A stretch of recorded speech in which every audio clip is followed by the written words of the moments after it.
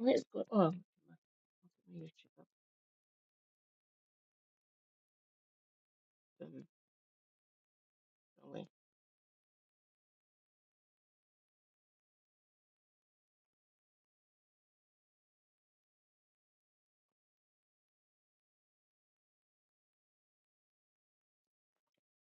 Oh, wait a minute.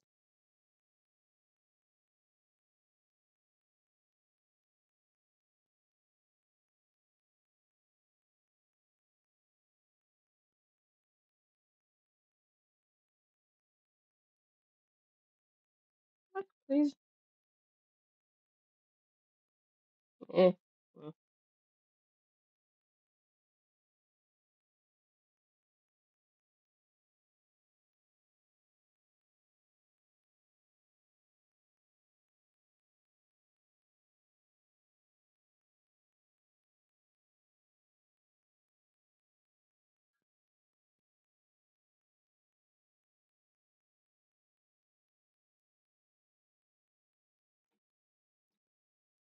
Boom. There we go.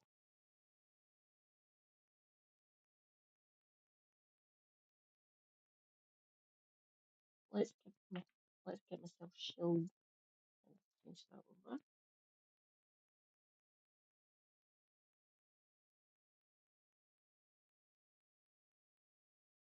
Think.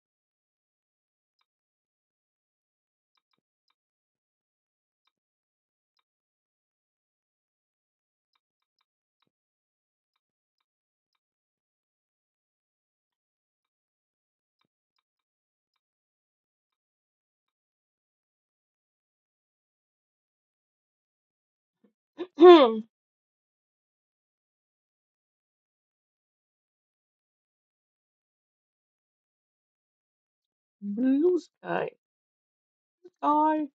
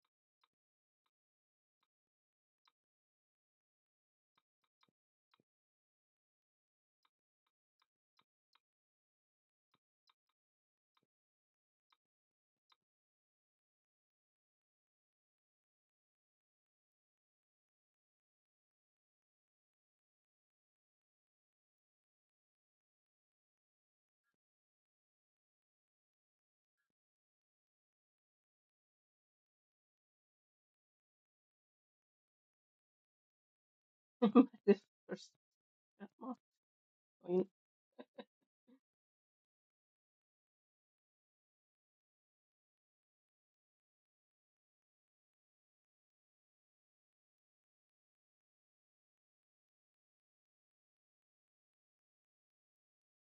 Oh,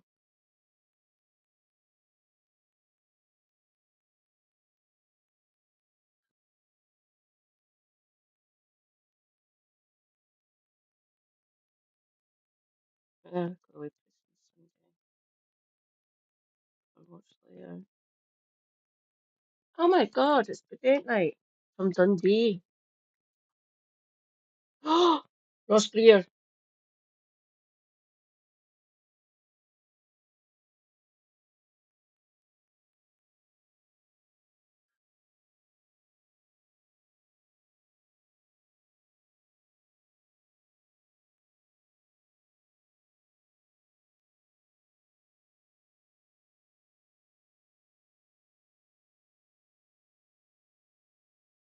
Yeah, yeah, yeah, yeah.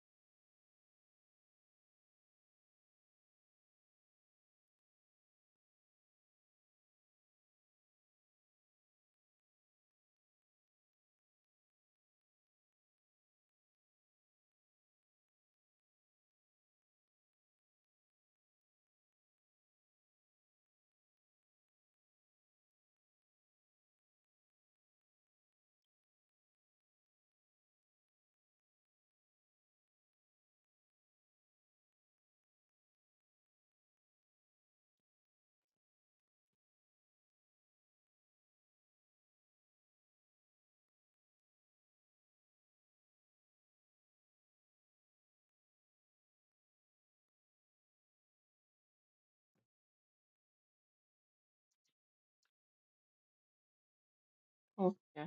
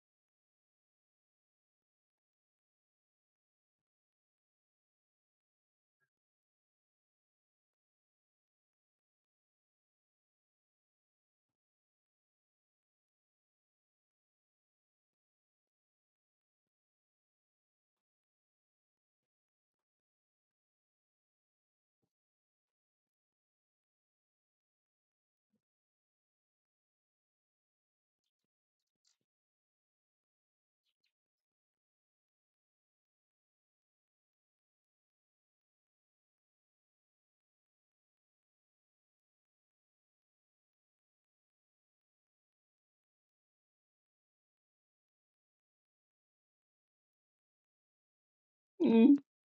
Ew. Oh, God.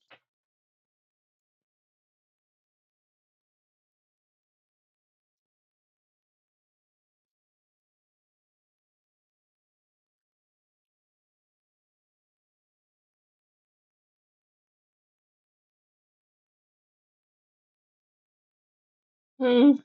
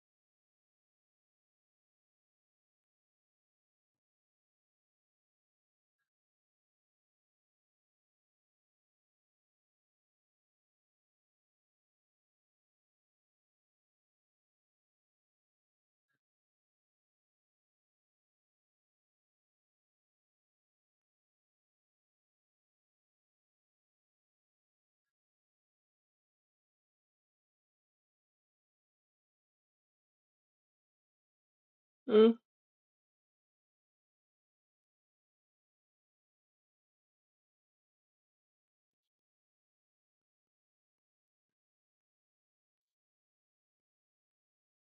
I'll read this one just to begin with.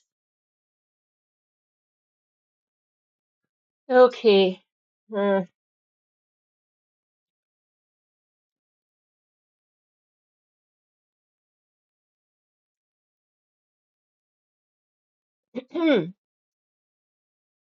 that's Sunday. Yeah. On the 29th September, a motion passed at the Labour conference, which means the party has now recognised Israel's genocide of the Palestinian population in Gaza. While the UN had already acknowledged the same thing ages ago, the UK government published a report denying that the genocide is happening. I hate my government. This latest development will put additional pressure on the Prime Minister to recognise the genocide. He won't. I'm not, well, at least I'm not holding my breath for that happening. For the moment, however, the Labour leader is quiet on the matter. Shamefully so. Ah, hi, Rivka. Breaking. Labour conference passes a motion saying that Israel is committing a genocide in Gaza, committing to a full arms embargo and accepting the recommendations of the UN Commission of Inquiry. We can go further, trust me.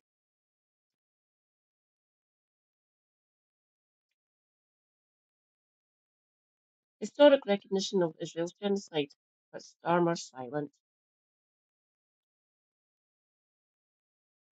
The passed motion places a demand on Labour to ensure individuals and corporations in the UK are not involved in aiding and assisting the genocide.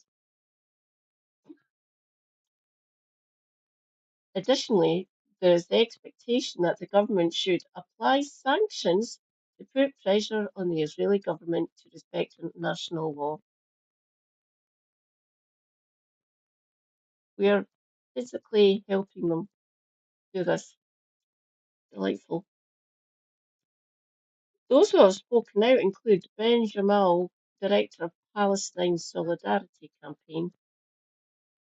I like Ben Jamal. Quite good. This is a huge defeat for the government. Good. With the Labour Party finally accepting that Israel is committing genocide. This historic vote must now become government policy, imposing comprehensive sanctions on Israel and a full arms embargo. Don't hold your breath, Ben.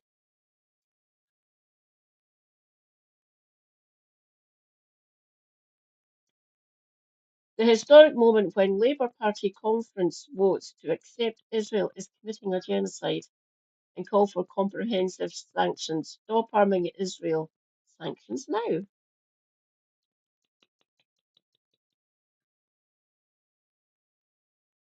Well tweeted, PSC.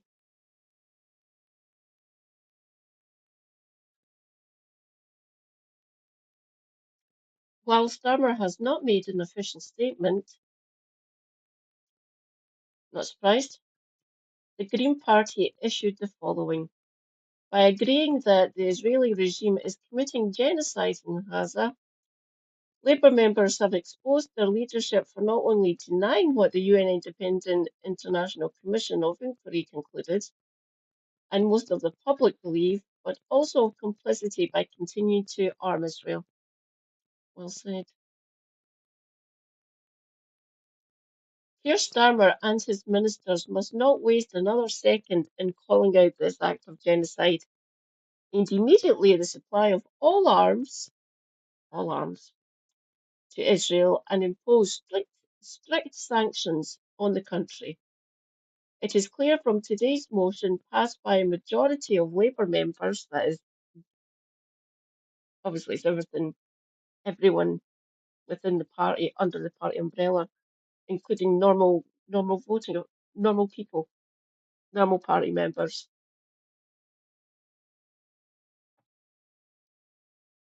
It is clear from today's motion passed by a majority of Labour members that conference would be the right time and place to do this. Unfortunately not, the conference is finished now. Oh,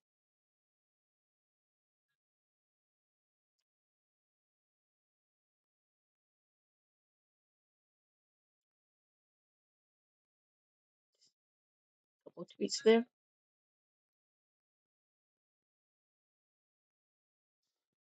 Hmm.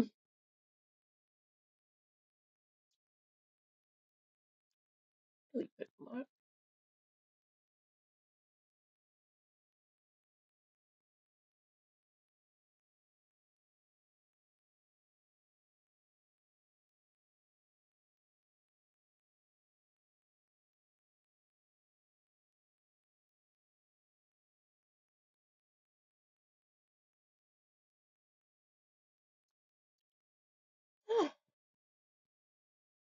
Oh, this is a short one.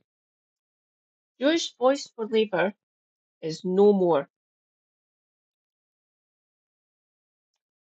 but the many enemies who have tried to destroy or discredit it for showing that many Jews do not support Israel and its genocide should not celebrate just yet. Say hello to Jewish Voice for Liberation. As a statement from the group explains, why liberation? JBL is liberating itself from the dead weight of Labour. We work for liberation from inequality, poverty, authoritarian government as our aspiration for Britain, and as internationalists for the world. We work in support of the liberation of Palestinian people from occupation and apartheid as urgent and morally essential and part of the global struggle for freedom from political and economic colonization and from environmental catastrophe. We see liberation of Jews from the dead weight of Zionism as essential to our ability to live in peace with ourselves and others. JVL was formed in 2017 to join the movement to support Jeremy Corbyn's attempt to transform the Labour Party. Keir Starmer pledged to continue the main and popular elements of the Corbyn project to get himself elected leader. Once in post, he rapidly reneged on his promises. Proven corrupt serial liar. Thank you for one of the best phrases ever, Helena. While JVL was always sceptical about his plans for the Labour Party, I wasn't. I knew exactly what he was going to fucking do. Like many others, well, I suspected what he was going to do. Got proven correct. Funny that I left it being correct yet again. Have you known? Like many others, we did not suspect just how far he would go in abandoning progressive policies. And even this semblance of democracy. What's that word? I don't know what that word is. I live in Britain. We are as critical of this Labour government as we were of the Tory one that preceded it. Having Labour in our name discredited us with many potential supporters and members who remain supportive of the work but are increasingly embarrassed by our name. We are now proud to have decided to be Jewish Voice for Liberation, a name that represents our ambition for everyone to be able to lead full and satisfying lives free of fear, war, poverty, and oppression. Based. Our members have taken the decision, but there are legal processes to be followed. We will completely transition to our new name very soon.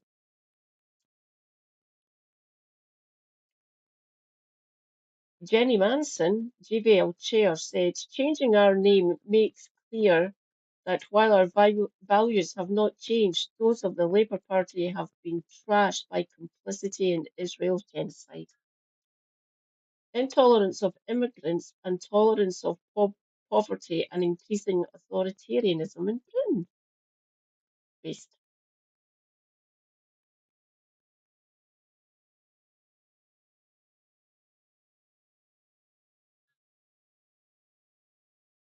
LAAS, not sure what that one is, and other friends of genocide still can't credibly claim that all Jews support the perpetrator,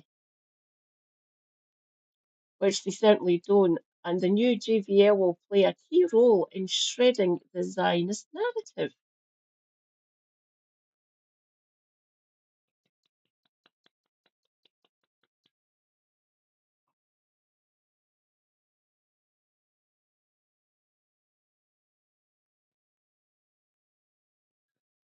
Based,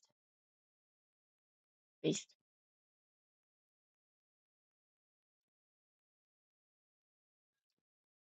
Is that bookmark?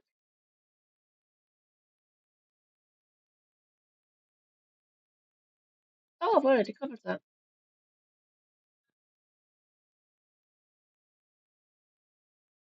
Oh,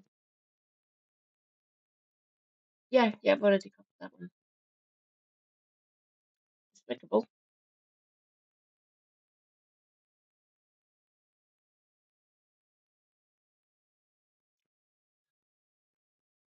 Ugh.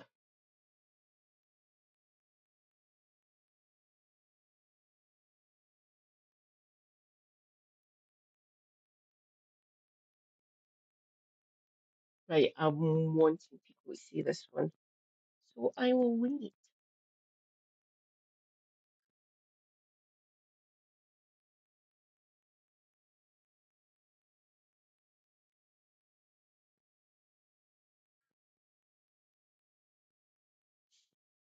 Oh, have they, John?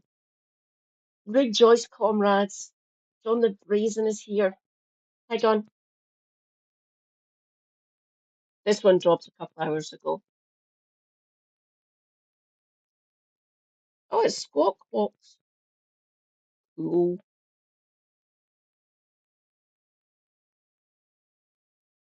Yeah, that was a foregone conclusion. Yes, fucking bring it. They worked hard for that one. Oh,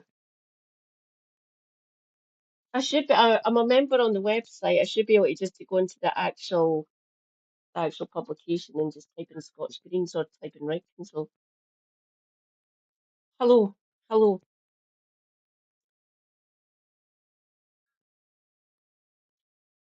Are you glad that you're a member of the Greens? Do you think you can? Do you think they'll get themselves into order? Uh, Obviously, the country is. We could do with another left-wing party. Don't get me wrong. I'm lucky. I've got two up here, and a suite of independents who usually like we've got a few communists who run in certain key constituencies. There's always a communist that's running in my constituency. I've always found that quite cheering. And plus, you've got the TUSC, and for a long time before they kind of imploded, Scottish Socialist Party. Tommy Sheridan was a thing, apparently. Thanks, John. Ooh, okay. It's only a 2-minute read. Civil war has again ignited among the left after the registration documents of the new Your Party as an official political party named Corbyn as leader.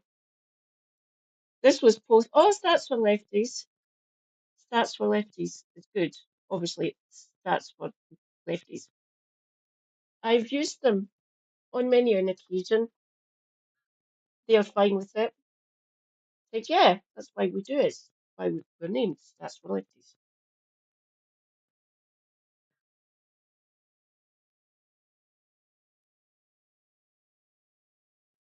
They they've had both MPs, Tommy Sheridan being the most prevalent one. Oh God, Colin something. I've forgotten his name. I can bloody see him. He looked like he could play a Polis and Taggart for fuck's sake, the guy. I've forgotten his name, fuck. Hmm. So Tommy Sheridan was the main one before he started his own party. But he was Scottish Social. He was one of the founders of the Scottish Socialist Party. They were very big. They were very prevalent. They were one of the ones that voted for leave to let Brexit because they were socialists. They didn't like the EU. I actually spoke to a few of them during the Brexit campaign. They said, "Why are you supporting Remain? Because I don't want those fuckers in charge of it. It'll be a shit show." And they agreed with me on that. Said, "Yeah, but if we manage to get it and actually get a decent government and knowing full well we are Scottish and socialists, and yeah, you do know that we're kind of fucked." Don't get me wrong, I support your position and stuff. I just don't want those bastards in charge. I don't want them in charge anyway, in any sort of capacity. Oh, Christ. This was posted by Stats for Lefties Twitter account. Sorry, I'm not calling it X. Elon, get wrecked. With a comment that was done without a member's ballot. Oh, God. You have to name, you just need to register the party, I think, don't you? Like, this is our new party. You don't need to nominate a leader straight away, I don't think. I might be incorrect.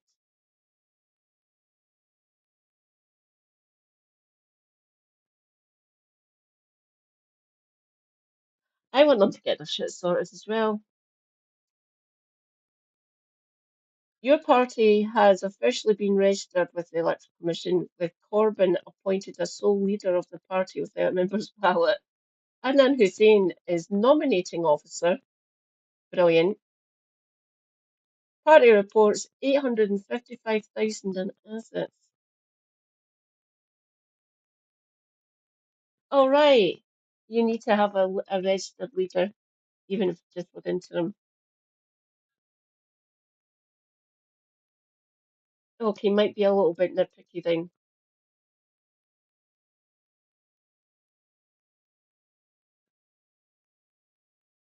I'd really want Zara in charge, personally.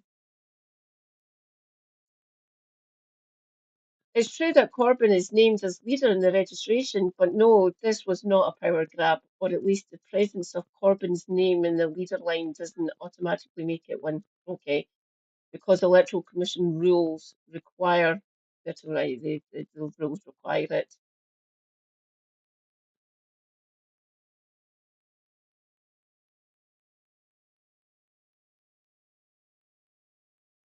Yeah. Ugh.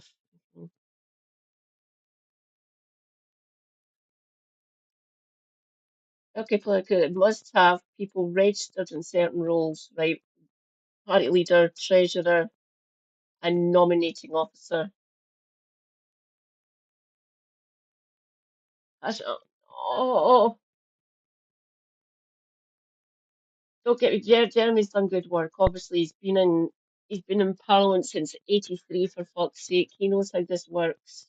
So and obviously, he was late Labour Party, so he knows exactly how this shit works. If he's just like a placeholder, but I wouldn't want her to fucking give in like that. She's got time on her side. Plus, she's amazing. I don't see Corbyn surviving until the next general election. Not for any horrible, messed up sort of thinking in my way, but he's like I said, he's been doing this since I was a toddler. Obviously, he's been in politics before I was born, for crying out loud. You must provide the names and home addresses of these. Oh God, I didn't know you had to give over your home. Obviously, you do not need to have three separate individuals in each role, but you must have at least two people as officers for the party. So they didn't even need to fucking have him as nominating officer. If one person fills all of the official roles, you must register someone as an additional officer. The additional officer must hold a specified office or role within the party. Fuck, you didn't even need to have Hussein then. You could have put her in as a women's fucking officer or something. If your party has campaign officers, then they may be registered as an additional officer. But that doesn't mean the now official your party handled it well either.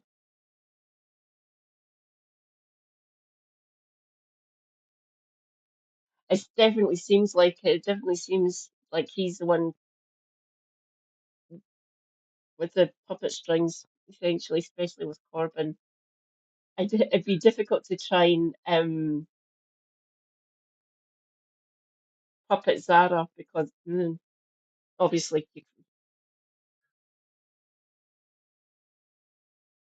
I would love for her to join the Greens. Honestly, I really would.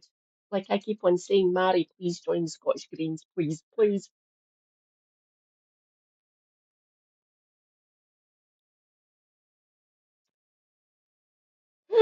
Corbyn and your party, the situation can be redeemed. It can. Given the events of recent weeks and the divisions, or at least perceptions of divisions, among the leadership, putting Corbyn's name down as leader posed an obvious risk of creating the appearance of a power grab. I get that. One that has only been heightened by the apparent failure of Sultana to even mention the registration. She, she might be busy by the time of writing. She did, however, share a Corbyn Twitter about Keir Starmer's dire speech. Oh, God.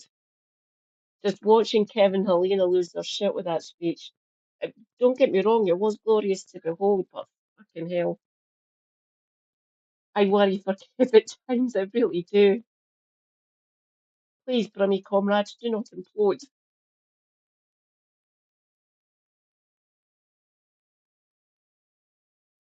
I will ask Ross at the conference if anyone's actually approached Mary. I hope people have. Squawk Box understands from new party insiders, Adnan, that the appointment is only an interim step to fulfill the Electoral Commission requirements, with some even saying that Corbyn doesn't even intend to stand for leadership long term, although this is disputed by others.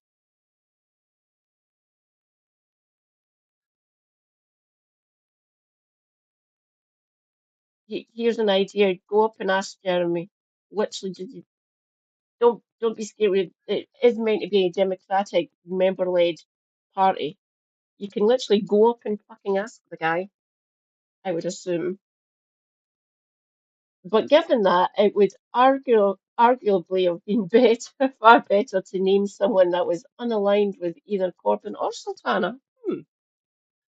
Even someone that nobody has ever heard of as interim leader.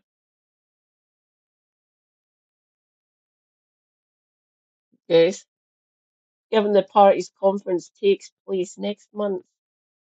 Registering it in the way it's been done has invited problems and created a vacuum that will automatically be filled by competing arguments and rumours. It's another missed opportunity and probably another screw up that need never have happened.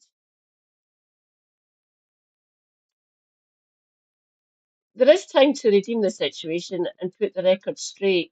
Neither Corbyn nor Sultana took the opportunity to appear on your show this week. I didn't know, I just assumed they'd be there. Interesting. But both are scheduled to appear together at the Liverpool Community Independence Mersey Pensioners event at St George's Hall next week, which local organisers have asked Walkbox to stream live. Sweet, we will need to watch that. At a minimum, both must appear and both must show authentically that they are united or reunited, that your party's leader will be democratically elected and that they are fully committed to your party no matter who is leading it. There is no room for ego, amateurism, territoriality, or screw ups. Fascism is on our streets and in Downing Street. Ah, is that you, Rachel? Oh, rejoice! YouTube. Rachel Atwood is here. Hi, Rachel. Welcome, welcome. Great to see you. How goes it, darling? I'll just go back up to the stop. There we go. So yeah,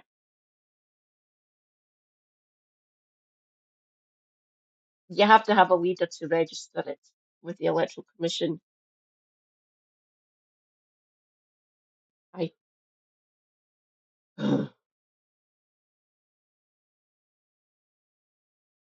as long as it's only interim. Okay, I can delete that one. God. Sorry, everyone, for exposing you to this little ghoul. What have you got to say now? Looking ways.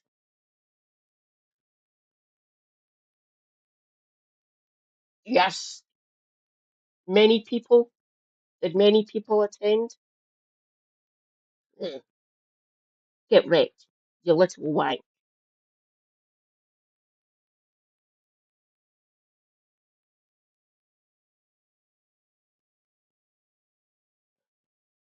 Him being in his position's an entire fucking gift to the private health insurance sphere. I'm glad health is devolved. I really do feel for some of my English friends. I do. I feel for you having that in charge. I do not want you anywhere near my NHS, Leslie. Shirley Ann Somerville still, I can't remember. I will check in a minute, everyone. 3-minute read. Short one. Health Secretary West Keating has delivered many gifts to private healthcare. That's an understatement.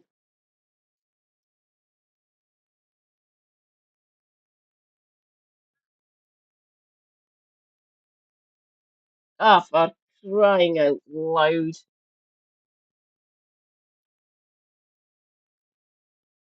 I've watched videos on Geo Group. They're fucking monsters. Well, whatever bank chain it is, just say fuck yous if you bank with them. I know it's a little bit different over there. We don't get charged for our current accounts. You're always guaranteed a free bank account, even if it's just to receive your benefits and shit like that. Obviously, there's other types of bank account you can pay for and stuff, but because of the way our benefit system is set up, we have to have a bank account, have to. So they're not allowed to charge us for just a basic fucking bank account that can send and receive money. Citizens Bank, what the fuck? I've heard of that one. Obviously, your bigger ones like, I don't know, Bank of America and all those bastards. I've heard of Citizen Bank, what the hell? And they're actually giving money to Geo Group. Fucking hell. Yeah, protest outside their branches. Brr. Speaking of private health, Health Secretary West Keating has delivered many gifts to private healthcare, but the latest is the announcement that Streeting will not introduce VAT to private healthcare. Yeah. This is a sector that is booming because successive governments have starved the NHS of funding. Doesn't really matter who's in charge down in Westminster since fucking her. It has literally been defunded for most of my life. Don't get me wrong, Blair put in a ton of fucking funding to the NHS, but then 2010 happened. The amount of austerity those bastards put the NHS through still haven't recovered. Record investment in the NHS. We are still below what it was before the fucking coalition government it was in place, Wesley. That's why I was saying during his speech when I was covering it last night. Funding is still down. You can be putting more in. And he's obsessed with AI. Ugh.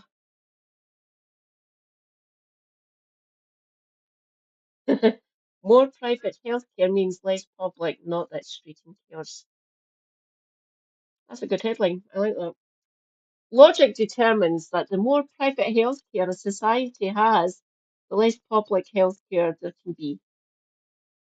That's because the UK has a certain amount of healthcare staff and resources. So the very existence of private healthcare takes those workers, infrastructure, and technology away from public health. For all intents and purposes, there is no private health here. You pay a premium for these companies. I will not name any because I don't want to. The people who you see while paying for private healthcare are the same people who work in the NHS. They're either doing extra hours, which means they're fucking knackered, or they split time between working in the NHS and working for private healthcare companies. It's the same fucking people, it's the same fucking business buildings, and it's the same resources that are getting used.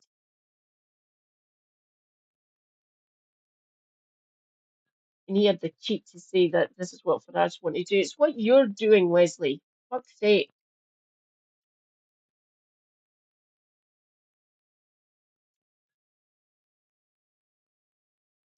Introducing VAT to private healthcare would be a piecemeal way to claw back some of those resources from privatisation and hand them to the NHS, but the government is failing to do even that.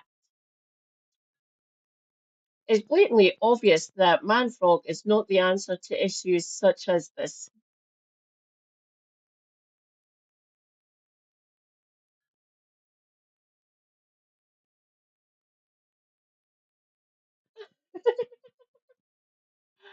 Oh, I like that.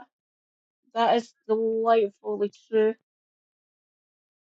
Then both gay men, both politicians. But yeah, and for fuck's, I tell you, he was student. He was president of this. Anyways, the National Union of Students, basically, meant to represent students. So yeah, he was the president of that when he was at uni, and he done PPE, which is what's it, politics, philosophy, and economics, which is no fuck off. So he's never had a proper job in his entire fucking life, and at least in my opinion. It's blatantly obvious that Farage is not the answer to issues such as this. That's because he has advocated for doing away with the NHS altogether and bringing in insurance-based healthcare over my dead body. Urgh.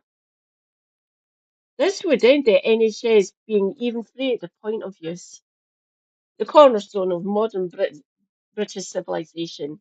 You come after my NHS, you're going to have to fucking deal with me.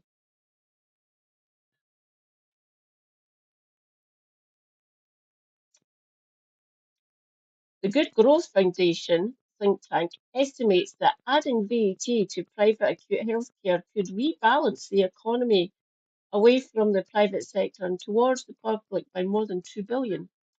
The thing is, private provision already treats around 10% of patients in the NHS, and Keir Starmer is increasing this figure. Delightful. That means the introduction of VAT to private healthcare would, in turn, increase some costs for the NHS if those costs were passed on. So it would be more beneficial to simply end private provision altogether, nationalise private healthcare, and permanently lower costs for the NHS and patients. Just, but just if people want to pay for private healthcare, they can do so if they wish. But put more money into the NHS so people who can't afford to go private are well covered.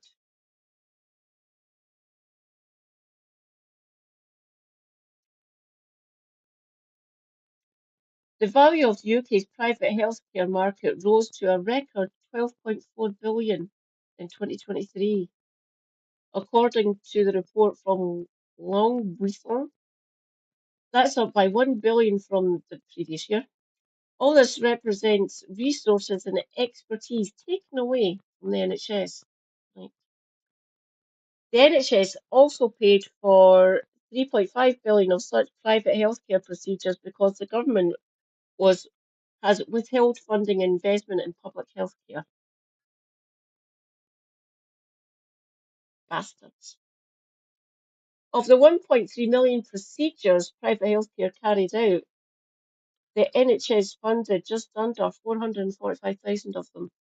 The profit from such private provision removes funds from the NHS budget.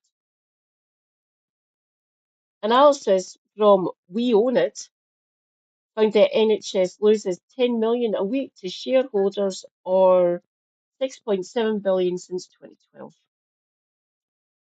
Labour's lack of funding, also inherited from the scum, has key material impacts. The UK has a very low number of hospital beds. I said this last night.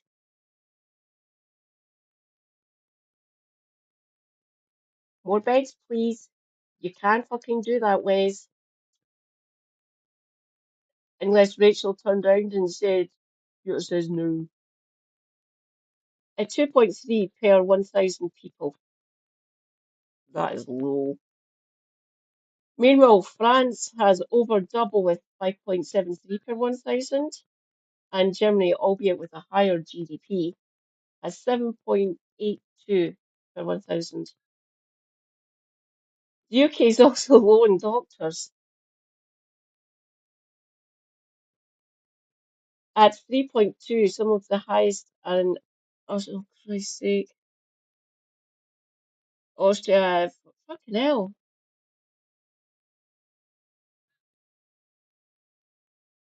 So that's 3.2 doctors per 1,000 people. Delightful. Austria's 5.48 and Spain 4.49. Holy fuck. Labour and Streeting should fully renationalise the NHS as Stammer initially pledged. Going back on a pledge or a promise? Oh, who'd have thunk it? But instead they're going in the opposite direction.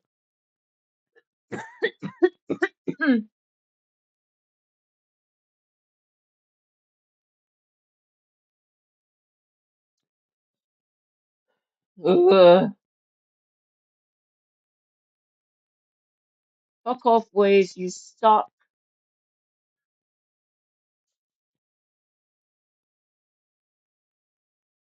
Oh, um, you would hope.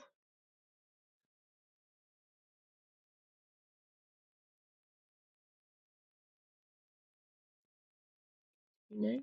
Oh, God. No. Mary. Give me a minute. Oh, yep.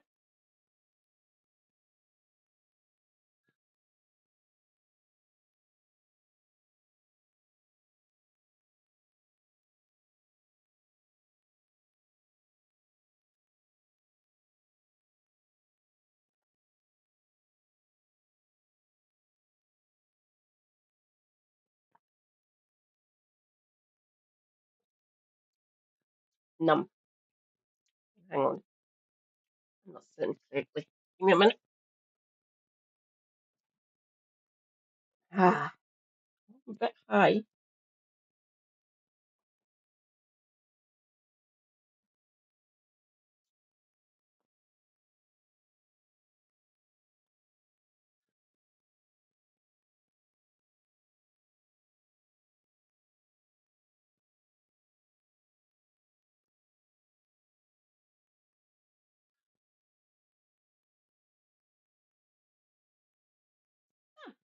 Much better. I've got my feet rested.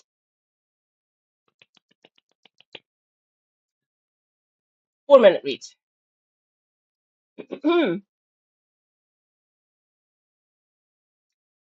The Scottish Green Party,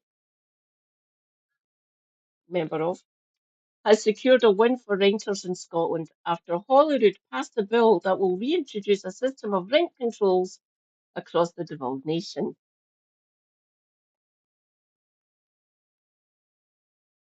I will not give my address. £188 a month because I was a council tenant many years now. 2002. Yeah. I got this flat, or we got this flat in 2002. We signed our missive, which is basically a rent agreement with Glasgow City Council on the 12th of September. So it was our anniversary a couple of weeks ago. E-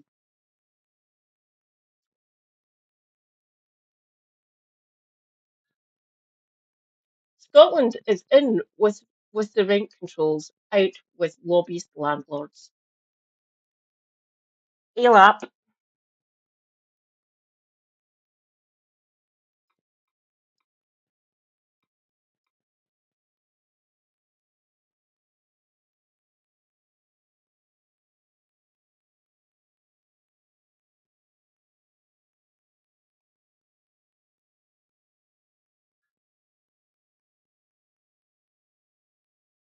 bring it.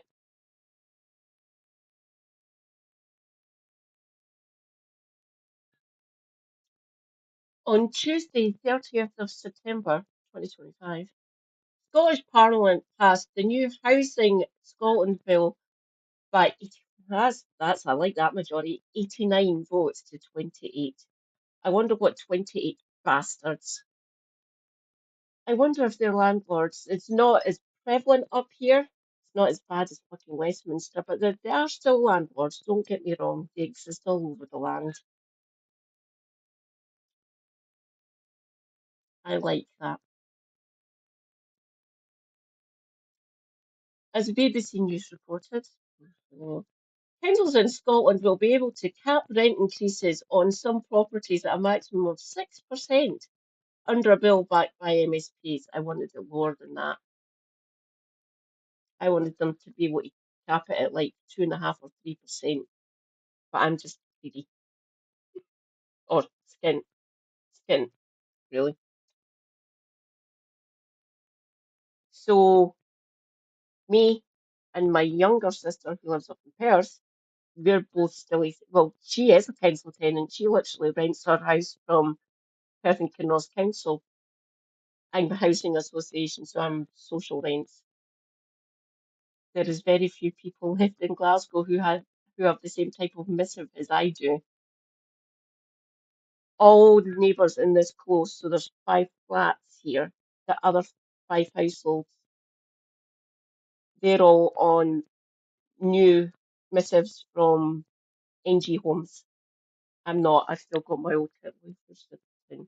We have a tin, an actual tin, Quality Street. Super Hubby's had that twin tin for a while. I will not say how long because it's older than this fucking relationship, let alone this fucking flat. Well, not the flat itself, but how long we've been here.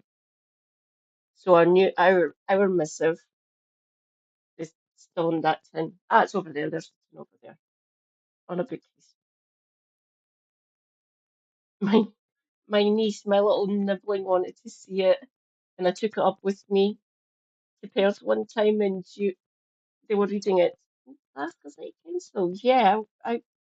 Me and Super Hubby signed with the council. Hers is a private, right? Well, currently she's actually in the council house. They are currently in the council house. I haven't seen one of those. Technically, her mum is the council. Well, my sister. My mum, her granny, is a homeowner. She paid off her mortgage 15 years ago. So she owns her house. But she had never seen an actual missive from a council. All the missives she's seen from like her friends and other family members up in Perth, they've all been private landlords or housing associations for a couple of them. Local authorities will be able to introduce controls in specially designated areas under the government's housing bill. In particular, the legislation creates provisions for new long-term measures by allowing ministers to designate parts of the country as rent control areas. This is expected to happen by 2027, so in less than 2 years. In those zones, councils will be able to limit rent increases to 1% above inflation, as measured under the Consumer Price Index, up to a maximum rent increase of 6%. That's good. Significantly, the Scottish Greens pointed out how the historic bill introduces rent controls nearly 4 decades after she abolished them. It's one of the other things she does. She done at the same time as Right to Buy. Because she's oh,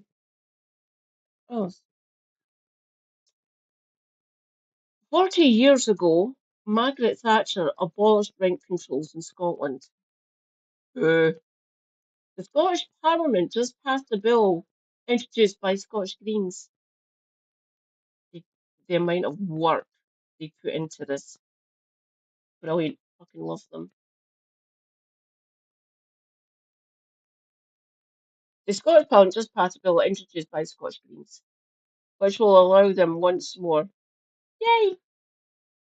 This will keep rents affordable and offer safety and stability to renters. Woohoo! Homes are for living in, not profiteering. Based. Fucking based. Maggie, Maggie, Maggie.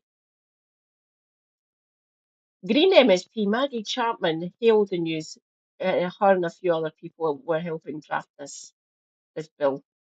Maggie has done fucking amazing work for this. Fucking amazing. Round of applause for Maggie Chapman. Celebrating arresting the right to housing back from the landlord class. Hence the ALAP.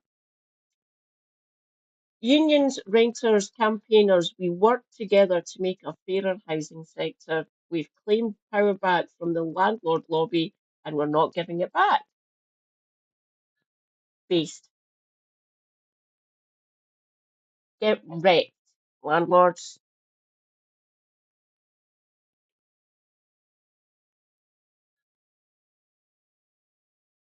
40 years ago, Margaret Thatcher abolished rent controls in Scotland. Oh, yeah, it's just the same again. Yeah. Maggie said, this is a crucial bill that will bring back rent controls after too many years.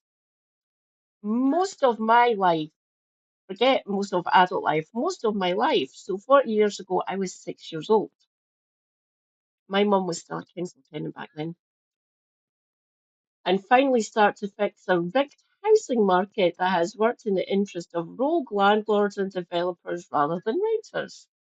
Correct. There's a lot in this bill to welcome, and it would not have happened without the work of the Scottish Green MSPs. Correct.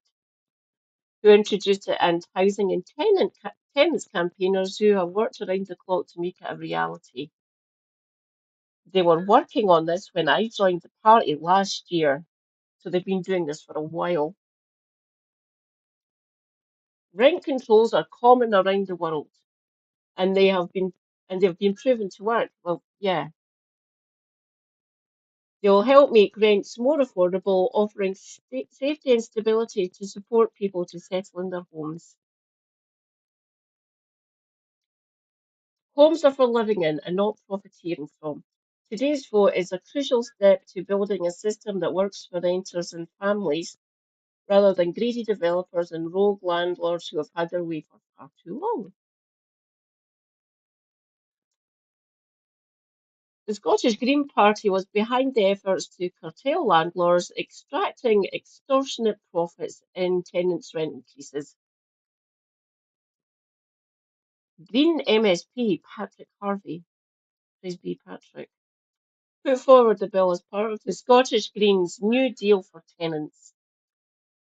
Its bill aimed at bring forward a slate of reforms to housing, including rent controls, eviction protections. Section 21s are illegal up here; they do not happen. So that's basically no fault evictions.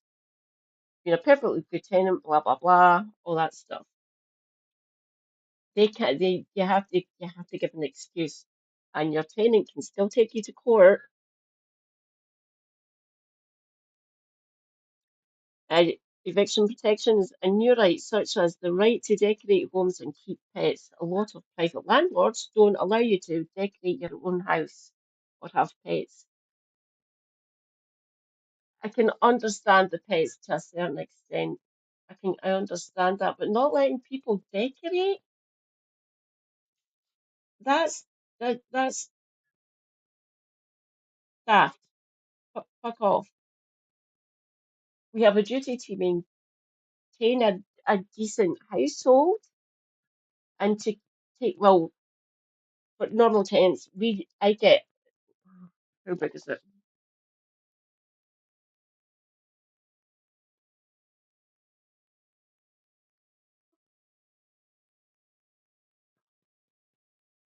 Yeah, just about is it? One, two, three, four, five, six, eight. So I've got a little strip garden out front on the main road. It's about 2 or 3 feet wide and about 18 feet in length. It's just under my bedroom window. Living room at the back, drying green out there. Bedrooms at the front, and that little. I keep on saying it's super hubby. Maybe we could plant vegetables in it on a main road. Are you mental? I get it. What you did suggest, raised beds and put a polytunnel over them.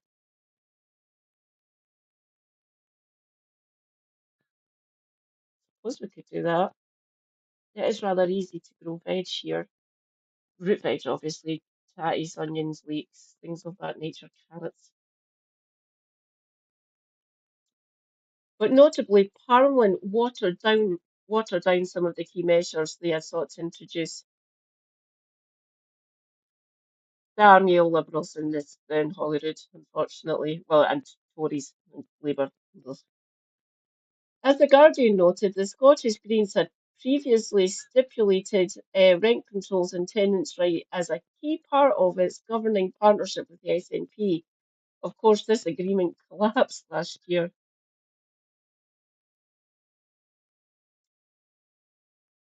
The outlet detailed how the Scottish Government's Housing Minister, Mary McCallan, announced last month that mid-market rent and build-to-let homes, including student accommodation, will be exempt from the cap because of concerns the measure could suppress house building. No, won't. If we get a decent government, if we have decent government in place, either in Westminster or in Holyrood, we can actually say, fuck it, let's build more council houses. We can do that. It won't, we don't want more private rent. We don't need it. We need more council housing, and we can tell landlords to fuck off. Ugh. It won't suppress house building. If a government wants to build more housing, they can. Ugh. In other words, landlords lobbying against the bill were able to defang the rent cap. Evil bastards. It means that there are still notable loopholes that will continue to leave renters at the mercy of profiteering landlords. Scottish Tenants Union Living Rent celebrated the victory but noted on Twitter it was the bare minimum that tenants need. Ahead of the vote, the group had sent an open letter to John Swinney, and Scottish housing ministers. It decried any capitulation to disastrous exemptions that landlords had been lobbying for in this bill.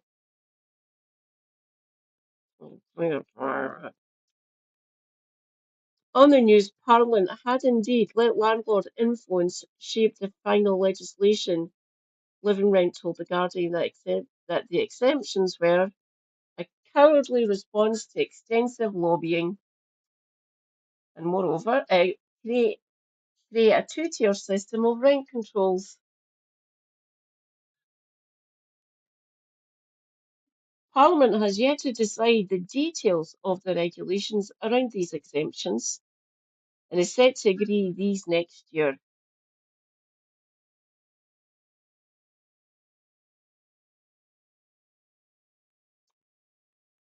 Other measures to overhaul the housing sector. Despite its shortfalls, the bill also introduced a sweep of other important protections. This includes ILAB's law, in which the UK government is set to begin bringing into force in social rented sector this October. The death of 2-year-old Awab Ishak from severe respiratory disease brought on by black mold in the social housing prompted the reforms. That is what's been fixed in my flat. That's what we were suffering from.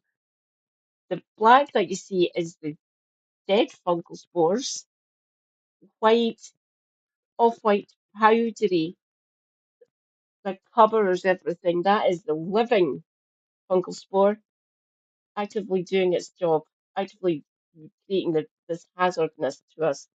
The black that you see is basically it's dead, it's died now, it's done its job and it just kind of dies off. But it leaves the husk of its body essentially. And that's what covers the walls that you see. If you see very little black, but you see a fine off-white powdery substance on the walls, please do not fucking touch it. That is still active. That is still living. That can still infect us.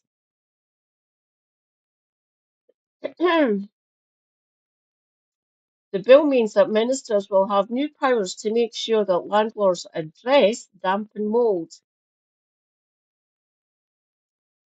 and other issues hazardous to tenants' health. Dodgy floorboards, underneath our old bath. There's the size of this, like I said, the size of that fungal is it's tiny really, and it coats everything. But underneath there's a worse version, there's a worse one, and it's giant, if you know what a puffball is. But this one is deeply dangerous, and it can actually clog up your lungs and your circulatory system.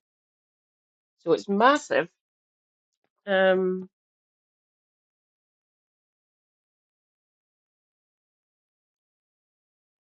I'm trying to see if there's anything that I can pick up. Um,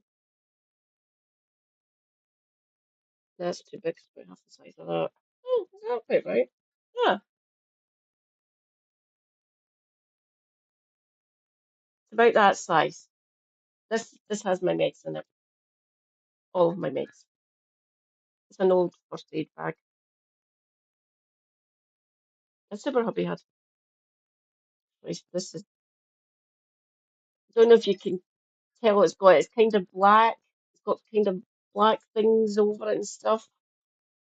That's the dead fungal. So I've used an anti-fungal cleaner on it in the past just to make sure it's completely clean and stuff. It still looks old as fuck, obviously. You don't get these fabric ones anymore. See, it's squishy. They're all hard plastic now. At that size, but the bigger ones are better fabrics. So the one that was underneath our bath is about that size.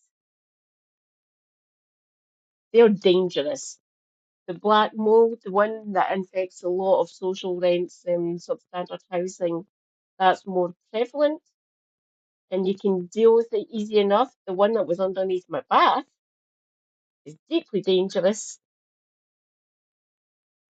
and that needed dealt with. So that bath wouldn't be able to get recycled at all, just destroyed because that spore is deeply, deeply bad for human beings.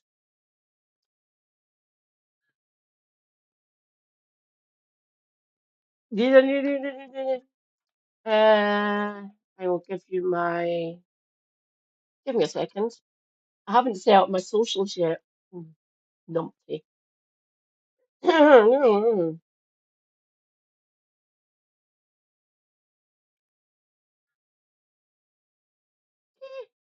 am I?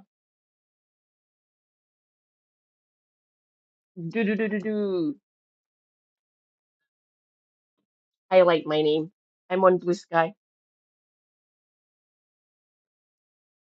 At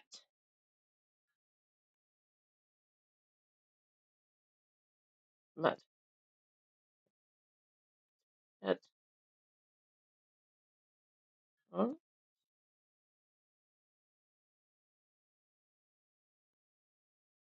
Huh? Huh? Huh? Huh?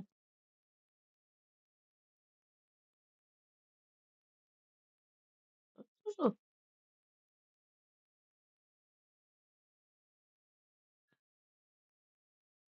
Ta-da! Blue Sky.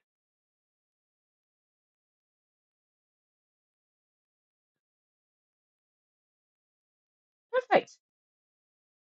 My actual name is Marks.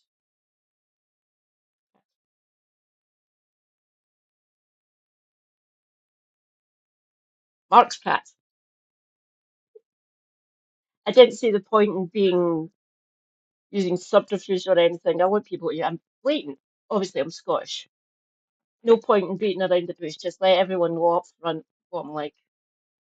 And obviously, I'm a bit mad. Hence the madcap.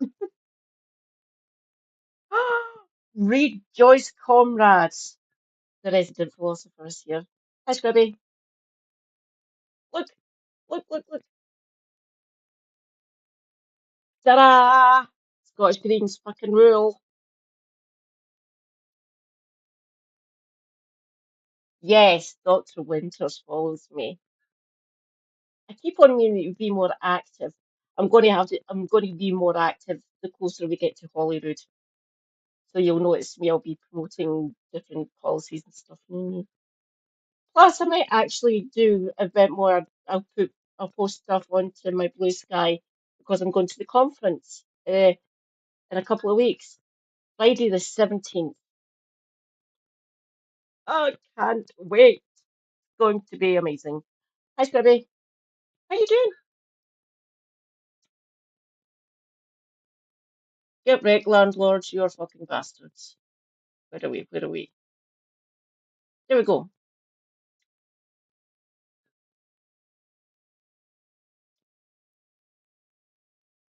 Right, this includes Awab's law.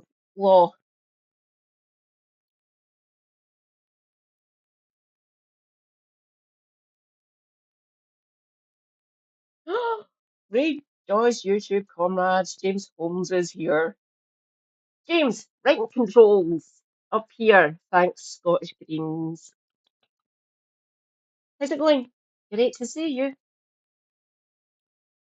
This included Awab's law. I probably butchered that poor boy's name, which the UK government is set to begin bringing into force in the social rented sector this month. Good. The death of 2-year-old Awab Ishak from severe respiratory disease brought on by black mold in his social housing prompted these reforms. Should have been enforced. You should have been making sure that social rents, social housing, wasn't that fucking dodgy. I'd been moaning, essentially, well, I don't say it's moaning, literally pestering my housing association, get this fucking fixed. And I detailed in one of my letters to my housing officer what it actually does to human body. Funny that, using my science to say, this is substandard housing, get it fucking fixed now.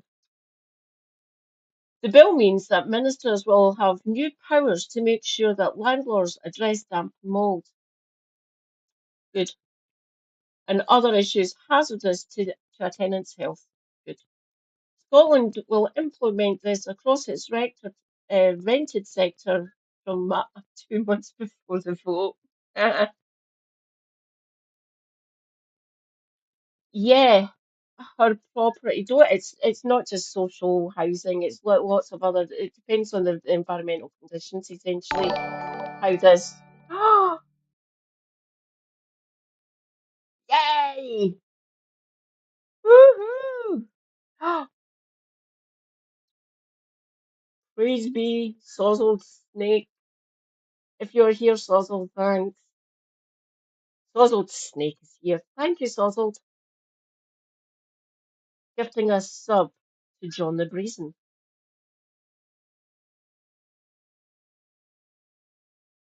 Thank you. Praise be. Sozzled, rent controls. Yes. Alongside this, the bill will uncap council tax rates on second and empty homes. You don't need a second property.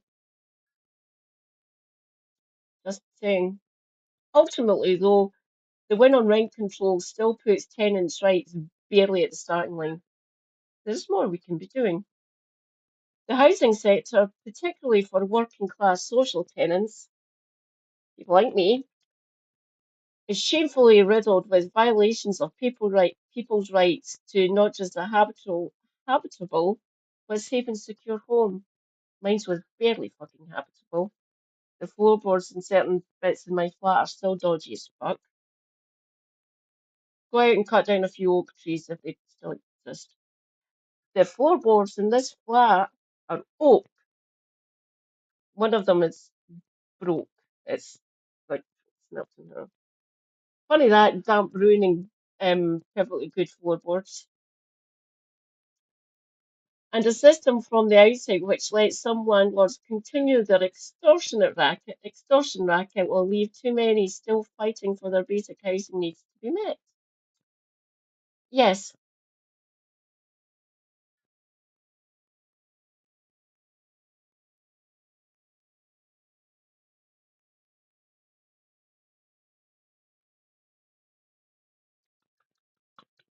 nice one, Scribby. Nice one. Yes, her castle is basically in okay. Oh, you should be charging her. You are indeed. Actual phone with all my shit on it.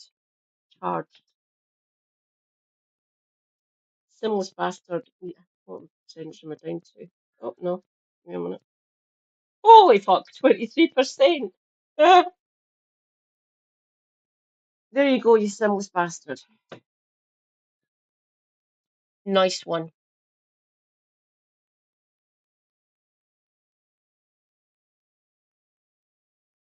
There we go, an absolute legend of an MSP, Maggie Chapman. Salutes in chat for Maggie Chapman. I've met Maggie, she's amazing. I hope she list. I'm sure Maggie's list.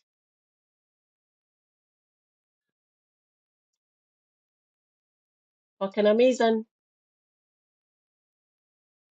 I swear to God, before I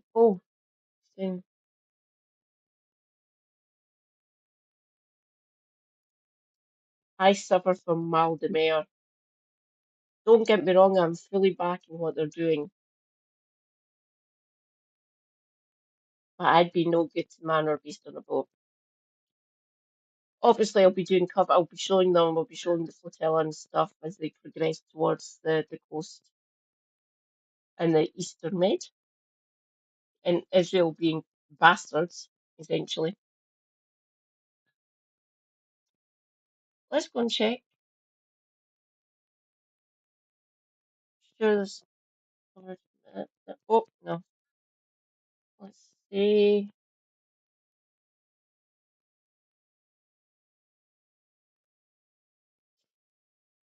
Live.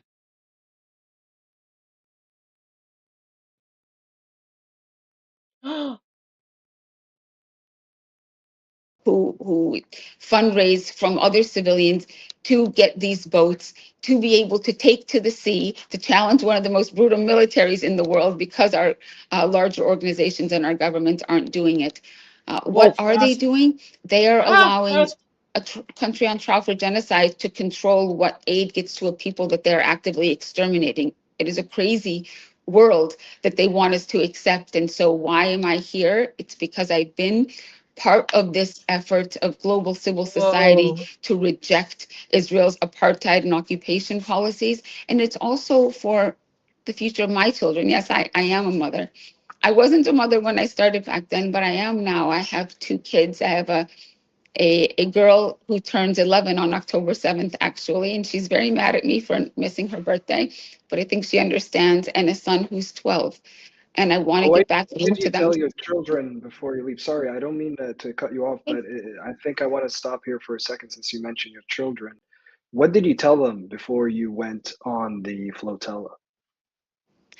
Unfortunately, I've had to have this discussion more than once with them because I was on the Handala vessel that sailed alone in Right. July of this year to continue to challenge this blockade, and I had a long conversation with them about what might happen, and it's difficult to tell them or Of to try course. to prepare them for the worst. Um, and of course, they were upset and wish I wasn't doing this, but I think they also understand the importance of doing this. If I leave them with anything, I hope it is the belief always that they have the power to do something about injustice in this world. And so when I was organizing this vessel and told them again that I needed to be on this vessel, they understood. Well, I can't say my daughter understood because she wants me there for her birthday. Um, but in the end, I spoke to her the other day, and she was smiling and wished me good luck and hoping that I reach the children of Gaza. And can I ask you about the sentiment on the boat as well? Since I know you've said earlier that you're about 5, 6 days out, but what is the sentiment right now, especially in light of the news that the Israeli military has intercepted some of these boats? We are going strong here. People are so determined. The media and the healthcare workers are absolutely determined to reach their colleagues in Gaza, to send a strong message that though our global profession has failed you, we are trying to reach you. And we talked about it actually before we set sail, that we are we know the threats that Israel has made against the boats now at sea, against Global Samut. The question was asked, what happens if Israel's attacks on the Global Samut flotilla are lethal, if there are deaths like there were in 2010, our mass. We will check in every so often to see how they're going. Israel, you're horrible, horrible demon type people. Thank you, Middle East Eye. Cool. Oh, I'm a member. I'm a channel member, by the way. I tried to cover them yesterday. Fuck it. I'll try again. Should still be in watch later.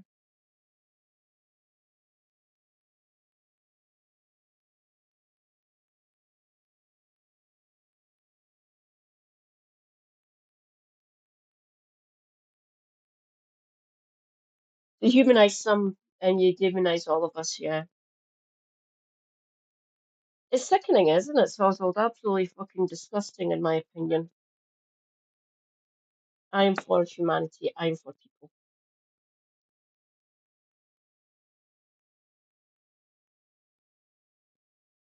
Fuck it, let's do something fun first.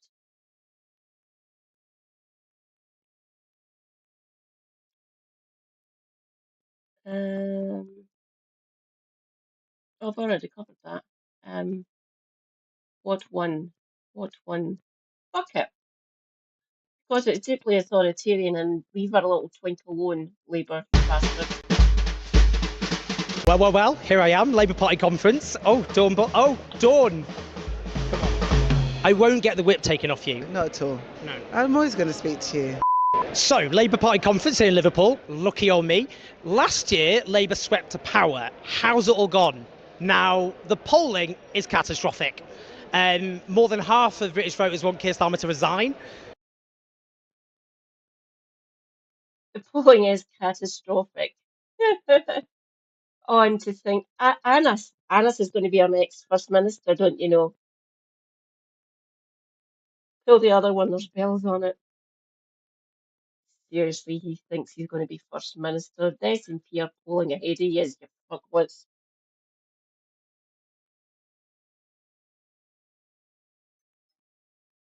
Does he rip them to shreds? Fucking bring it. We love our little Owen. Oh, he's a little bit, what is he?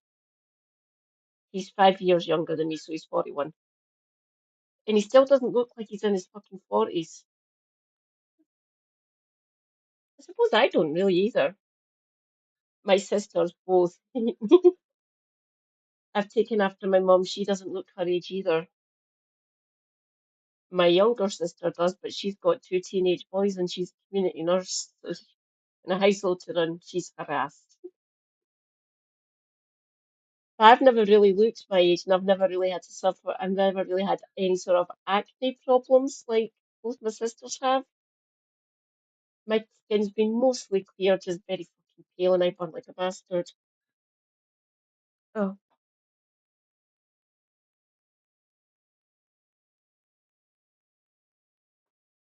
I would have said mid-30s. He looks like. I'm lucky. I get a lot of my friends who I actually drink with. Think I'm in my early 30s. He doesn't look his age either. Super hubby. He's in his 50s. I'll not say how old. Oh, fuck it, I'll say how old. He's going to be 56 on his birthday. He doesn't look his fucking age. His dad doesn't look his age. 49, 89, 99, 09, 19. He is 86, and his dad doesn't look his age. Super Hubby's younger brother, same year as me. He looks his age, but again, he's a dad, and he works for Royal Mail and a household to run. He does most of the cooking because his wife is. Don't get me wrong, she's decent enough, but all the creative cooking comes from him. He could be 25, couldn't he? I wonder how many of his classmates and family members feel about how he looks and stuff. He probably gets ribbed for it. But he doesn't look like he's in his 40s for fuck's sake. Damn little bastard. My aunties and uncles do look their age, but for different reasons.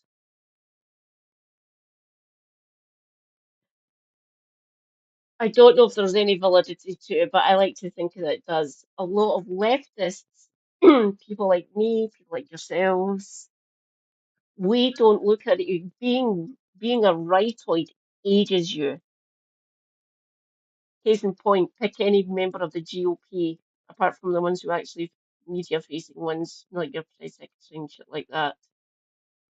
But lots of the GOP politics, hate ages you. Or just pick a Tory. See how aged fucking Lammy looks now. Being a bastard artificially raises your look, how you age essentially, because being evil, who'd have thunk it, not good for your skin. He's less popular than any Prime Minister in recorded history, including Liz Truss at her lowest ebb, and only 11% of British voters. And that's doing hard work. He worked as a land agent. He fucking worked for the parks. What else? He worked for Goodyear out in their plant in Drumchapel, and then he became a postie, like an actual postman. He doesn't look his age either. He's kind of grey at the temples and round at the back a bit, but he's still got a shock of black hair. There's hardly any. He's hardly lost any hair. Considering he has 9 kids, he hasn't really aged. So there is the other side of that coin. Being a bastard sometimes ages you. My father-in-law is. I do not like my father and mother-in-law, really. We don't talk to them. They're a pair of fucking hypocrites where I'm concerned, especially with in my relationship with Super Hubby. So no, fuck the pair of them. His mum looks her age. She would have been. Oh no, her birthday's this month. He's 86. Well, technically he's going to be 86 in November. She's 83. She looks her age. Mind you, birthing 9 children would do that to you. Have a positive view of the British government. Over 70% are dissatisfied. I'm not a polling expert, but that is not looking good. Why has it all gone so wrong?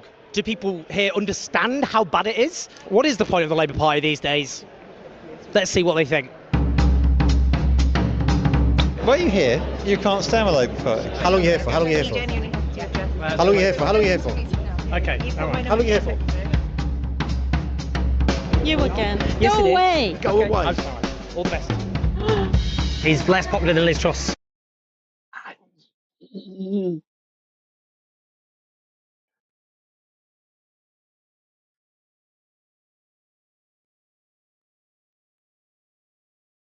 Oh, Christine, no, the way they portrayed her in South Park. Oh my God, I was in stitches.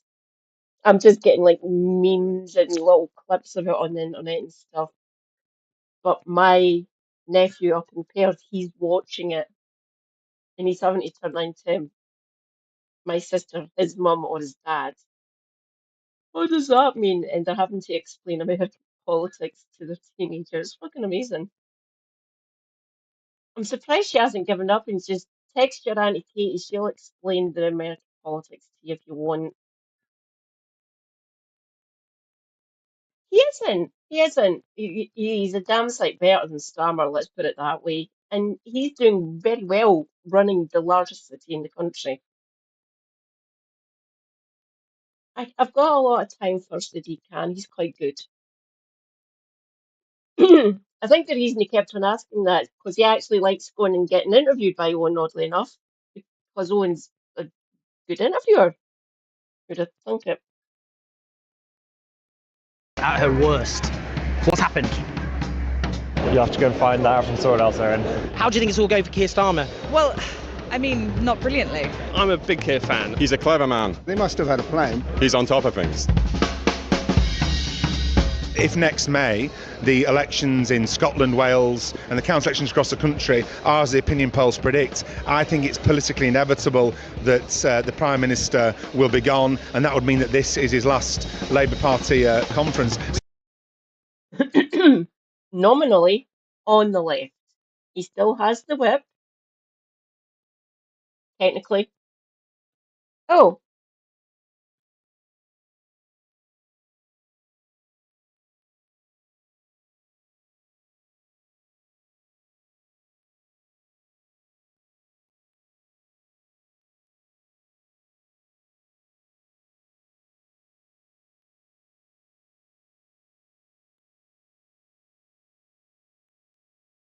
oh, I'll allow that. Yeah, okay. Yeah, Chris Bryant. I'm not surprised by that, maybe not at all. I see. I'm a stubborn bitch. If I wanted to go and meet I don't know if she'd come back. She needs to move her constituency office to here in Springburn. Her constituency office is currently 3 miles away from me. It's a pain in the ass because it's two different fucking buses I have to get to that office of hers. That is 15%. That is 15% of her constituents live in that section where her office is. 70% of them live up here in Springburn. Up here. So I keep on emailing you, please, can you move to Springburn where the majority of your constituents are? And if a good few of us are disabled and travelling all the way to fucking Denstone is a pain in the arse. Because first Glasgow suck. I haven't heard back from her. She was a councillor, by the way, in the Glasgow City Council before she got parachuted into this expanded constituency. This was solid SNP for reasons, obviously. We were Labour since the Stone Age. But then we shook off the shackles and everything started improving when we voted SNP. But because of this reboundary, it's brought in a lot more Labour voters from Denstone. And we've been lumped with her. Move your constituency office to Springburn, Maureen, please, so your disabled people who live here can come and see you. I assume she is down there. I hope you're enjoying Liverpool, Maureen. I'll go back a few minutes to the beginning of him going talking to Richard. There we go. If next May the elections in Scotland, Wales and the council elections across the country are as the opinion polls predict, I think it's politically inevitable that the Prime Minister will be gone, and that would mean that this is his last Labour Party conference. So it's very sad for all. Look how depressed he looks.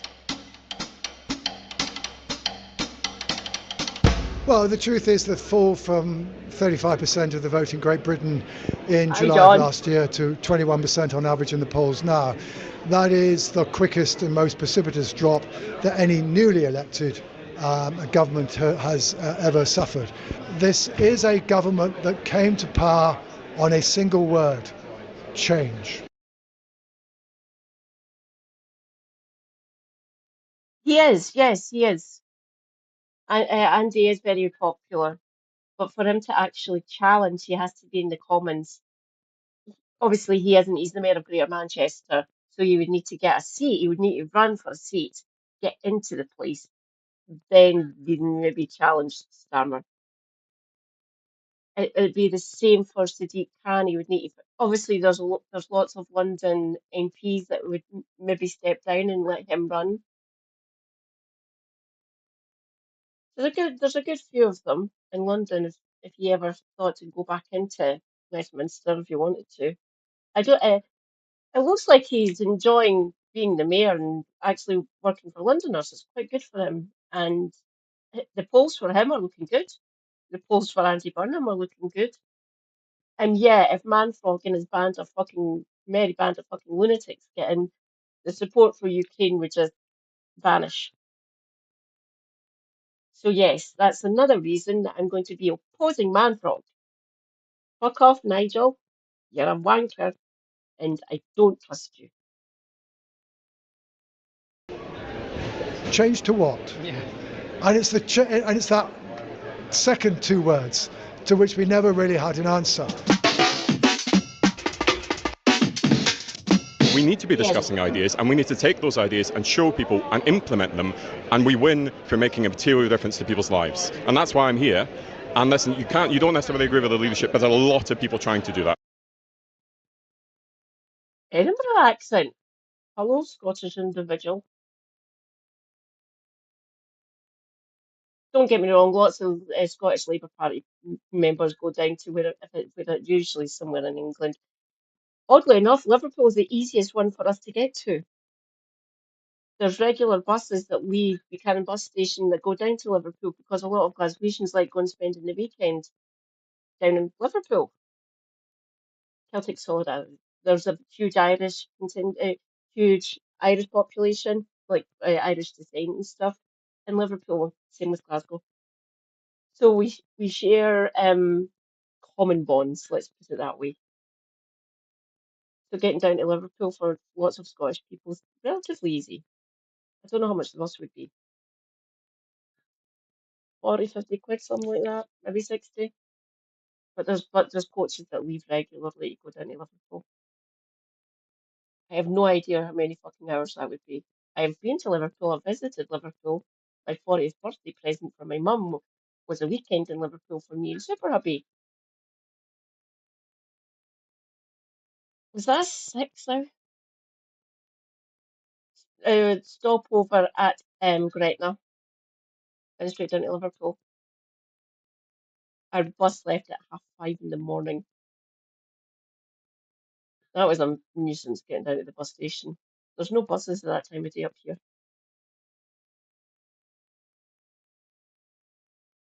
And certainly I'm trying to do it, and that's why I'm here. From my point of view, from my constituents that I represent, the stuff that Rachel Reeves was talking about is the stuff that the bread and butter stuff that really matters. Getting an extra school with every school with a library, it's massive impact on particularly kids in my constituency, that kind of stuff. Free school meals being expanded. There's loads of stuff that we need to be talking about. We're supposed to talk about good legislation until we're bored of talking about it. But what happens is there's a good bit of legislation and then there's an announcement about something else and then that dominates the headlines and we don't get to talk about the good stuff that we're doing. You know, the 1.5 million pounds that I've got in Brent to help, like with the high streets, you know, the gambling campaign that I've been doing, and now people are going to have a say on what their high streets look like. That's a good bit of legislation. That's like taking. So let's talk about it. I'm kind of sick and tired of firefighting. I want to talk about the good stuff. So this has become a tradition. It has a little bit, yeah. I haven't got the badge this time. What about the Powerthon? We spoke a lot about it. Powerthon is back in action. Why is Keir Starmer the most unpopular Prime Minister in the history of recorded polling? Well, I think there have been issues mostly with communication, but I think the most important thing about the government is what we're actually doing in power. What percentage of the population say that they are satisfied with the government's record? Do you know what the percentage is? I mean, look, you'll get lots of different numbers from lots of different pollsters. No, all the pollsters are the same. Yeah. They all say very, very low. 13%. Look, the point I'm trying to get across is that in government we are doing really good things which are benefiting people. Right. And, just in the last few weeks, we have had a reshuffle. We've got some people in really, really good places. We've got Pat McFadden in. Well, I mean, the problem is they tell you didn't have a plan, because if they had a plan. The reshuffle looked kind of chaotic, my young dude. I'm trying to remember from last year. I think he's in his 20s. So technically, I'm old enough to be his fucking mum. Yeah. Put it that way, Owen's probably old enough to be his dad. Terrifying, really. And they wouldn't have to keep U-turning on policies like getting rid of the universal winter fuel payment and trying to attack disability benefits, none of which was in the manifesto. Well, look, I think the government has admitted that it has made some mistakes. I mean, we've seen that in the policy changes. Some mistakes. That's an understatement, my dude. Starving children and freezing grannies is not a good look. Trust me on that. Just saying. The reshuffle looked an absolute fucking mess. And plus, you put Douglas Alexander back into the Scottish office, just waited to piss off ways of Scotland. We don't really like Douglas. We did vote him out after all, or the constituents of Paisley, essentially, voted him out, and now he's back. Admittedly, not in East Renfrewshire or Paisley. He's over in Lothian East, just outside Edinburgh. Considered a safe Labour seat. So his neighbour is the previous Scottish Secretary, Ian Murray. Happy we lost Ian Murray. Didn't like him, but now we've got a major attack dog back. Ugh. But the important thing in these early years is to get the right legislation in place so that we can bring that forward, and so that in 4 or 5 years' time we can show that actually we have brought about a change. Okay, People's lives are better off, and I honestly believe that they will be. And do you their think lives Keir Starmer will will be, if I chat to you in a year's time at Labour Party conference, will he be Prime Minister? Absolutely. 100%? 100%. Should we shake on camera? You can Keir come find Starmer me. will be Prime Minister in a year's 1 year time. from now, absolutely.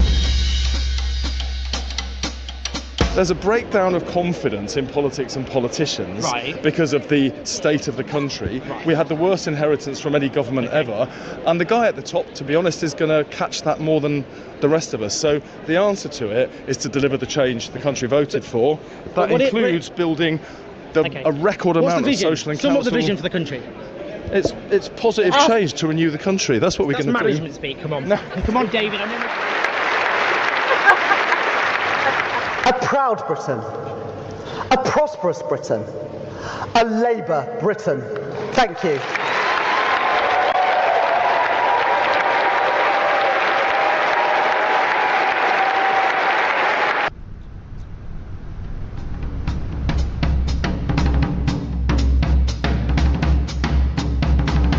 Rachel, are you going to get rid of the two-child benefit cap, which drives hundreds of thousands of children into poverty? One stroke, hundreds of thousands of kids. Child poverty costs the country. Will the government get rid of the two-child benefit cap? No? Every day that goes on, more children in poverty.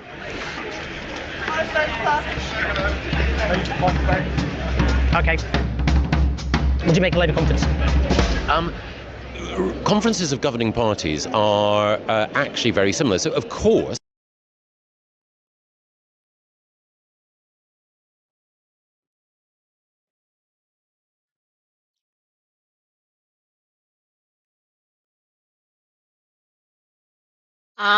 Gold jump scare. Fuck.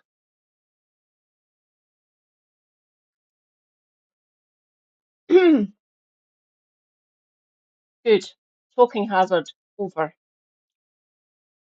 Why are you there? You're Tory scum. Fuck off. I hate this man. I really do. Right, what have you got to say?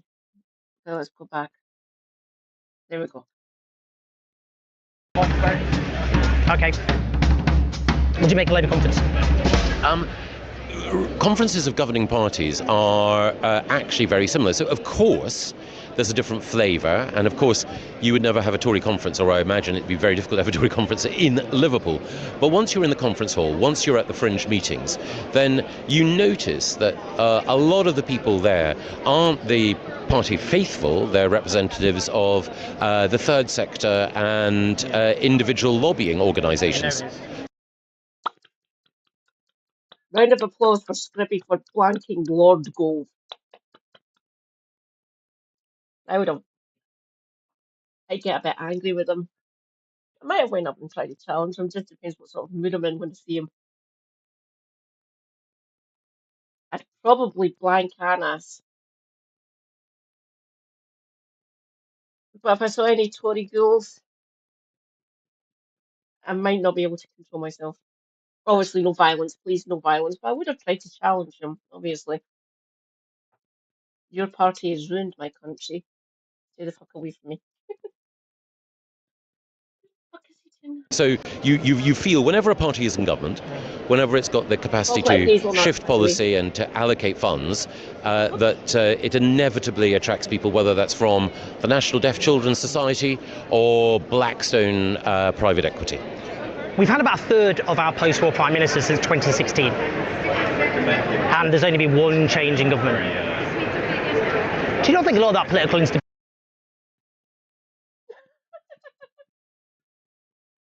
I've never put it like that before. But yeah.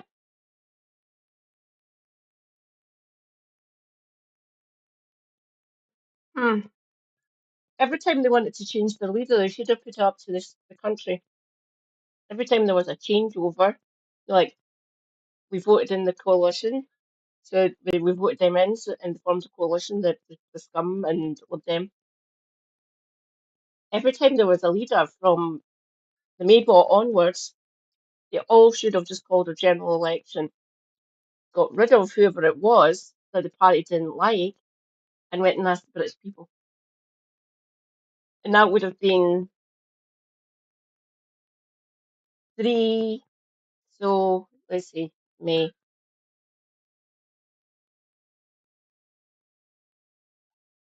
I will give them their one. I will give them their one from Cameron to her. But from her to Bojo, then Bojo to Liz. Rejoice, comrades. Lovely mod. Jim Speak is here. Owen at the conference talking to people. He's actually talking to Gove. You want now?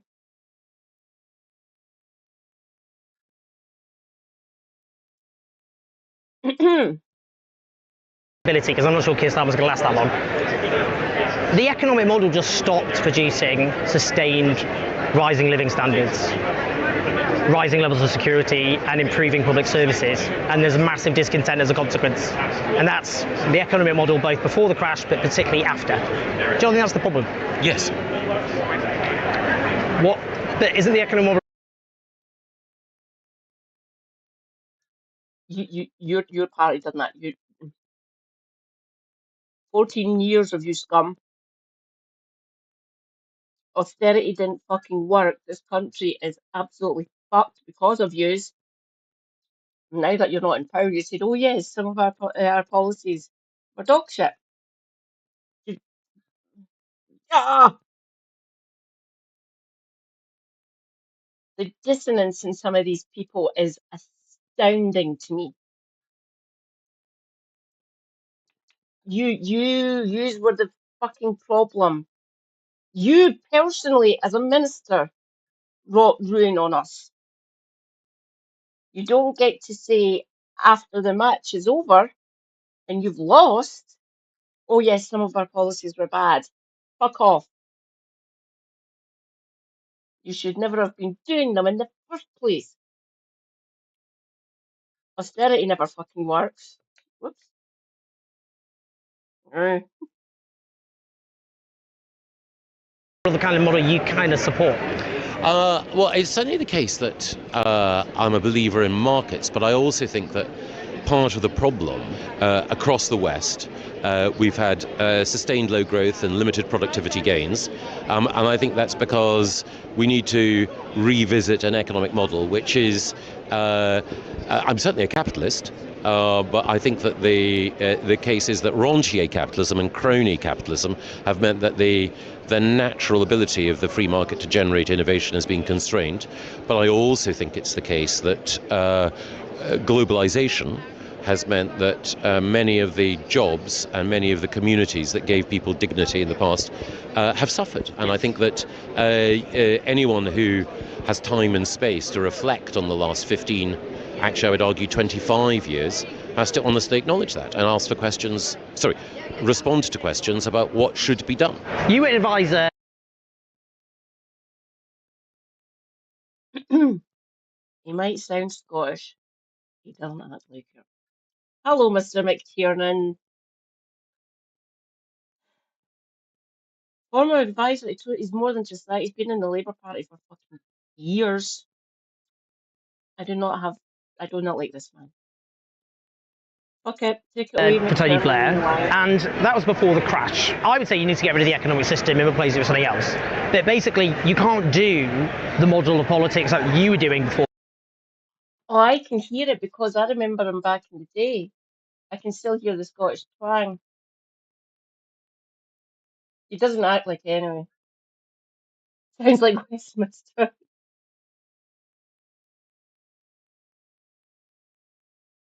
Yeah, I'm against capitalism. Full stop. Too easy. I denounce capitalism and all its evil. Good to know that goes against crony capitalism. Rich, one from him. That new Labour model, because that went bang in 2008. I get that, and New Labour were a government at the end of the 20th century. We're now in the second quarter of the 21st century. Lots of things have changed. It's not simply the bad things like the instability in the global economy. It's not just simply the inherited debt after COVID. It's actually there's more constraints around us. But I personally wouldn't have made all the tax pledges in opposition that the government made. But that's the one they put themselves into. He was being cynical. He was doing that to become Labour leader and to basically gaslight or hoodwink the British people. How many promises has he went back on?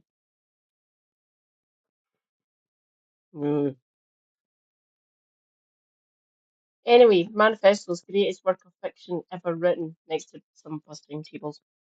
So, no. He done that cynically, proposing all those measures, that legislation. I didn't trust them. A corner, didn't they? They create a cage, and they're finding it hard to manage within that cage. Now, I think Self-constrained fiscal rules. She doesn't need to be doing them. Just saying. Literally self-imposed. The Tories done it for ideological reasons because that's what they're like. These are self-imposed constraints. She doesn't need to be following them. She really doesn't. They are called the Labour Party.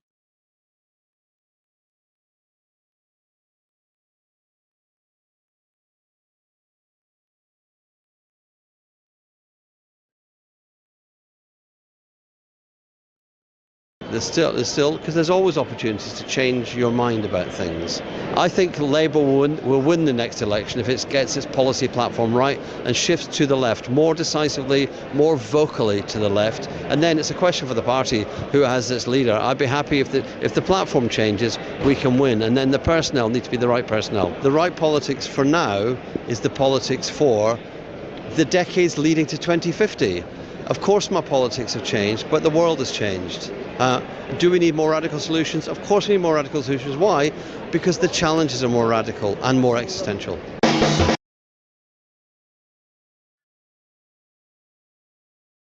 We're not going to get radical from them, John.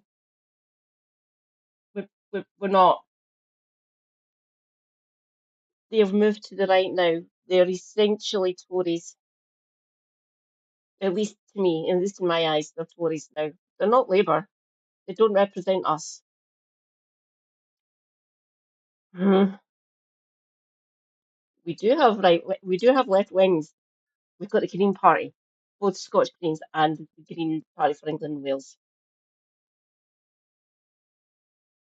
Yeah,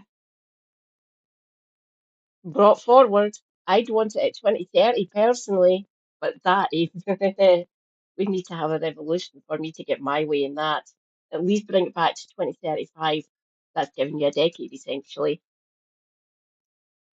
And even by 2030, it's going to be fucked.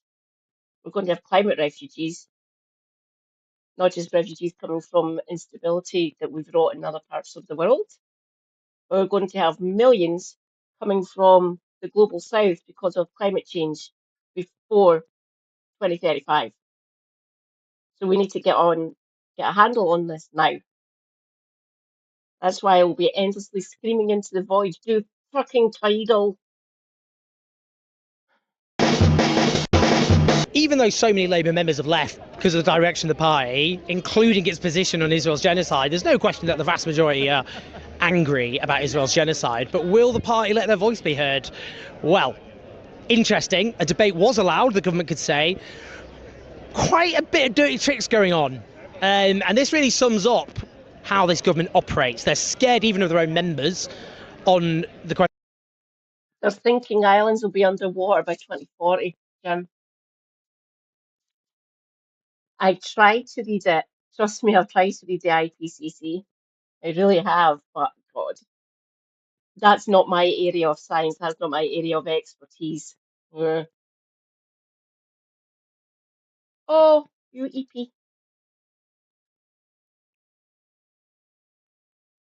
Yeah, yeah, by 2050, basically Walking Dead. Delightful. Yeah, it's going to be 2040 for that. Yeah.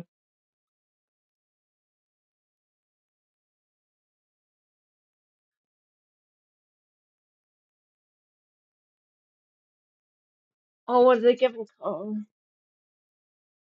I used to be a member of his channel during the pandemic. He has done good work in the past, and obviously getting arrested by the British state is never a good thing.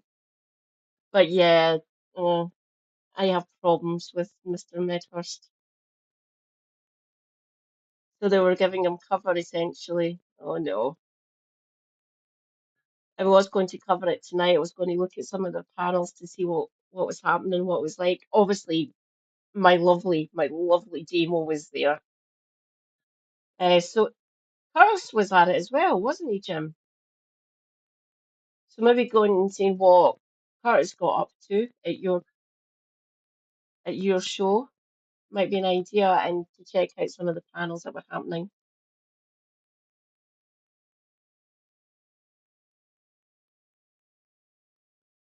And a sadist. Oh dear. Some of the people might make me feel uncomfortable, but I'm willing to cover it just to see what was said and stuff. Oh,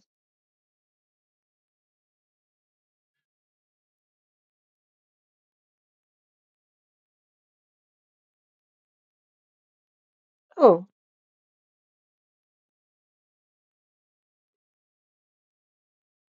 hmm.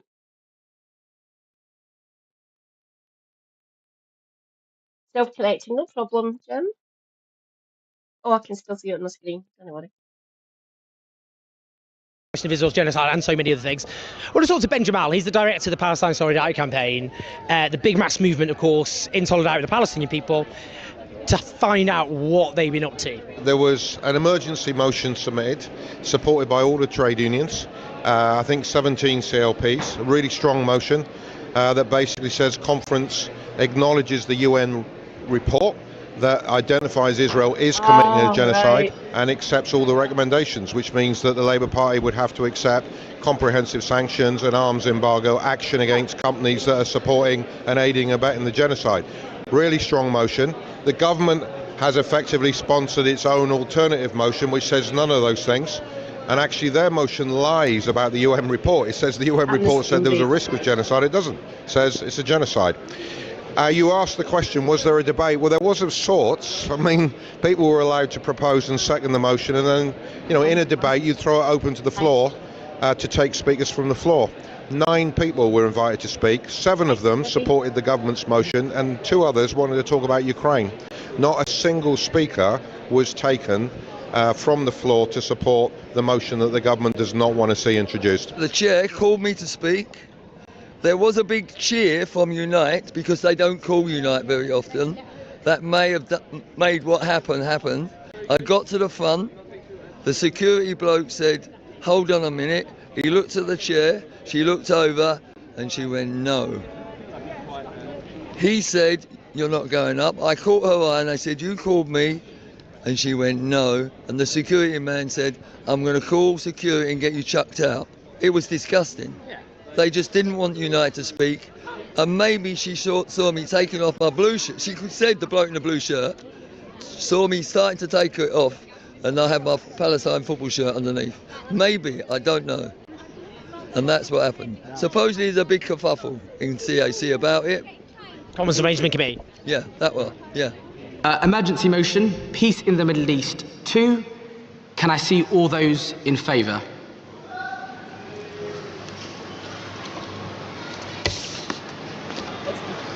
Okay, can I see all those against? That passes. Now, this is quite something. There were 2 motions on Palestine. There was the government-backed one, which whitewashed the crimes of Israel and, you know, didn't talk about the genocide. And there was the other one, which accepted the UN Commission's verdict of genocide and called for sanctions to be imposed against Israel. That one won, despite all the control freakery, despite these authoritarian goons who now run the Labour Party. That is interesting. Now, just FYI, that doesn't mean they're going to actually change tack, but it means the Labour Party's official position is that Israel is committing genocide. And that's quite an odd situation to be in, where the Labour Party officially says it's genocide as Democrats decide about its members, whilst the government continues to arm and facilitate it. I want to see what people think about that. The conference has said this is genocide. Do you accept now it's genocide now your members are saying it? See you later, Jerry. Do you accept the consensus of genocide scholars that a genocide has been committed? Charles. If the UN Commission, the independent commission says genocide has been committed, you're still arming the genocide. There is a really important peace process and set of discussions that are underway at the moment, which is all about trying to get a ceasefire, the release of all the hostages, and also the return of humanitarian aid. You're supplying the component. Yeah. Get her one. Go on, get her. Yes. Really important equals permit. Remember, most of our foreign policy positions come from across the Atlantic. It's not good.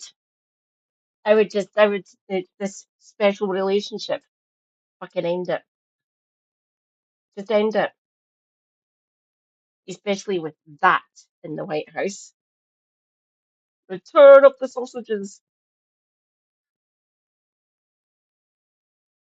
It's the F-35 jets which are bombing children in Gaza. We've had discussions at the UN General Assembly involving the recognition, the historic recognition of the state of Palestine. I'm just come back from Palestine. They say there's nothing left to recognise.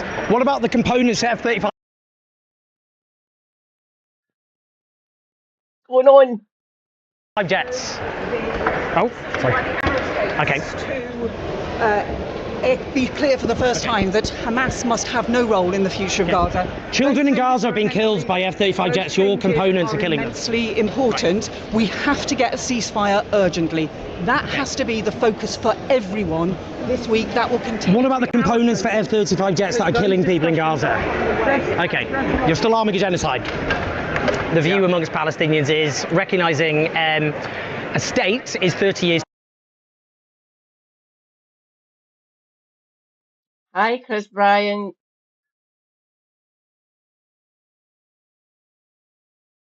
Business and trade. Right, there we go. Hi, Chris. Too late. There's nothing left of Palestine. 100 years too late, you could argue. Very well put, actually. We're still. Got to love the British state. It's amazing, isn't it? Fuck the Balfour Declaration. I hate it. Supplying F-35 components. These are fighter jets which are raining death and destruction. Well, they're not being used in Gaza. Yes, they are. No, they're not. Yes, they are, No, Chris. they're not. F-35 jets are being used in Gaza. I'm sorry, Chris, I'm going to have to just insist that's correct. Well, we're just disagreeing with each other. Well, no, yeah, but you're entitled to your opinions, but you're not entitled to your facts. The F-35 jets, no one contests they're used in Gaza on a factual basis. That's killing children. Does that not worry you? And do you not think you're criminally liable as a government? I don't think we're criminally liable. We have one of the toughest export regimes in the world. It's much more robust than any other country that I've looked at. For instance, France. Technically, they're constituent MPs. People of their I don't know what constituency Chris Bryan is. They work for us. Brilliant website. You can check out your MP. Damn it.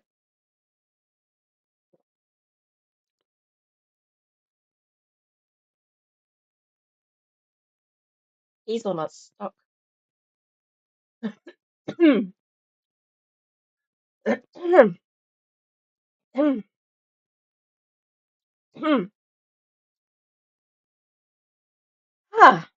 That's better. Moved it on. Good, good.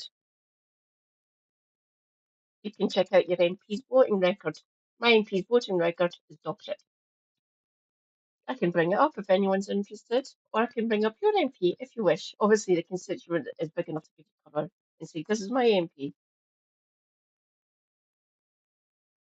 Yeah. At least he managed to get some answers out of Vivek Cooper. Something at least. The fact that they still aren't recognising it as a genocide sucks because they're horrible people and giving cover and support, literally selling them the shit to do this genocide. Not that they fucking recognise it. Or others. The F-35 program is complicated because of the way it's constructed.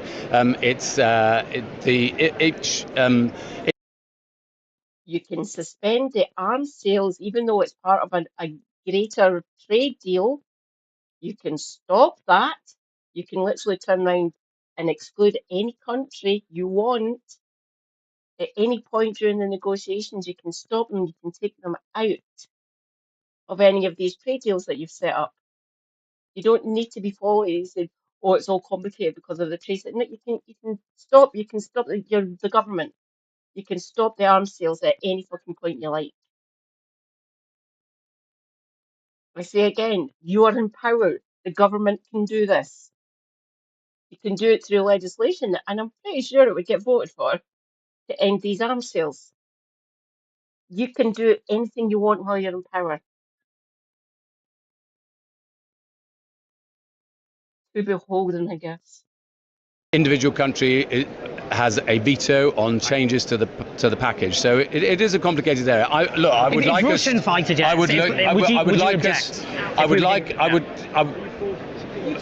Well, that's a big kind of if in the beginning of that sentence. So, it was an if at the beginning of the sentence. Would you say that if F-35 jets with British components were being used by Russia in Ukraine, is this what you'd say? If at the beginning of the sentence. So the point I was going to make is I would like us to be able to do everything we can to make sure that there are no breaches of international humanitarian law in Israel. That is the adjudication that we have to make.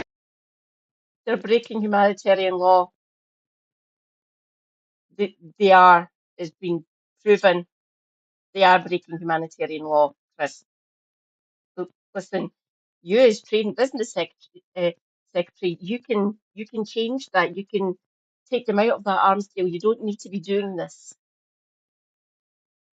That is within your own office's capacity to do that fucking shit. Do you accept that they've committed war Yes. crimes? Well, we've already said. Have Israel committed war crimes? We've already said, and I have said in committee in the House of Commons, that we recognise that there is a very severe breach of international humanitarian law. Honestly, Owen, I've given you 10 minutes, and Not that's 10 enough. minutes. That was very brief. Too brief, but nonetheless. Have Israel committed war crimes? I don't know. But have Russia committed war crimes? Again, then international has to look at this. Have Russia committed war crimes? Who's that? Gareth Smith. Oh, Stoke-on-Trent Central. Okay. Have Russia committed war crimes? Again, then international has to look at this. Have Russia committed war crimes? Owen, you're trying to reduce this down to one or two small things. No, I'm not. Have Russia committed war crimes? I'm not going to sit here and say what Russia done, what I want to see. Have Russia committed war crimes? I want to see an international order that means that it doesn't matter whether it's you and me having an argument, that everyone is held accountable fairly. And that Can you see what's just happened there? Includes the Russians. Can you see what's happened there? How this rot spreads? Because you know Russia's committed war crimes, and you won't say now. This is how the rot spreads. Because you can't condemn Israel for war crimes, you now can't condemn Russia for war crimes. See how the rot spreads. I will happily condemn what's happening in Gaza. I will happily condemn what the Israelis are doing. I will condemn what the Russians are doing in Ukraine. Have Russia committed war crimes? What we need to do, Owen, is make sure that we strive for peace wherever we can. Okay. Well, you would have said Russia supported war crimes if you didn't think I was going to ask you about Israel.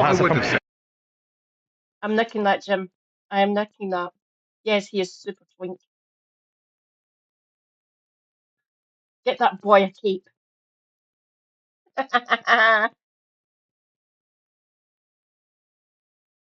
Correct.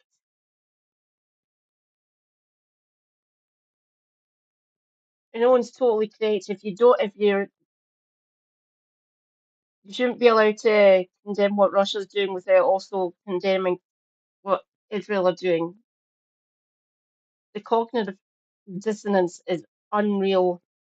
Seriously, I don't know how these people can sleep at night. This government are monsters.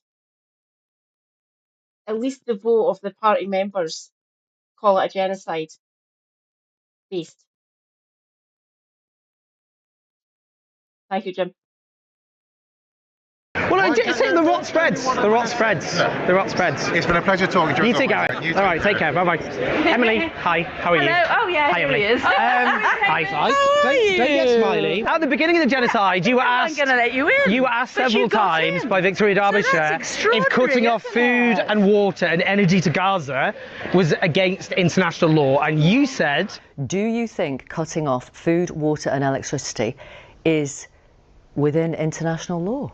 I think that Israel has an absolute right to defend itself against terrorism. That's not the question I asked. It is an answer to the question that you've asked. Sorry, Emily, no, it isn't. Against humanitarian law, you would know that. You were a fucking lawyer. Just saying. Yeah, he basically went on that news night after he said that to go out and defend the indefensible. Just putting her out to the wolves. Obviously, they all need to be questioned on this. They do. Repeatedly, in my opinion.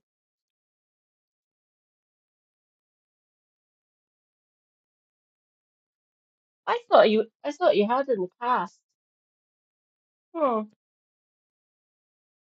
He's been concentrating on Gaza quite intently. He's bringing out a documentary about it, and when he obviously was over there visiting, recording, doing stuff, obviously, literally putting himself on the line. We could have lost one. I'm glad he survived. Obviously, people are getting killed every day by this settler colonial entity.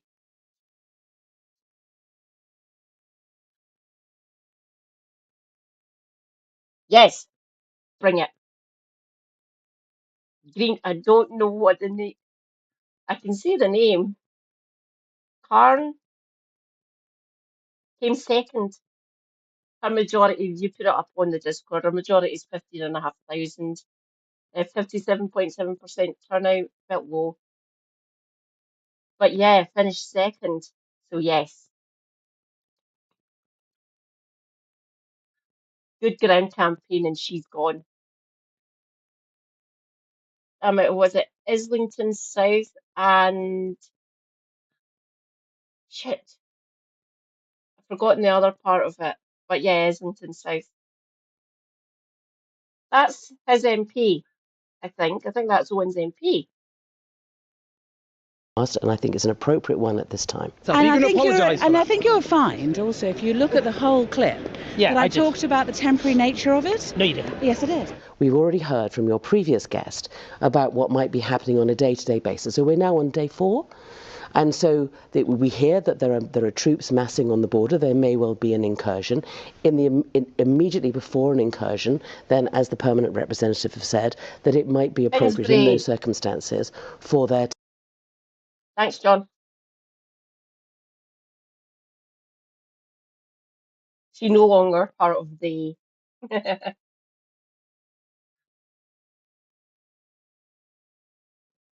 To be the sort of action that we've heard about, and then the invasion afterwards. I don't know, because at the moment we're in the middle of a hot war, and Israel is in the middle of defending itself, and we have to stand with Israel, just like we would expect people to stand with us if we were the victims of terrorism as well. If there was any lack of clarity, the Palestinians have been exposed are suffering through terrorism in my eyes as well, by the way.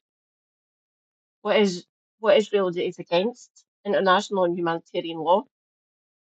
It is ghoulish, it's demonic what they're doing. They are a far-right party, they have a far-right party in power. I'll pronounce it both ways, the Knesset/Knesset is filled with fucking absolute monsters, in my opinion. I don't think obviously he's broken Israeli law. He needs to be taken to court about what he's done, Netanyahu specifically. But I think as a whole, the rest of the people who get voted in by the Israeli people, most of them are still fucking as ghoulish.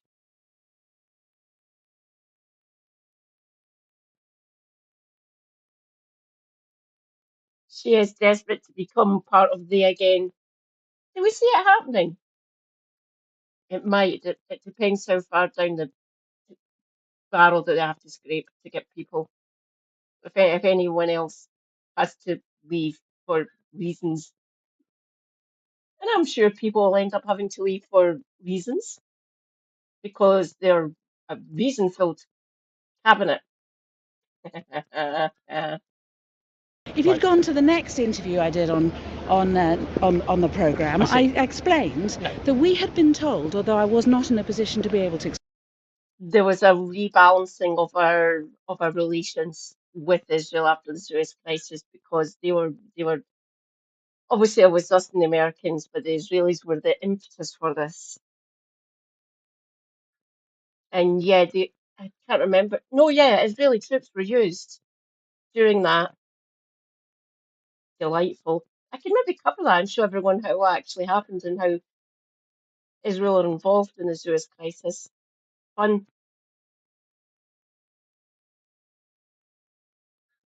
Explain it at that stage that the Israelis were about to go in. We thought there was going to be an Entebbe-style raid. We did. But I was not in a position in order for them to go in and get the hostages. Because if you remember, it was on day 3, and they were trying to get in. Why are you saying this when this is exactly Israel said, and they didn't do it. Israel said and they didn't do it. Israel made very That's clear. What we understood they Israel were doing. made very clear at the beginning. We were Emily, told just talk. Come on, that you're filibustering. That they were going to be able to go in and do it. And I was not in a position. And if they were, Israel made a series of genocidal statements at the beginning. Yoav Gallant, the defence minister, said that we're cutting off food and energy. What you want to do is just interview yourself. Because we're because you're not. You need to be held to account. You need to be held to account for supporting a genocide. No, I did not. Now, Yoav Gallant, the defence minister, said at the beginning that they were cutting off food and water because they were fighting human animals. Israel said. She could be doing more as chair of the Foreign Select Committee as well. Never forget that she's the chair of the Foreign Select Committee. She could actually call cabinet members to task for what they're doing. That's her fucking job as chair of that committee. She could be doing more as that chair. Emily, can you fucking hear me? But obviously she won't. She is still part of the Labour Party. She's probably been nobbled in some way or other. Probably by the Politburo, essentially. But she's there to call into question what the fucking government do, and she's not doing her job. You can actually challenge them on this shit as that chair. Yeah. They weren't Israelis going were to do going that. in, When and did they were when- going to go in and get their What made you hostages. think Israel was going to do that? They just said nothing to that effect. So why? Well, they why are you didn't say claiming it that? publicly. Right. We were told it. We were told they were going in to get the hostages. Right. And Who because it told was you that? I'm not going to tell you because it was. Are you saying You get Israel so- privately said they were going to have just a very specific operation to retrieve the hostages? We were told. Are you serious? Because we they were didn't say that in told- public. In public, they No, said of they were course going to they destroy weren't gonna- Gaza. And that was why I was not in a position to be able to go onto Newsnight Right. and tell the whole Right. world that the Israelis were about to go in Okay. to Gaza and get the So hostages why back. was it that So people that's like me why- took their statements so literally and that's we were why- correct? So that because Were you we were correct? because I made a mistake because I was told something. You're a lawyer, Emily. Mm. Hannibal directive, anyone? I'm not sure. We could check if you like.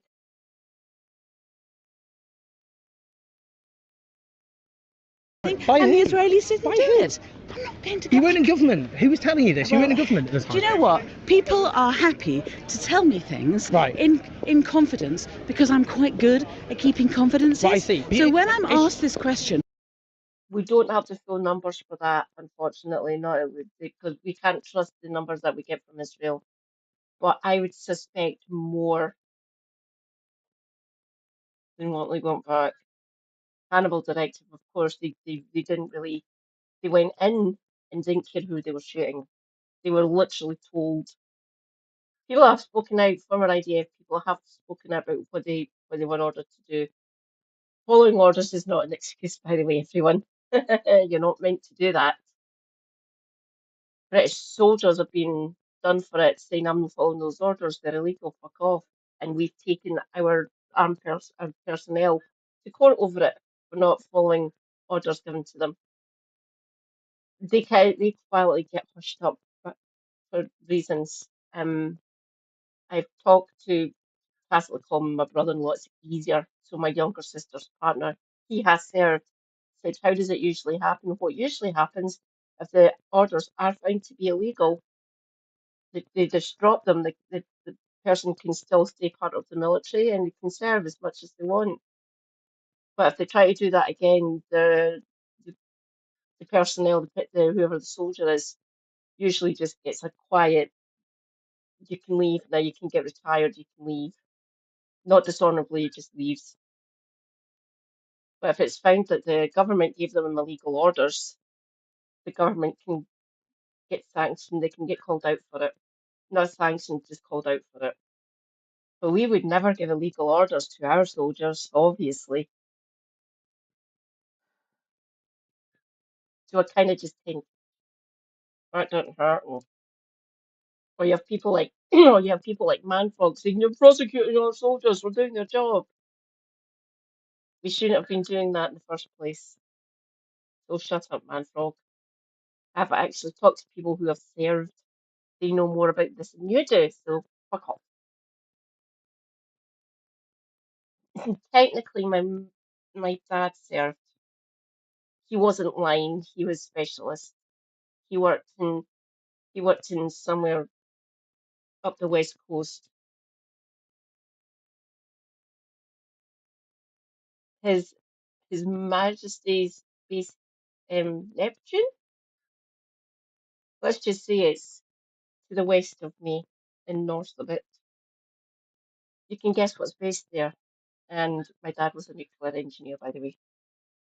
So that should be a big fucking clue as what he'd done when he was alive. on Newsnight, Okay. I can't say, look, they're closing Challenging the the borders government. and they're Your job cutting is off the to electricity You justified in a order war to go crime. in. You justified a war crime. A war crime is starving people. Yes, which is But what they did, which is what they said from the beginning they did, and you supported it. No.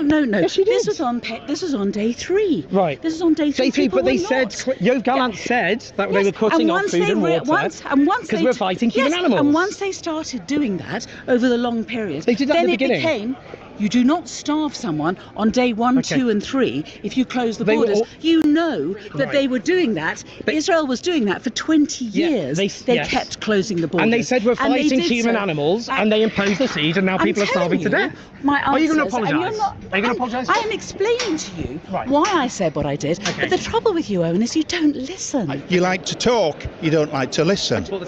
What do you think about? Do you think Israel's committing Come genocide? on! It's something you've been very outspoken hell. about the whole Dinosaur. issue. Do you think Israel's committing genocide? When have I spoken about Israel? You've spoken about Israel and Palestine When before. have I ever spoken about Israel or Palestine? Have you not? When? Have you not spoken about it? When? You just said I had. I would you say just you said have. I had. Do you not speak about You it? just said I had. Okay. What's your view about the issue? You just said I had. Okay. When have I spoken? You've no idea my views or what I do on that. Okay. Well, what are they then? You've no idea. What have I got wrong? What are they? Well, you said when you. I haven't. Do you think we're arming genocide? We're providing crucial components for F-35 jets. I think what we should be doing is making sure there's peace and working with all sides. Does providing crucial components to F-35 jets, which Israel are using to incinerate babies, does that make peace happen? I think us working to get peace is a very good thing. The more we do it, the better we do it, the more effective we do it, the more we do it with Palestinians, the more we do it with Israelis, the more we do it with other states. What about the components? And what about the components? I covered it as well. I remember that. I was sitting here trying to keep a straight face out of proving one more difficult, isn't it? What's on after this? Oh, no. Oh, fuck off. I was going to try and cover Anna Sour, but you can get wrecked. and that's F-35 jets. and that's what I do. Sure. I do my little bit in relation to that, and I'm going to continue.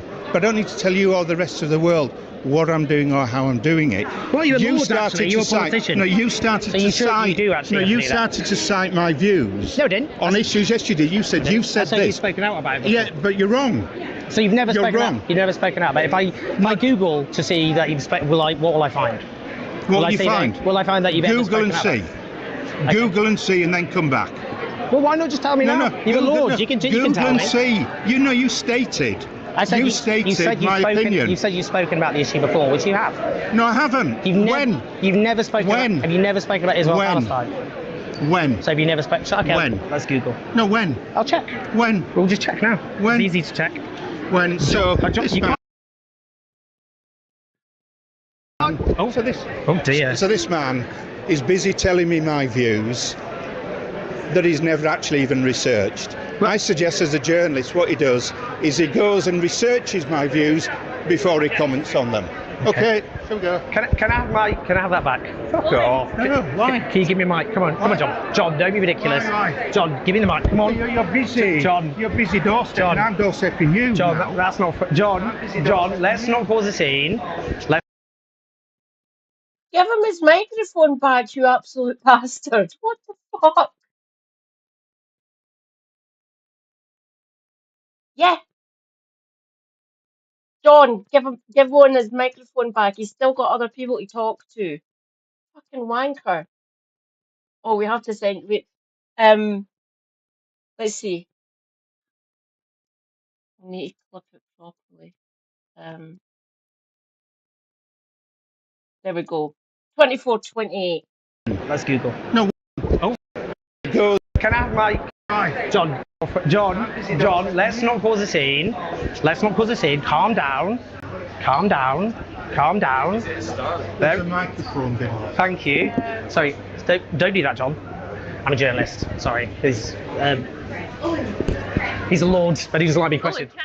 Double standards when it comes to Jewish people, double standards when it comes to Israel. That was John Mann. He's a lord now. He's in the other place. He was a Labour MP, so I can't remember where he represented. But yeah, That's Lord Mann.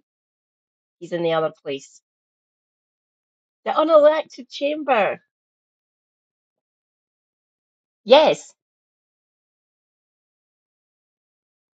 Acting like an absolute child.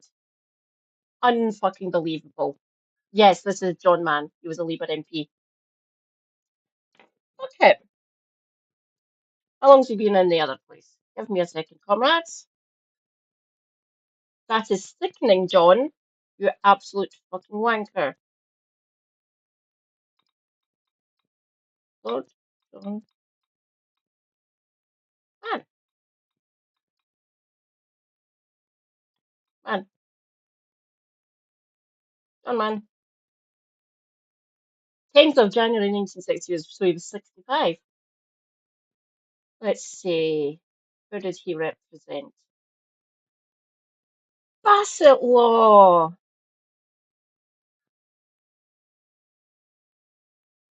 When did he go into the other place? Maybe later. Yes, that one. Yep, send a reminder. Thank you.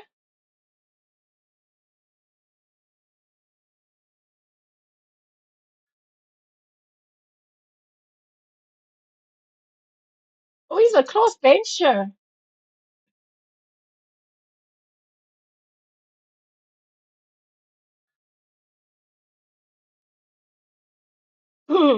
He went into the other.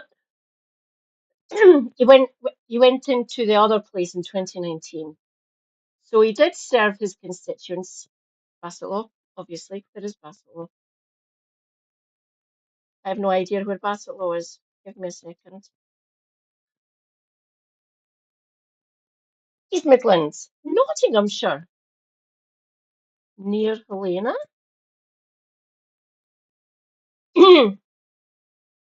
We could maybe get Helena to explain John Mann to us.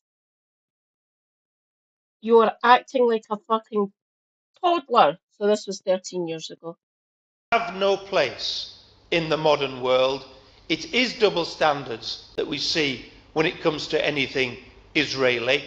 That is a major problem. The United Kingdom and Israel have had a row over a British court's attempt to arrest former Israeli Foreign Minister Tzipi Livni for alleged war crimes against the Palestinians.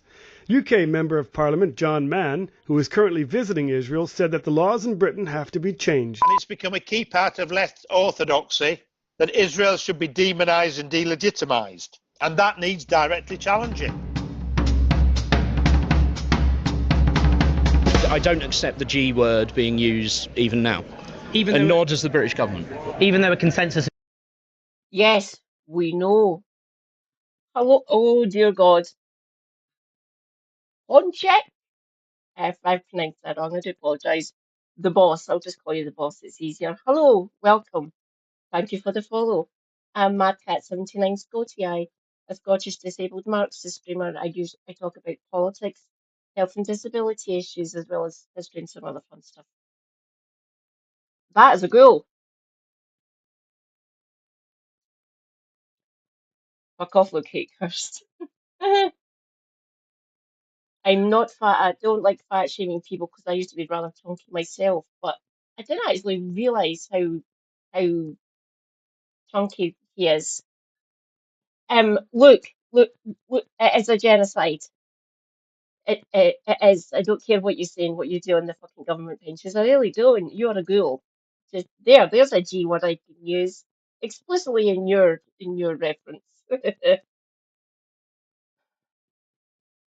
The genocide scholars has said this is genocide. The opinions of some people, not the opinion of the British government. Well, who do you think we should defer to more? The British government. I'm a Labour fucking MP. I'm going to over genocide scholars. Yeah. Like we should listen to our own government's legal analysis. Right. So when Yoav Gallant said we're cutting off all food and water because we're fighting human animals, you didn't think that was genocidal? No, I disagree with.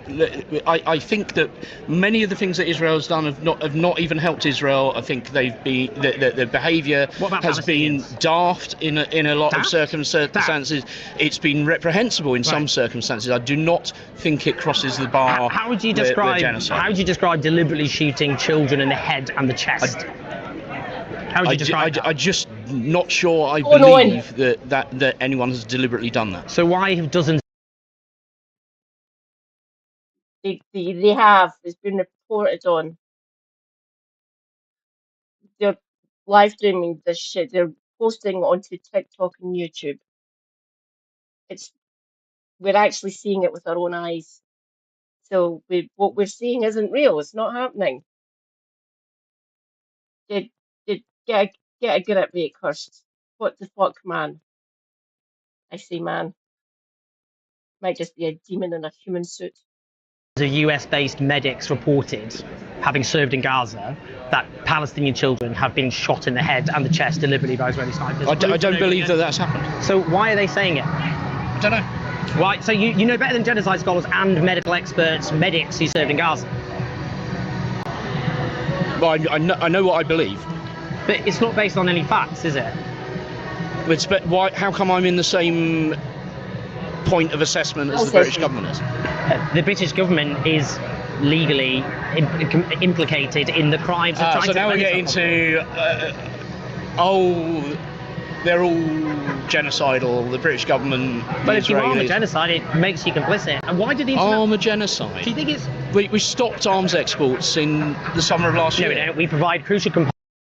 We're still providing F-35 parts to them.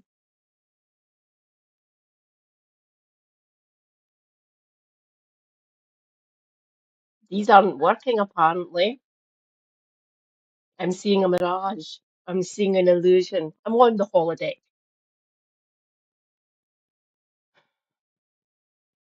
Components for F-35 jets, and I'm sure you know about the Arms Trade Treaty of 2014.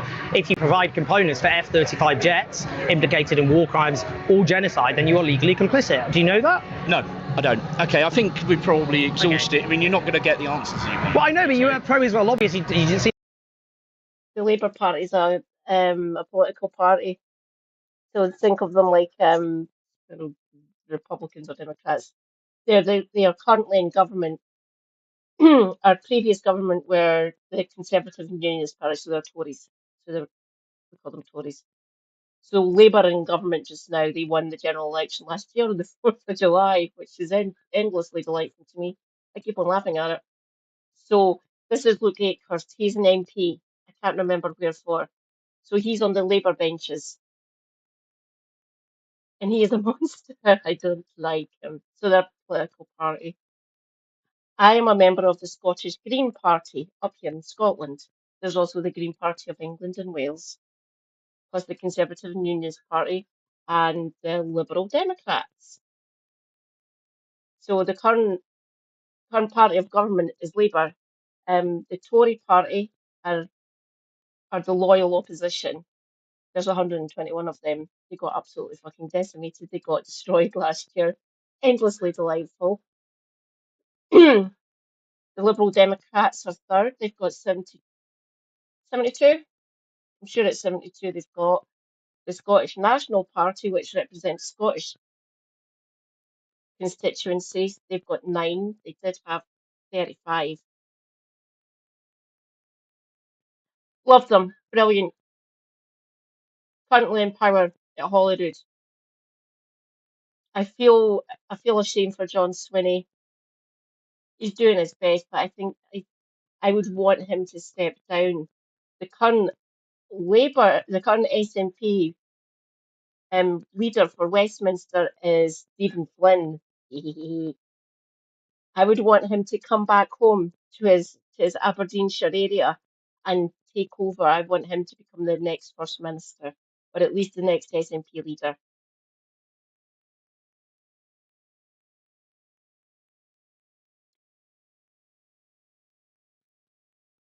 No, they haven't learned anything.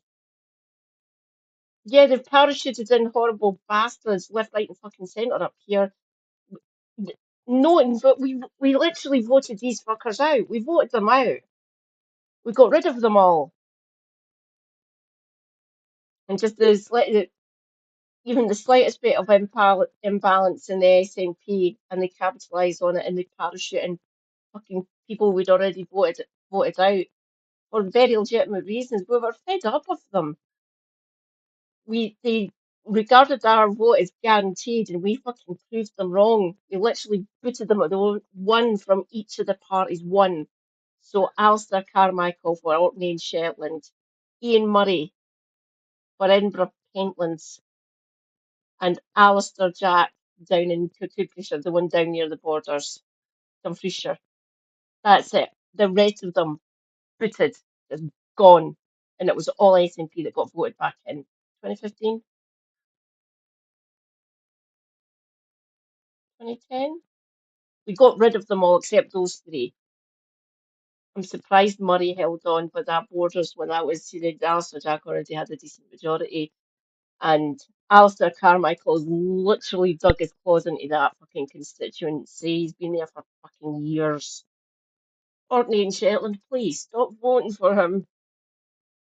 I would even take a fucking Labour MP for Orkney and Shetland at this point. He's been there for fucking too long. You can see him just clinging onto the old man of store like a fucking cat. Seems like you don't actually know what you're talking about at all, and you've been very this is your subject. No, you've got a set of opinions, I've got a different set of opinions. But you don't have any facts, that's the problem. Do you accept Israel have committed war crimes? Any war crimes? I don't know. I don't have enough information to make that judgment, and it's not me that... So they wiped Gaza from the face of the earth. They've killed tens of thousands of children, very plausibly. They've attacked every single hospital, every single healthcare system, and you don't think they've committed any war crimes? No, I don't know which things fall into those categories. So I don't know where exactly the line is. The bombing of hospitals and places of learning and places of worship. They are actually happening. Even with Israeli footage that is coming, that they're giving to us, basically, I don't believe some of the shit that they say, obviously, but you can't fake the actual destruction. You can see it. There's fucking barely any buildings standing in Gaza now. The deliberate targeting of hospitals and healthcare facilities in schools and universities and colleges. We have seen them being destroyed. They're literally not standing anymore. But no, some of this won't fall under that cat. Yes, it fucking does, you absolute demon. It's drawn. He's deliberately targeting people of war crime. I think you're telling me it is. But do you know? I don't even know if they can be accused of that. Well, even though they said they were, I mean, in March this year, they said they're not letting anything into Gaza, and they did that. Yeah, well, I disagree with them doing that. That was is it a war crime? Wrong thing to do. No, it's not about is it wrong morally. Is it legally wrong to do that? I don't know. I'm not an expert in international law. What do you know about? Not international law. So even though your main job was being a pro-Israel lobbyist, which was all about yeah, the MP is meant to represent the area. They're meant to come from this area. My current MP doesn't come from Springburn, but she does come from to the east. Oh God, west, east, that way, behind me. She's from there. She was born and brought up in that area, so she know they're meant to have people from the constituency running for it. Like John Swinney, the First Minister, he's actually my hometown MSP, so he's from there. He was born and went to school in Edinburgh though, but he moved up to Perth.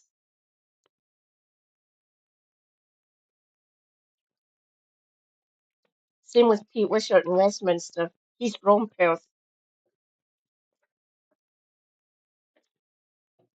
You notice something, the ones who actually represent Scottish ones for the SNP, they're all from they're from those areas. They know that constituency.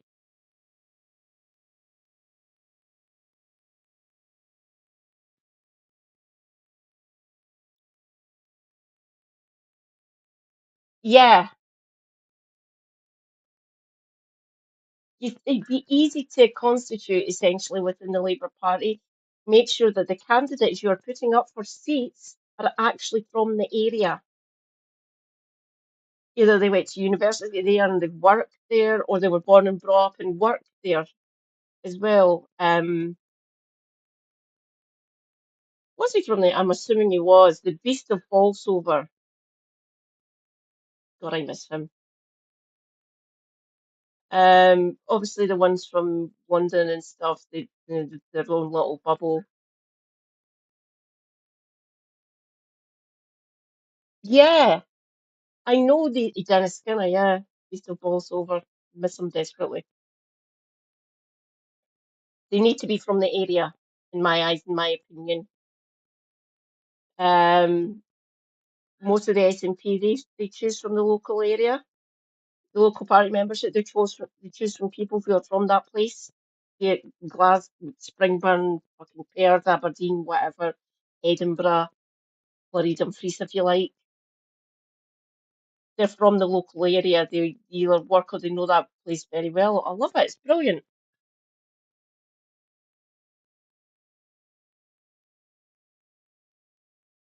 Oh, it's mental. I get the north-south divide, like even the difference Scotland and England, the divide is fucking astounding to me. And even within England, so people moving from either the Midlands or the North and moving down south for career reasons or whatever. Yeah, you all explain to me what the north-south divide is actually like. That might be a good video to watch, actually. Jimmy the Giant. Yeah, the difference between Scotland and England is stark, as you can tell. We're more left-leaning up here, if we hadn't got that point across yet. Why do you think we keep on returning socialist-esque people, especially Stephen Flynn, Pete Wisher? Slightly different for Alex Salmond and Ian Blackford, but they're from those areas. We'll set aside Galloway. He is slightly different. He's from Dundee, but he represented Dundee Red here in Glasgow. Ah, cool. National relations for years. How long did you work as a Pro-Israel lobbyist? 13 years, I think. 13 years. That was your job before becoming an MP, and you don't know anything about anything. Yeah, I'm just thick, really. Just completely But I don't think thick. you are. I don't think you are, and that's why, you know, you're a member of Parliament now, because you got parachuted into a seat you had no connection to by your friends on the National Executive Committee. Do you think when it all falls apart for the Labour Party, do you think you're going to have any regrets? I don't think it is all going to fall apart for the Labour Party. Why would it all fall apart? Your brand of politics, they pursued it to the letter, bashing migrants, bashing benefit claimants, and people hate it. The ones a few, obviously the intake for a nursing degree is more than just my sister's friends, but the ones that she was really friendly with, like good friends with while she was doing her first degree to become a nurse. Out of the group of 7 of them, one including my sister, so the 6 others, most of them stayed in Scotland. No, there's 7. 2 of them moved. 2 of them moved down to work in England because they wanted to go down and work there. One of them quit after 8 months. She said, "Fucking hell, I should have just stayed in Scotland working as a nurse." She's fucked off now. She's in New Zealand. And the other one is toughing it out. He keeps on calling up my sister. I fucking hate it. I want back up here and find me a job. So she's called my sister looking for a nursing position for her. Anyway, she said, "We're up here, back home on the East Coast. Are you okay? I can rope in my sister. She can look for ones in Glasgow if you like. Anywhere, fucking anywhere." She's been down there since 2022, 23. She's been there for 2 years and she's desperate to come back home. It is too hard. But it's different. They are literally they're up against the wall, essentially trying to provide care for their patients where they are. I'll not say exactly where they are, but she's desperate to come back home. My sister told her that. I said, "It's good that you want to go and do that. Being a nurse anywhere is always a good thing," but she's literally crying to my sister.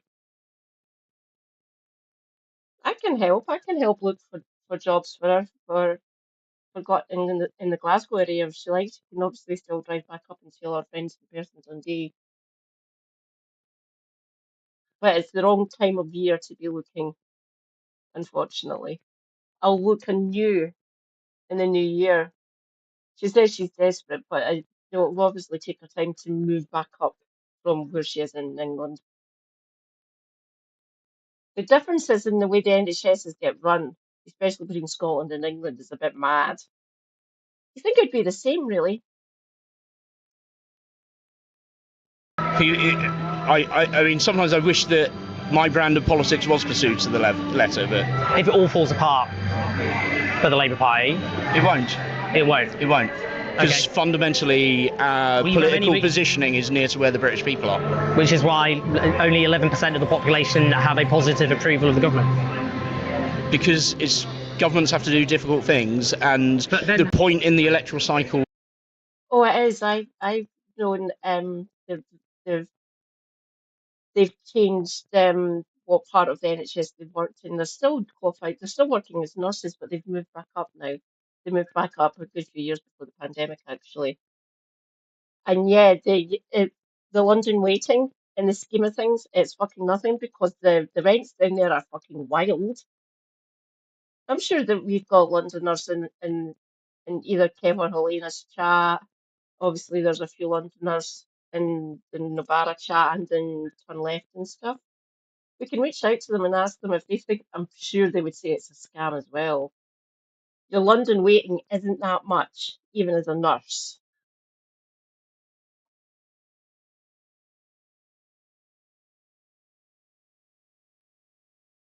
Oh God, which one of them would I can't decide either between those two really. But up front, just because of exposure, this fucker. Fuck it. I don't know what his majority's like. How good is your majority, Luke? Luke. Hey, Hurst. Funny that I keep on searching this bastard. It's always it says March 1972. I hope it's near my birthday. Durham.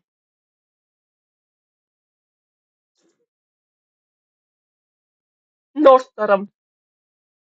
Doesn't sound like he's from Durham. 5,873. That's a bit of a low majority, Luke. Just saying.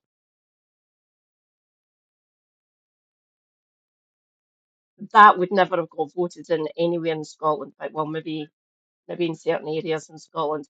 He definitely wouldn't have been voted in here in any of the seats in Glasgow. My opinion, obviously. Obviously, I can't tell whether the electorate, the way the boundaries have been changed for certain of the constituencies here now. But I would think we would see through this monster. The reason my current MP got voted in is because she was bland and seemed safe. Her voting record stinks. I don't like her. Mind you, I didn't vote for her. I wanted to keep my SNP MP. I loved that. I thought Anne was doing really good work for us. Well done, Anne. Done well.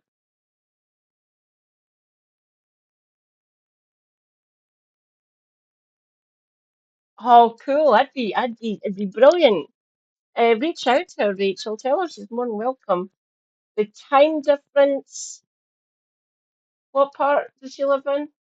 Obviously, she's more than 5 hours behind me. So I usually stream midnight. So that'd be like 7 p.m. at the earliest, at the closest end. But so like maybe 6 hours behind me. So like the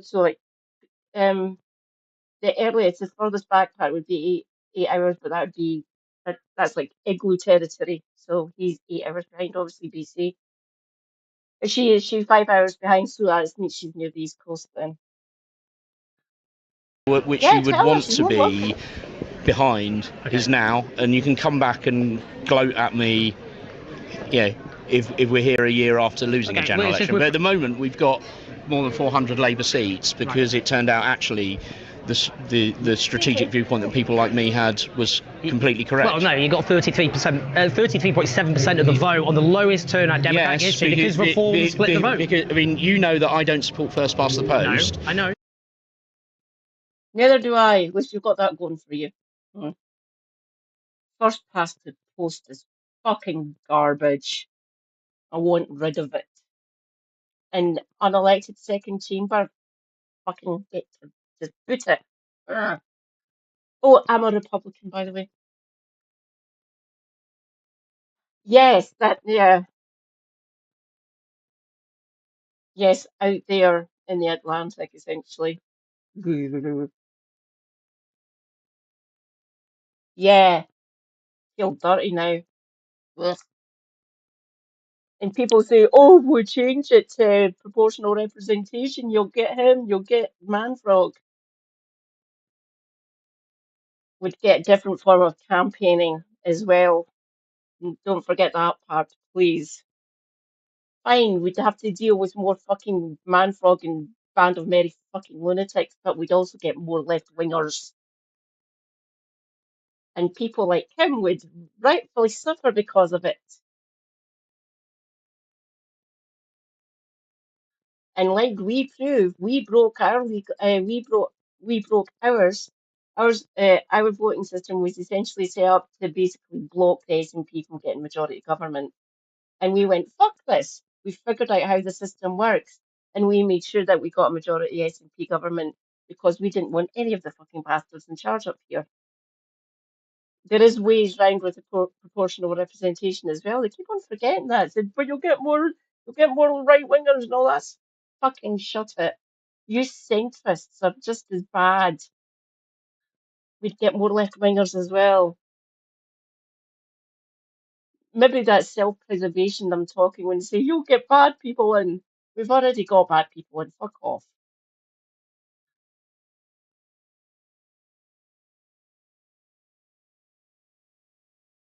Oh, if self-care is good care, Rachel. If you need to head off, don't you worry. I'm here to promote self-care.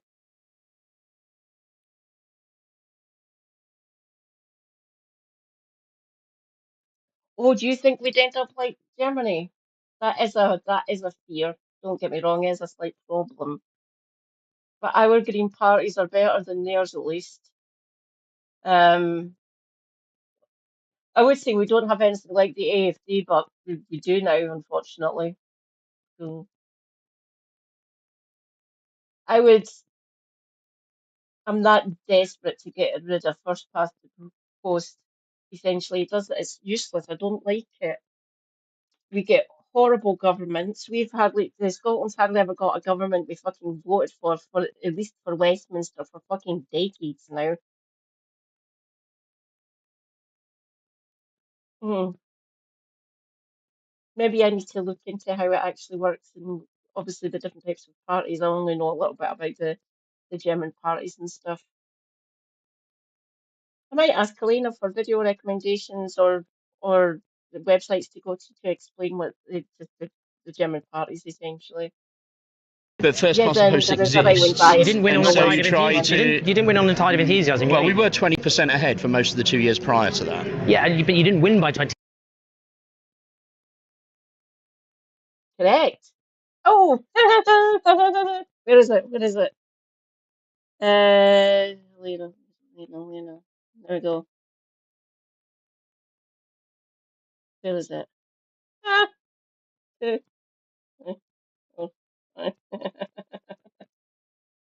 That's a joke now. It's been a while since I've used that emote. But yes, you were. There's the important word, were 20 points ahead. The opinion polls on this government are in the fucking toilet, Luke. Take a look at them. They're quite funny. Or maybe not funny for you, obviously. Been a while since we've had to use that one when someone brings up 20 points ahead. Not anymore. Points, did you? What did you win by? Well, so if we're going to write off the 20% ahead, we can write off the 3%. It's gone. The opinion polls of got you in the fucking bin. Obviously, the only poll that counts is blah blah blah and all that other fucking bollocks. But the opinion polls, the party's dog shit, and the polls are reflecting that. Those 20 points ahead don't exist anymore. But I can't wait for the opinion polls to come out in the lead up to Holyrood. Let's just to see the lay of the land, see what sort of what sort of issues they'll have in campaigning, especially Labour. I might actually see Anas out and about. He is one of my list MSPs, by the way. Hi, Anas. Is it going? You're third in the polls, by the way. I think he'll probably stick to safe areas. We've been SNP for a while here for our Holyrood constituency. You might campaign up here, you never know. I will make sure I've always got my phone on me and take photos of him and maybe get to talk to him. I won't do a live stream with him though, like on my phone. But I might record him with his permission, of course. If anyone wants me to try and get to speak to Anas Sarwar, just say. I will be trying anyway. Anas, come up to Springburn. Behind on the most recent poll last Thursday. All we can say, they actually didn't actually get a impressive vote share, and it's been downhill ever since. We haven't tested it yet in another general election. Okay. Let's test it in another general election. It'll be interesting. Okay. Hello. All right. See you in a bit. Fuck off. This is a disaster. I mean, and I think what's striking is there's little realisation in here about just how disastrous things are, about how unpopular Labour is. No government, after being elected, has become so unpopular so quickly. And think back about the sorts of governments we're talking about. And, whether it be, attacks on disabled people and elderly people being construed as mere mistakes, whether it be literally leading members of the Labour Party running away from their record on Israel's genocide in Gaza, the great crime of our age, which they are complicit in, there's denial and there's delusion about the state of this country and the crisis in the world. And the danger is, of course, if we don't get our act together on the left, then it will be fascism. It will be the far right, on the rise, everywhere. And you can't help but feel we're sleepwalking into a far right government in this country, partly because this party has failed to address the massive crises facing Britain and the world, leading to an avalanche of disillusionment. And the question is, who exploits that and who benefits from it? And there's a challenge to us on the left. We've got to get our act together, because this lot are a disaster, a delusional disaster, who don't realise that walking off a cliff into the abyss. And the question is, do we want to walk off the cliff into the abyss with them? Press like and subscribe, leave your thoughts and your comments. We'll be at Green Party Conference to see will the left get their act together. I'll speak to you in a bit.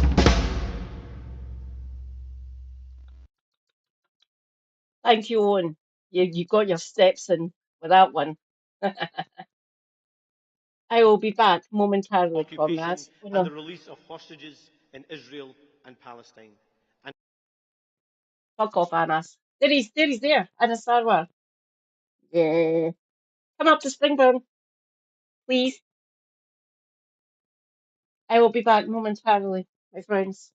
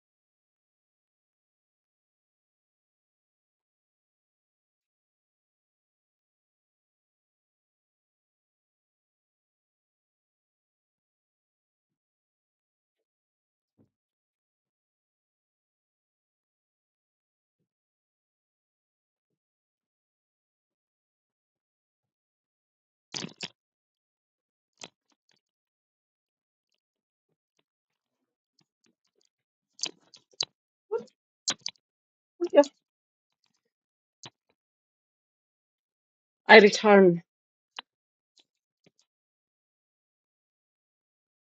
Nope, go away. Can't be asked with you.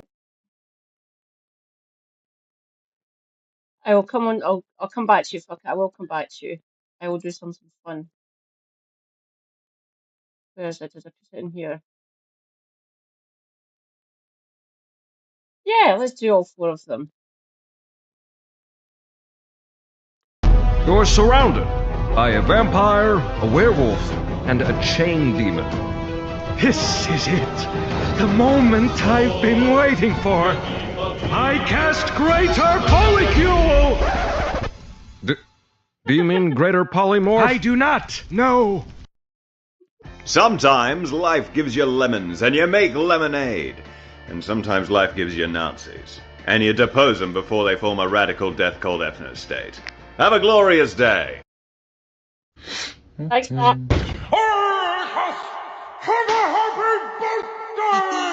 What?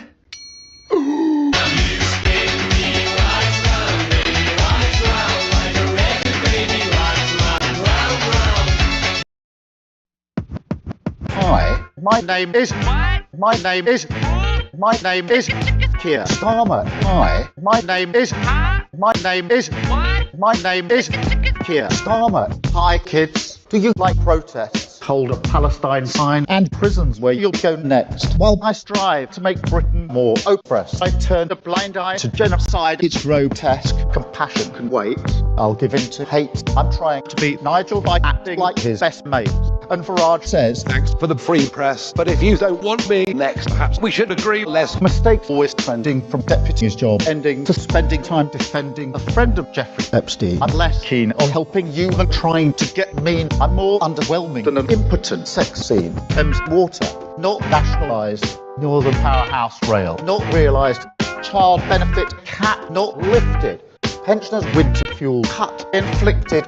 I took cash from the old. I must have been crazy, just like I stole this track from Slim Shady. That kind of own goal, there's just no saving. That's why I leave you cold like old ladies. Taxing the rich might be your wish, but making life fairer ain't on my list. I turn the tables, attack the disabled. Is that what Labour voters wanted to enable? They didn't vote for me. They voted not Conservative. My huge majority could deliver an alternative. Instead, what an uninspiring mess this is. My most famous message is the return of the sausages. And I confess what impresses even less. I'm relying on AI to fix the NHS. The fact I love AI shouldn't be a shock to you. It's just like me, inauthentic and unpopular. Back once again, I'm the chat GPM. Talking like a robot, not having any friends. If I can't amend our country's current trend, Farage in charge is the way the story ends.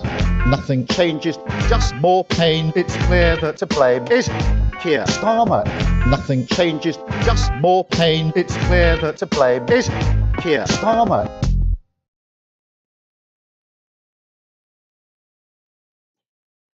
That was the first time I watched that. That was fucking amazing. Round of applause for Cassette Boy. Fucking hell. Oh my god. Okay, I will actually cover that one. This is Jimmy's latest one, by the way, the Islamification of Britain. But This video is brought to you by Incogni. Alright, so this is part 2 of my immigration video. I did the I will get back. Yeah, we saw the first one. It was fucking awesome. Oh.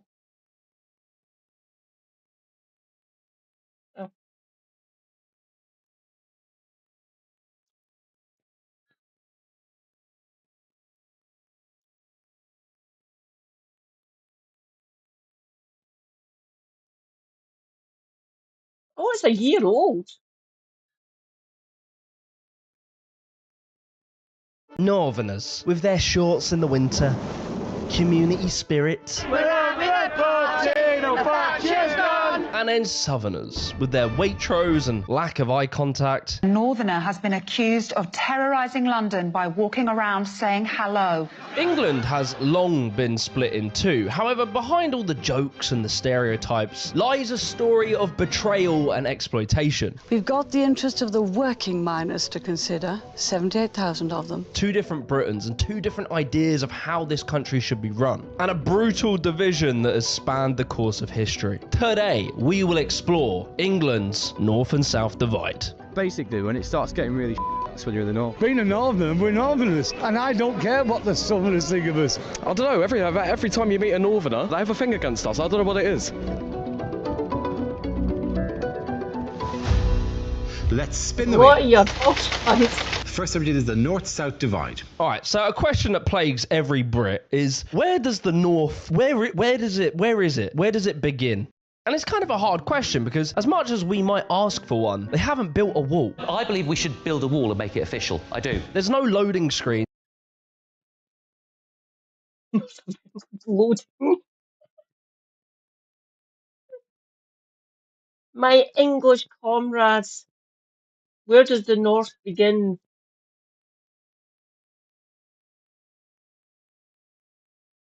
As far as I'm concerned, the South starts the minute we cross the border. Sorry. Joking. Did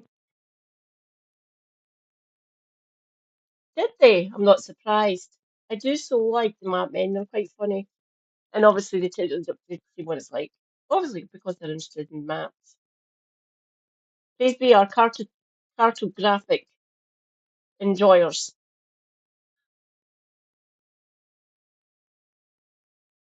I like that map men because they're funny. They're officially called cartographers.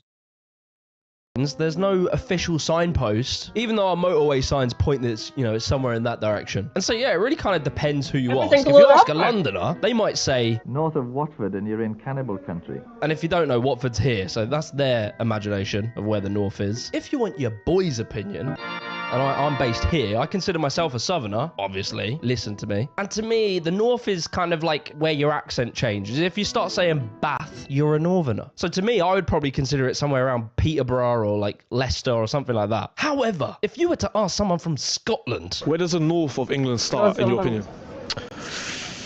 Edinburgh. But lucky for...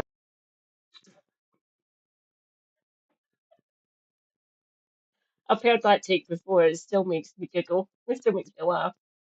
Where does this start, Edinburgh? You've got a point. Don't get me wrong. There's lots of lovely people, lots of comrades in Edinburgh. There's good people in Edinburgh, trust me.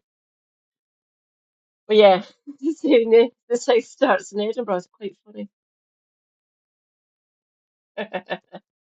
For us, there is a smart boy by the name of Danny Dorling who did some serious academic tings. He plotted the North and South divide as here. So, I guess that's it. Case closed because Danny told us so. Thanks, Danny. Fucking nerd. There are some foreigners that are coming over and taking our jobs, and not even working. They take our jobs if they're not working? Because they do it. They do it. Simple as that. On a very surface level, the obvious difference between the north and the south of the country is accents. Northerners have like a ton of different accents. You got your Manchester accent, Liverpudlian accent, Yorkshire accent, Geordie accent. Proper naughty boys. All with their own little intricacies and differences. In the south, it's much more simple. We have two accents, rich and poor. If we're just going to paint general strokes, it tends to come down to how we pronounce certain vowels.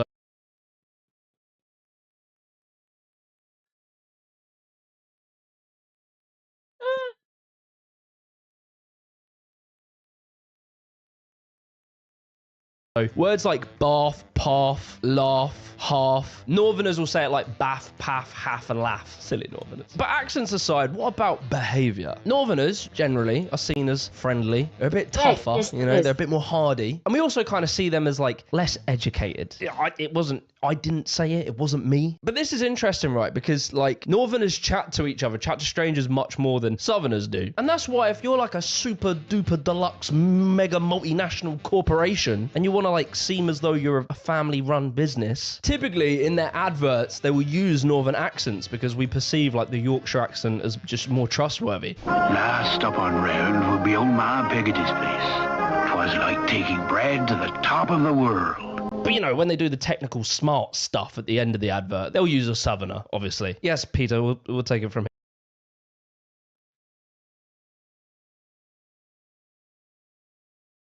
Yeah, we need Reza here. We need Reza. He's the Northeast. He can help with that. Like Dan Grimes, yeah. Obviously there's rich cunts up here as well. The majority of them live in Edinburgh.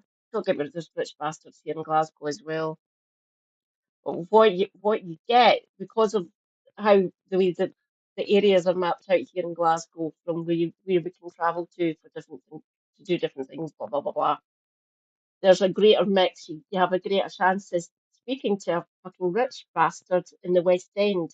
So I was perceived as a long time when I moved into Clydebank as a posh northern lass. Because I spoke clearly and I didn't sound like I was from Clydebank or even Glasgow. Don't get me wrong, I sometimes have a Glaswegian twang at times, but Perth still holds sway over the way I sound. This is how most people from Perth sound, by the way. Don't get me wrong, there's people with thicker accents, even in my own family, who were born and brought up in Perth. But the vast majority of people from Perth and the outlying areas sound like me. No defined accent is called, which is utter bollocks, obviously. I sound completely different from my husband. And I sound completely different from both my sisters, which is weird.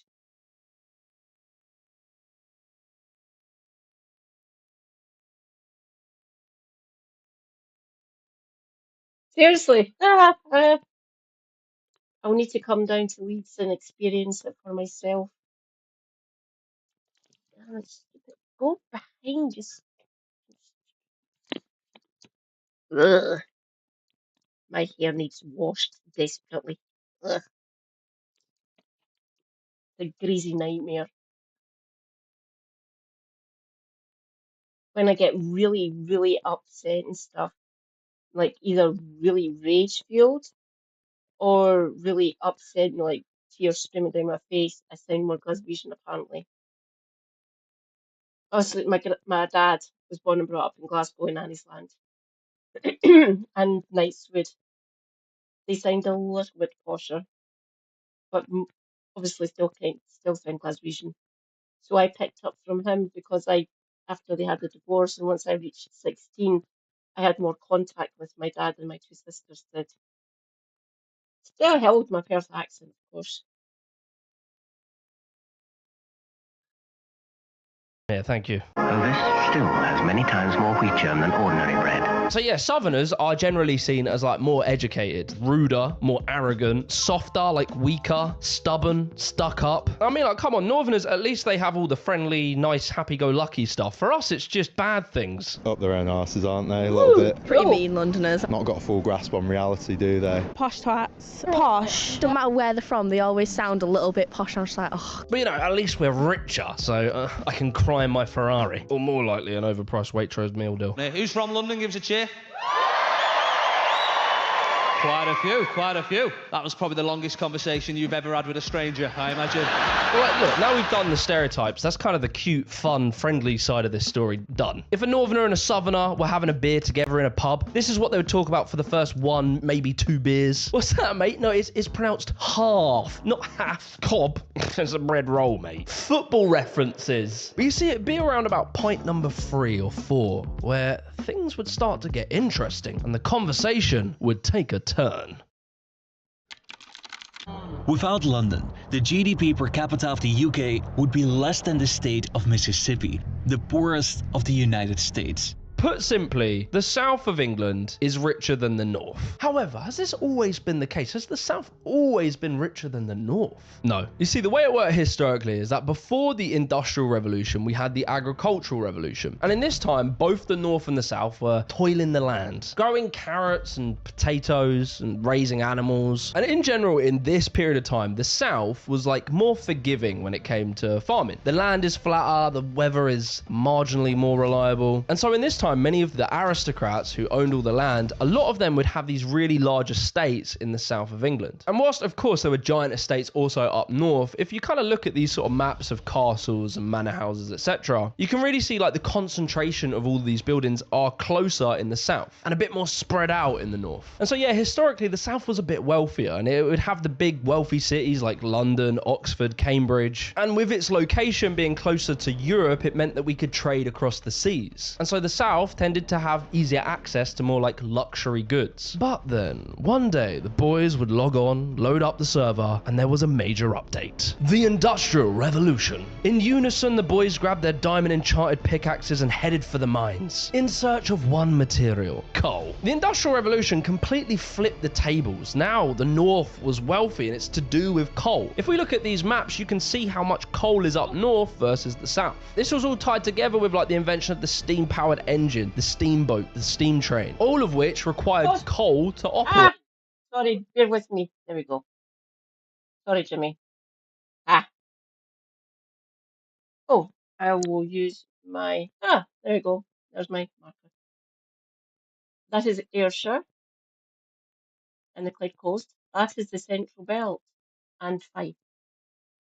The Kingdom of Fife, you know. That is coal. Most of the coal from us it was mined here. We don't go near it. The undermining and the subsistence this caused across the Central Belt is fucking mental. It is still getting fixed to this fucking day. So that is where all our coal from, and the Industrial Revolution obviously happened in this area as well. Massive factories, blah blah blah, Industrial Revolution, brilliant, blah blah blah, all that nonsense. Here's your coal mines. What's yellow? I'm not sure what the yellow means. But look, the majority of the coal mines are up north, if you wish. And obviously in Yorkshire. But this got exploited quite heavily, leading to lots of subsistence and old mine shafts that literally still exist. You're at the yellow! That's where you are. Wow. Hello, John the Breezen. Is there a lot of subsistence in your area? There's a fuck ton up here in Glasgow. And out just outside the city to the north and south of Glasgow, the subsidence is just fucking crazy. It needs fixed. And that there's parts of Fife that they can't build in, obviously, because they wouldn't be able to take the weight of buildings. Not much over closer to the capital, a little bit just outside the city, obviously. But the vast majority of it was around this area, around here where I am, and into Fife. But look at that. Look at the amount of coal mines down in England. Fucking mental. Keep on forgetting there was coal mining in Ireland.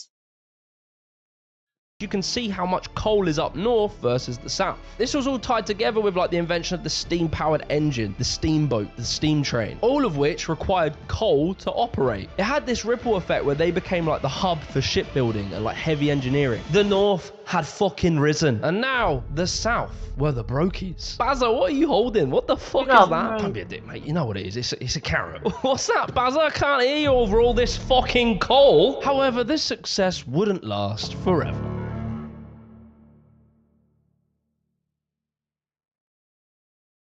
I just want to take 1 minute here, lads, and brag for a second how, you know, these videos, they're pretty smooth, right? They look good. They look polished. But I'm going to be honest, they take a ton of work. Like, a ton of my time is editing. I couldn't make these videos without today's sponsor, Storyblocks. I've been using Storyblocks long before they reached out to me, so that's why I'm really happy to be able to advertise them to you today. But Storyblocks offers unlimited downloads of a wide range of super high quality videos, music, sound effects, templates, animations, and genuinely, they have saved me hours hours when it comes to editing. Like things, especially when it comes to animations. In the past, I used to have to bang out a YouTube tutorial if I wanted to learn how to do a tiny little animation. Now I just have templates. And the beauty is that it has a plugin that can directly be used in your editing software. I use Premiere Pro, but it works with many others. And what's really important to remember is it's all 100% royalty free. So keeping you legally in the...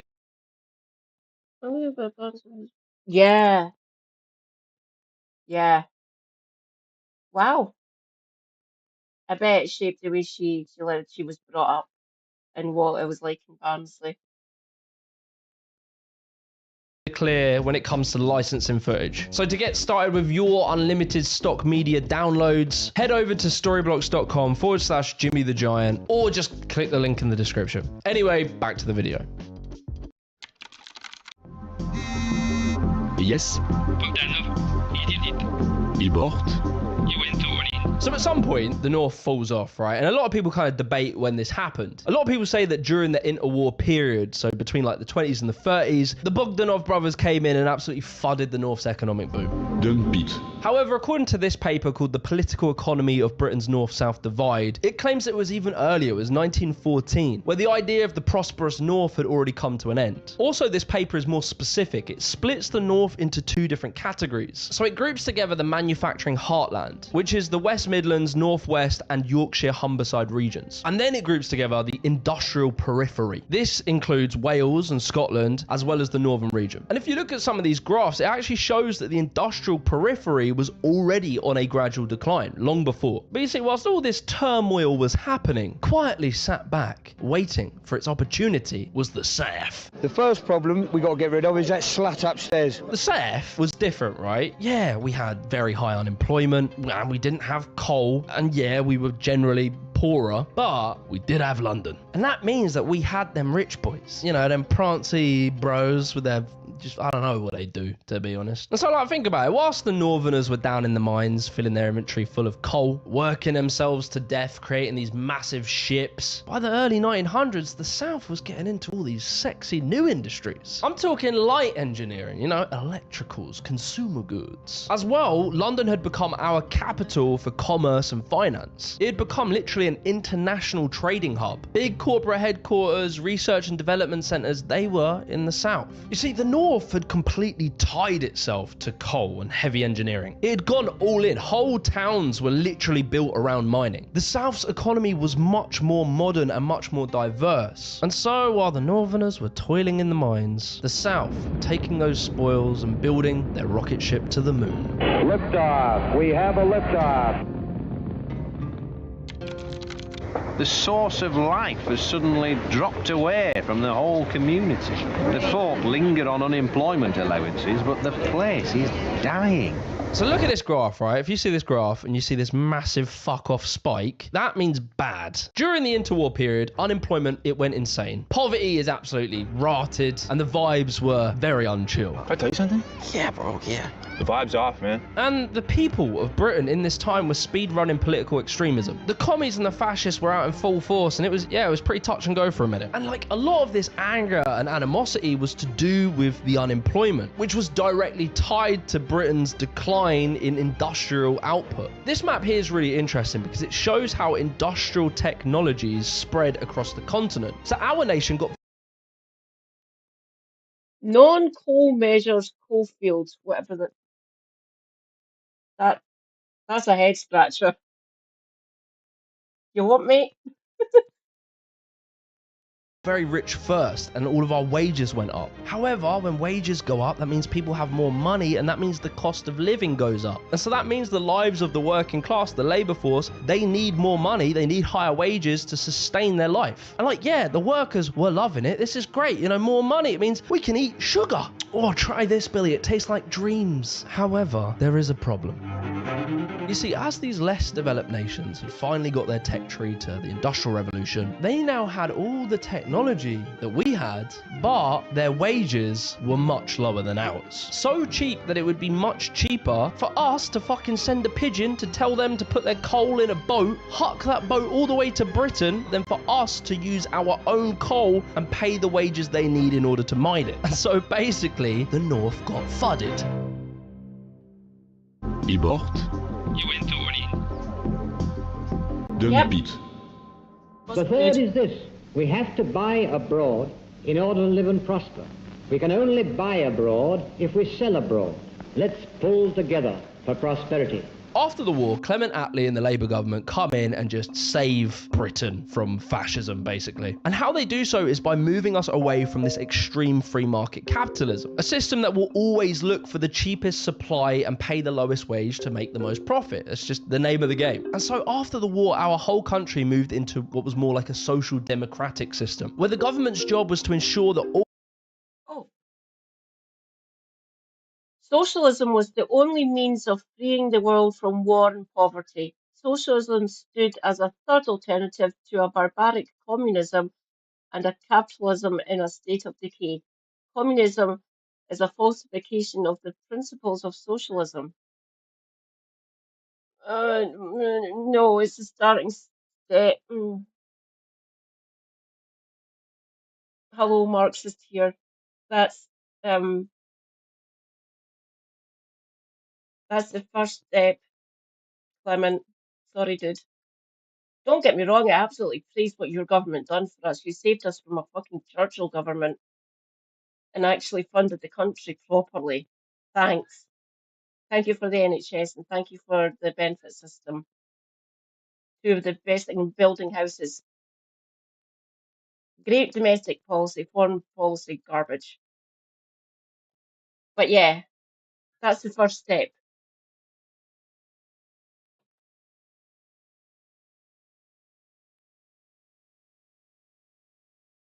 And we got it.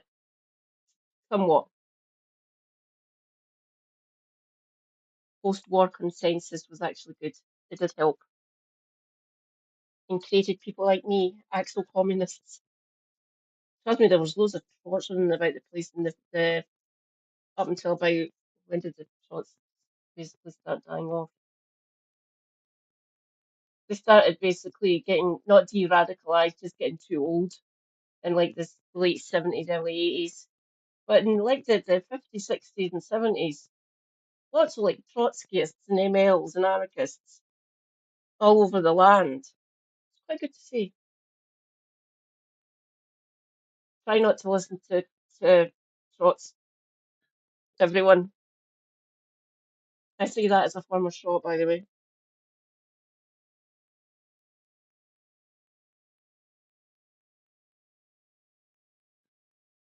Oh, smaller, more isolated seems okay. Thank you, John. Thank you for doing the research for me. Mwah. Much appreciated. Socialism is the first step, Clement. All right. Country moved into what was more like a social democratic system, where the government's job was to ensure that all people were employed and paid a living wage. And so they would do this by nationalizing industries such as mining and manufacturing. And to prop this up, they would impose things like tariffs and subsidies. These were protectionist policies to make sure that foreign imported goods didn't outcompete our own goods. And so these policies, whilst they were not economically efficient, they would stave off unemployment, poverty, and also reduce inequality. And the hope was that the people of Britain wouldn't elect a Hitler or a Britler, if that's better for you. And these policies, these were radical policies, and they worked. The UK economy boomed, Britain as a whole gets massive investment, and inequality shrinks. And like, yeah, maybe the South was doing a little bit better than the North, was getting a bit more investment, but the thing is, everyone was winning in general, and we were kind of chill with it. And then some absolute fuck shit happens. Well, I can't see any future, really, not for the children. There we go. There's just no future in it for any of us. There are nearly 2 million houses officially unfit for human habitation. Nearly a quarter of our homes are without either an inside lavatory, fixed bath, or hot water. Mate, the 70s was an absolute mess. This is where it really took a turn, right? It went from, it's Bath, you stupid northerner. No, now it was, you people literally destroyed this country, you have ruined us, and we hate you now. Now, this is where we have to remember, right, that the North and the South, their economies were based on two very different things. These northern industries started to be considered what is known as lame duck industries. It's the duck that, you know, has a good heart, he cracks some funny jokes from behind, but the problem is his wing's a bit gammy, and he's kind of slowing down the whole pack. And we can handle that when, you know, when the going's good and we're growing, but what if everything all went wrong at the exact same time? In the last 2 years, Britain has suffered one of the highest inflation rates in Europe. And so the miners' strike continues. And while it continues, coal supplies begin to decline. Traffic in the cities was down by about 10%, and those looking for petrol were reminded that there was no point in queuing. With little immediate prospect of industrial growth, those without work now account for 6% of the total labour force. All were aware that Britain was in its worst economic crisis for more than 40 years. We shall have a harder Christmas than we have known since the war. The leadership of the NUM has said uneconomic pits must stay open. That is absurd. And so throughout the 70s, really, the North goes to war politically with the South. The trade unions are fighting the government for better pay for the miners. And the government doesn't have the money and or the want to pay them more. But like, the miners are there and had the money, they didn't have still the need want. to eat food. Holding the country to ransom, they're not. They just want a fair day's wage for a fair day's work. Now look, you can obviously tell I'm probably more sympathetic to the North, but the North, they weren't angels. In response to the Southerners and all the stereotypes they gave of Northerners, they would say we're all selfish, stuck up, arrogant, and that we care for nothing other than ourselves, which, yeah, it's true, but, you know, you can't say that. You shut your mouth when you're talking to me. However, you have to remember the South really hold the power in this country. The South always gets the most investment. Westminster is located in London. And all the newspapers that were fueling this sort of war, for a long time, most of them were literally located on one street called Fleet Street. And over time, this growing rift between the middle classes of the South and the working classes of the North become increasingly hostile toward each other. Have you noticeably cut down the standard of living that you have? Yes, definitely. Have you had to actually cut back on anything? Well, no, I haven't. Prices have increased, and have increased by, 20%. Easy. How much does it worry you? Well, it doesn't really worry me, that much. As a sort of perception was increasingly pushed that the miners were being selfish and asking for too much. But this was further fuel, this was further divisive rhetoric that was splitting the country down this sort of north-south divide, leading to Thatcher shutting the mines. We want a very prosperous coal industry, but you can't do it by failing to invest in the new and by clinging to the old. People's got no jobs, they're starving, children starving. It used to be a thriving community and she just totally killed it all. Overnight, this just gutted the North. This was their communities, their history, their entire economy and soul was built around being these mining communities. And this attitude, like the cruelty of this decision, irreversibly changed British cultural values. Previously, we saw ourselves as one nation, working together, looking out for our weakest and banding together to make our country better for everyone here. But now we were divided, and you can see it in like the voting patterns of the North and the South. The North typically were more working class and they voted for Labour, and many of them were members of trade unions. These groups pushed for more workers' rights and believed in more government ownership and more social democratic policies. However, the South mainly voted Conservative. She waged war on my country. I hate her. I hope you're burning. Haha. She used us as guinea pigs for lots of her fucking policies before they got implemented nationwide. We will, Glasgow, seriously, we will never vote in a Tory. For obvious reasons. You can blame her and you can blame a couple of other prime ministers as well. And don't get me wrong, we're not in that. We did have problems with Labour as well being in government. But she basically destroyed the North. Scotland and the north of England. She just fucking decimated us. Destroyed our heavy engineering. Didn't fund alternatives for coal mining for anyone. Lots of what's happening today, this very day, can be blamed on her. And Starmer basically saying that he's a Thatcherite. Okay, fine. We won't vote for you. Get wrecked. I hope your Scottish Labour Party get utterly destroyed next year. I really do. I do not want Anna Sarwar, who is a fucking puppet, as my First Minister. I will be campaigning and canvassing on that fact alone. Please, please do not vote for them. I do not want them in power at Holyrood. Bad enough that we're mostly considered a vassal to Westminster. I don't want it complete. Ugh.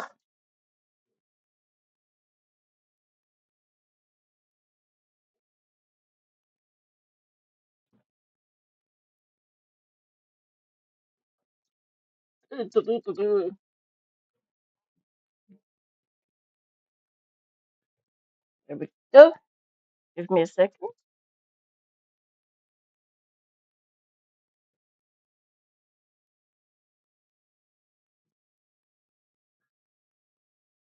Ah, much better.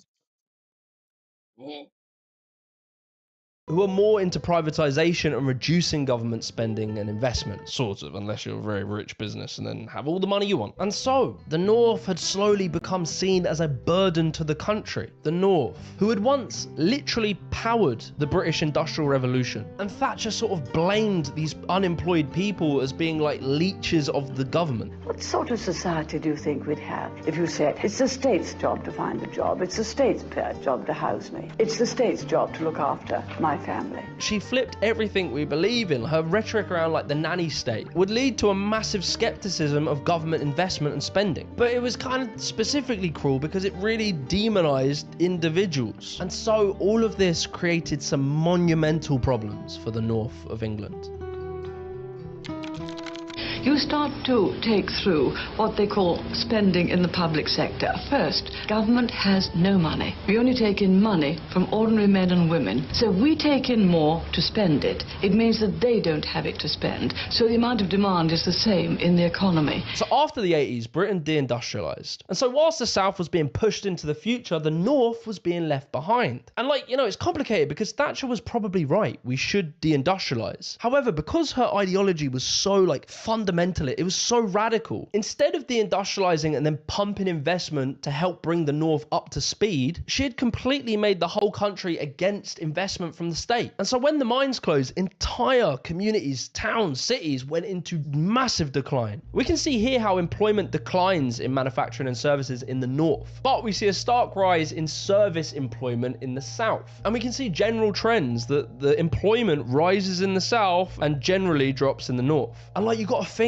what effect this does have to the North, like the ripple effects, right? So say you're a Northerner and you were quite affluent and you were quite educated, and all of a sudden the North has just died. Many of those people are going to look at the South and see how prosperous it is and move there. I mean, the only reason people lived in these villages was because there was a mine there. And when they did take the mine away, we were left with a state of anomie where there was no point to be there. The report paints a picture of lives marred by family fragility, stagnant wages, poor housing, chronic ill health and crime. The most disadvantaged in Britain are no better off than they were 15 years ago at the time of the financial crash. There is no sign that help is on the way. And mate, like from here, it literally just gets worse and worse. You can look at economic output, productivity growth, real wages, and also housing prices, transport connectivity, R&D spending, investment. Bruv, it ain't looking good. Poverty rates are 5 percentage points higher in the North than the rest of England. Job growth since 2004 has been less than 1% in the North. Compare that to 12% in London, the South East, and the South West. There was a report in 2016 that said that 310,000 graduates from up north had moved down south. And when they survey young people these days, they say that nearly half, 44%, of 16 to 21-year-olds in the north expect to move from their area for better job opportunities. And basically, only 15% of those who plan to move have any plans of staying anywhere up north. So most are going to go south. They have generally worse health, and it's believed that 30% of the north and south's productivity gap is actually due to lower health in the north. They've done the maths, right, and they've worked out that if we just improve the North's health, it would literally add 13.2 billion to the UK GDP. And on top of all that, right, if it ain't bad enough, they die younger than Southerners. They have a lower life expectancy. Northern kids are also more likely to be in lower income families and having to claim free school meals versus the South. And there's a lot of evidence to say that this poverty, like this deprivation, results in kids coming out of school with lower grades. Children in London and the South East are 57% more likely to go to university than in the North. So this is going to affect their futures, their job prospects. Your future is just better off if you live in London. The UK is unusual in that while other developed countries saw regional inequality stay stable in the last 40 years, it's actually increased since the 1970s in the UK. So with all of this in mind, you have to remember, these are the consequences of decisions made by politicians. So it would be really handy if we had something to compare against, you know, like a state that was split into two, one poorer than the other. Germany, 4 years after the end of the Second World War, balanced between devastation and new beginnings, and of course facing some dramatic changes. East Germany was in the Soviet Union up until the 90s. It literally had a wall. You couldn't come in and out. They were in desperate poverty. But then...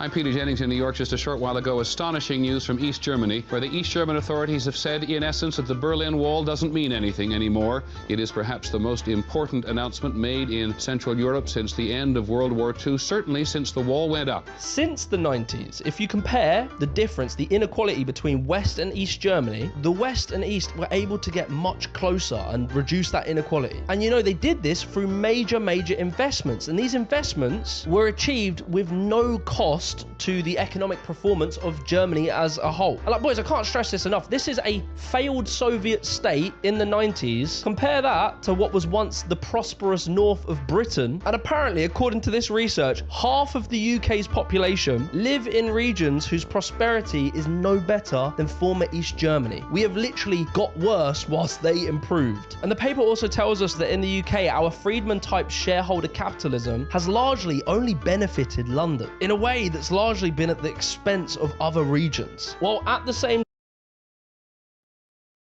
Right. Christ.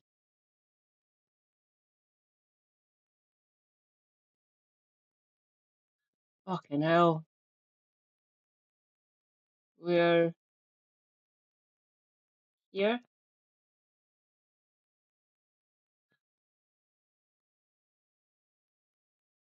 1.6, or looks like 1.6. So 5 to, you know why that is? When was this done? About a decade ago. You know why that is? Oil, North Sea oil. And we still had some manufacturing here in Glasgow, in the west and in the central belt and parts of Fife. Plus a lot of the defence contractors are based here in Glasgow as well. So we've still got that kind of engineering and shipbuilding. We've still got some shipbuilding up here. In Fife, designed here and also built on the Clyde. Clyde built was celebrated, rightly so. Basically, most of the ships for the Royal Navy were back in the day were built here.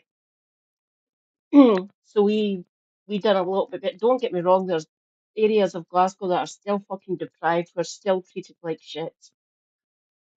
We need more capital investment into Glasgow. But look at that, look at the divide. Basically the southeast. All the forgotten areas across the north and in here, up here in Scotland. Where's Scotland?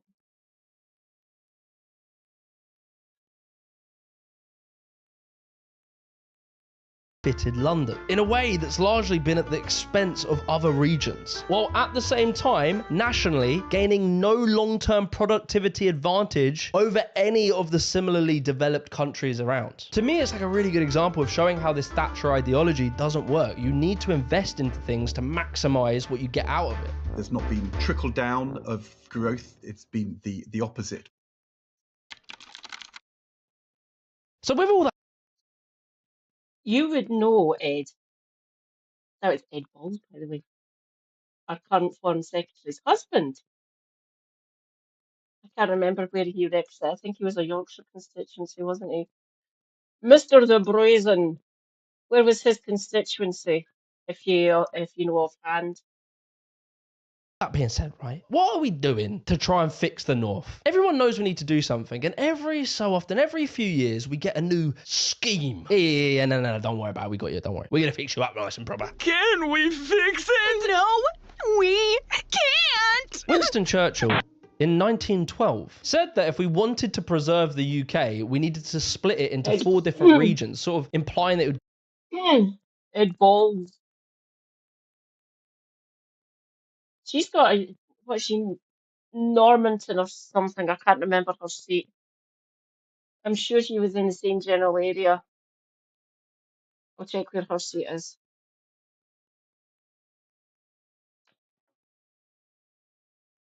I was going to say the politician that can't fucking dance, but Wide-Woody's been on as well.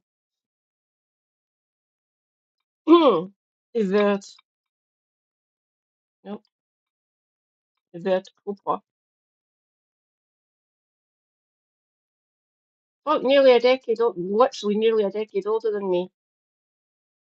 I don't like it when I find out if a politician's birthday's near mine. Ugh. Morley! Oh, Pontefract, Castleford, and Nottingley. Where be that? Ah, West Yorkshire. Oh, did that get binned? Is that one gone now?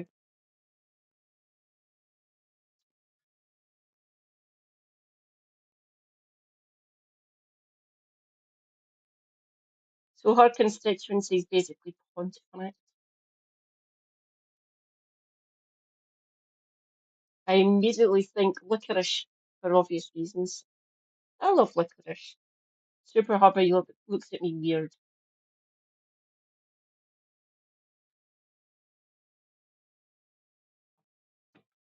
Pontefract. Lovely. They changed boundaries, will you? Oh, they changed it and it made it more winnable for the scum. Brilliant. Sometimes the boundary commission do fuck up, obviously. And obviously demographics change and everything. People do move out of and into areas all the time.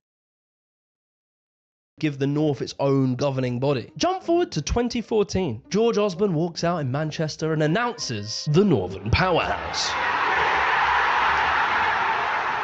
You know, they had all these big ideas. They were going to pump a load of money, do loads of stuff, bring all the money, do investment, woo! And like, some of it happened, sort of. But the key things, like the National Powerhouse Rail, that has been promised forever. Because all these major northern cities have terrible connections between them and is costing us money. We could be making more money if we fixed it, but that never got built. But this is what I'm saying, so it's just a buzzword. It is all mouth. They've been saying the same thing. I mean, I'm 58 now. They've been saying the same guff since I was 18 and first got politically aware. So time goes past after this big promise and the North get pissed off. A good chunk of them voted Brexit and it seems to be mainly as like a fuck you to Westminster. They thought it was like a we got ya. Turns out the North is most likely to be most negatively affected by Brexit, but at least they got them, right? After a while, the government then reskinned the idea.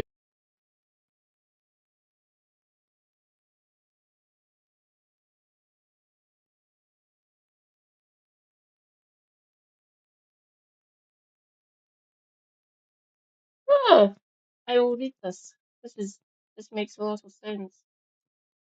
It was a strange seat. I campaigned in Morley and Outwood. Hope you didn't get too knackered, John. The Wakefield side was very middle class and pro-Labour, and the Leeds side was very working class and had turned away from Labour. What a surprise!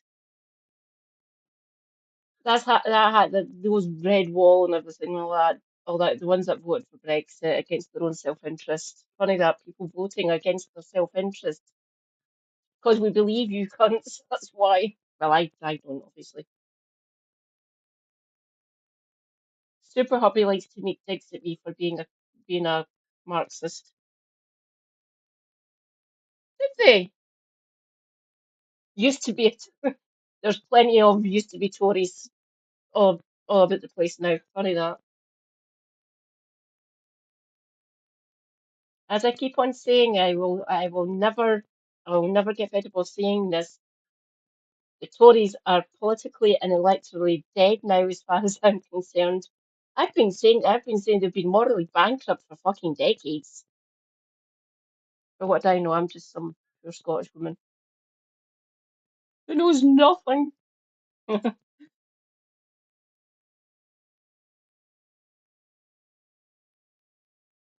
for her. Their policies did suck. It'll be fun covering the Tory party conference. Get to see what lunatics or what lunatic things they say. Obviously, Chris Philpin and Robert Jenrick still exist. Plus, we've got Mel Stride and fucking Laura Trott and everything. Might even see Gove speak.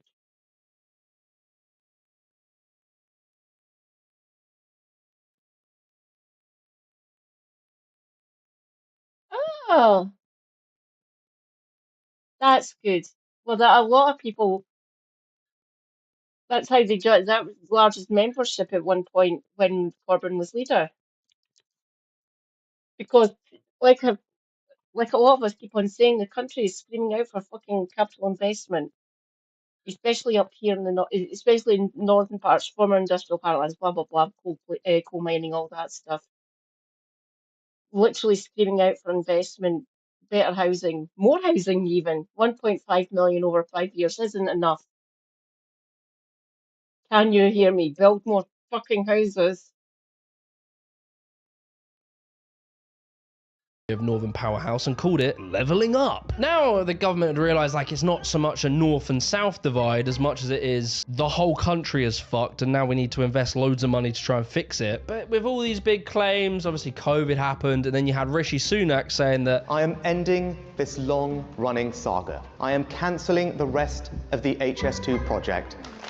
But obviously not the southern leg, we'll be keeping that. This was like the high-speed rail that would have probably been quite beneficial to the north, but again, it just, for some reason, it didn't happen. The facts have changed, and the right thing to do when the facts change is to have the courage to change direction. Look man, I could just keep going, it really doesn't stop, but we've focused all of our energy on the profitable sides of Britain and just left everywhere else, particularly the north, just go into decline. And that can only really work for so long until the strain that puts on the richer parts of the country starts adding up and those costs go up and up. All the while we just become less and less productive as a nation. And it just seems obvious to me, like if you want to keep a fire burning, you need to put some logs in there from time to time. We've had decades of lack of investment, and then Britain has always been guilty of short-termism. So it's always been like spiffs, you know what I mean? Yeah. So rather than planning ahead, we've always been, how can we make money quick?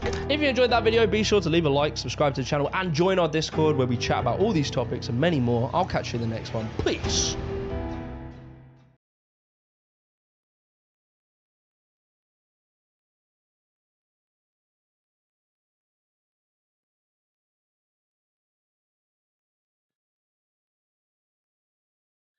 Hmm.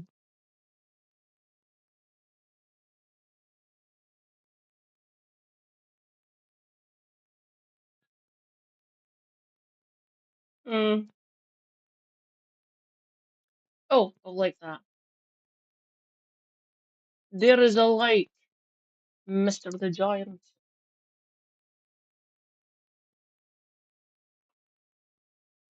Let's go to the news bit, see if there's anything we can cover there. Yeah, go home.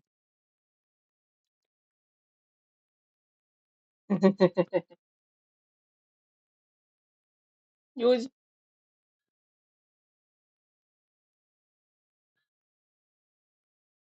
Oh, TLDR. Not you as well. No, we had.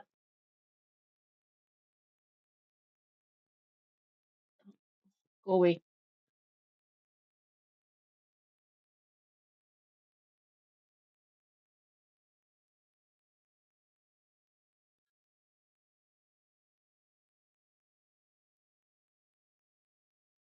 Um,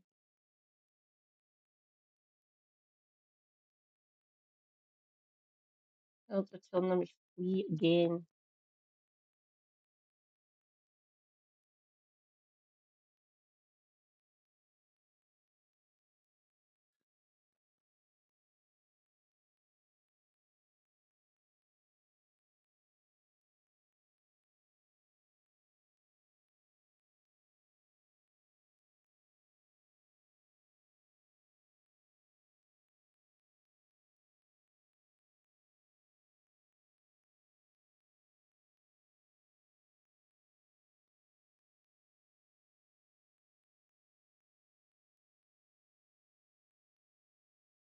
Oh, go away. I'm not listening to you for an hour. Fuck off.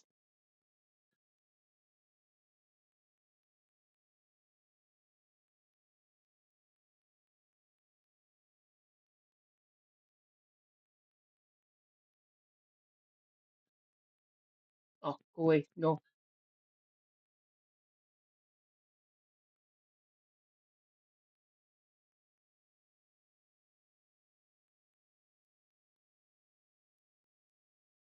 Oh, yeah. I was going to check your show, wasn't I?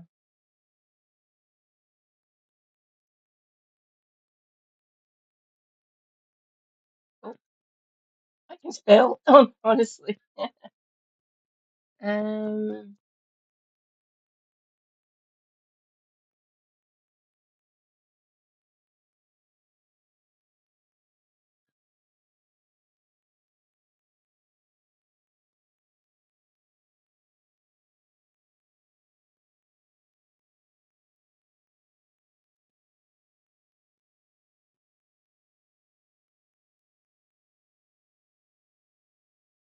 ooh, socialist telly.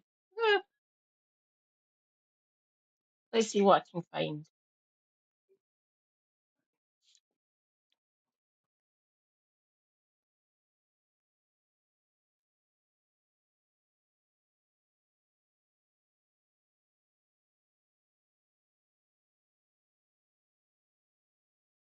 Curtis.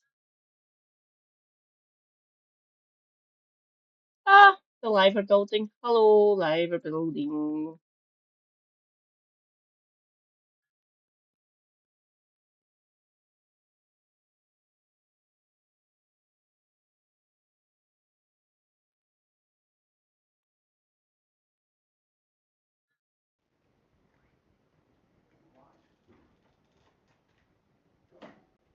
Oh, Hello!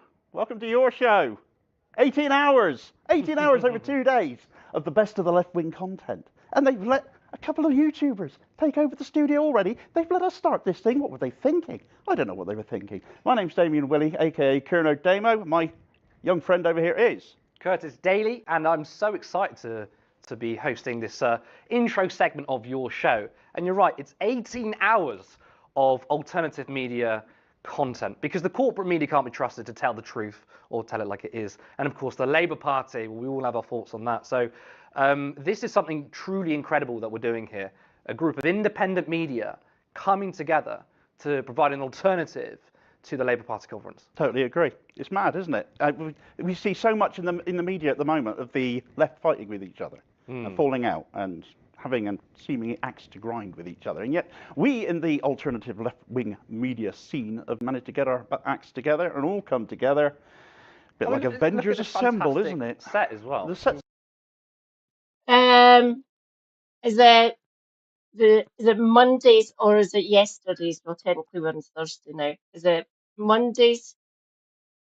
Put it in, you look through, or is it Mondays? Is it this one? Do you know where it is? If you can pinpoint me to it, yeah, I'd want to listen to that, see that. If you can help roughly with a timestamp, we can go to it and we can listen. Was it yesterday's? I'll check yesterday's.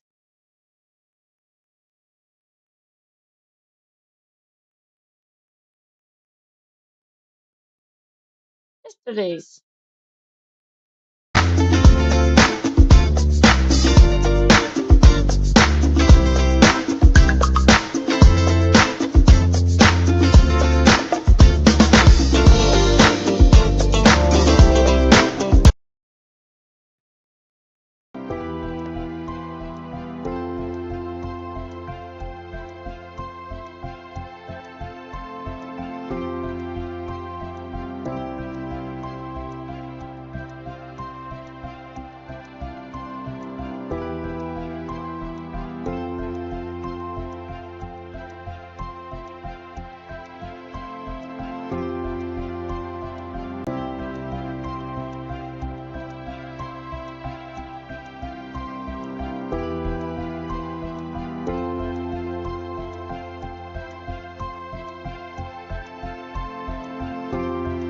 Thank you, John. Thank you, John.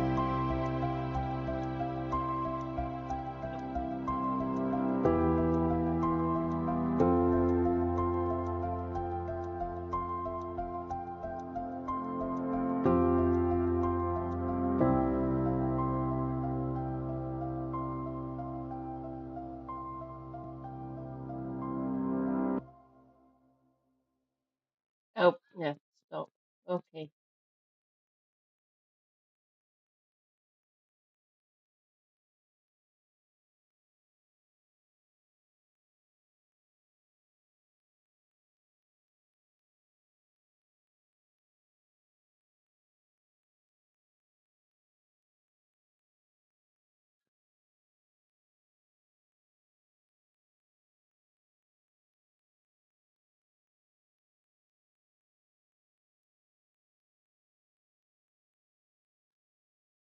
Huh.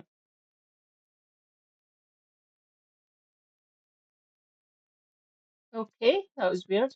Let's go back in. It's odd.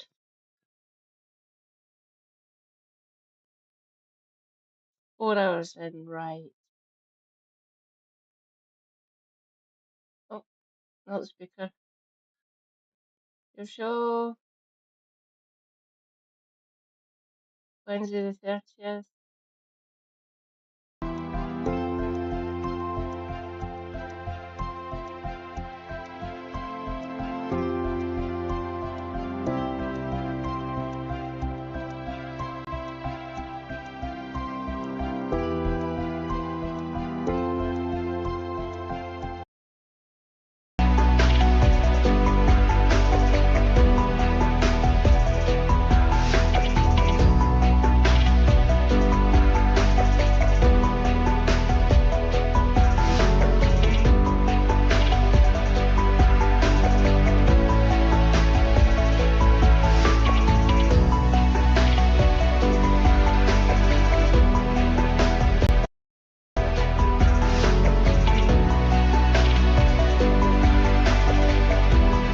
Ah, there we go. We joined the last party. Thank you for your help, John. This should be good.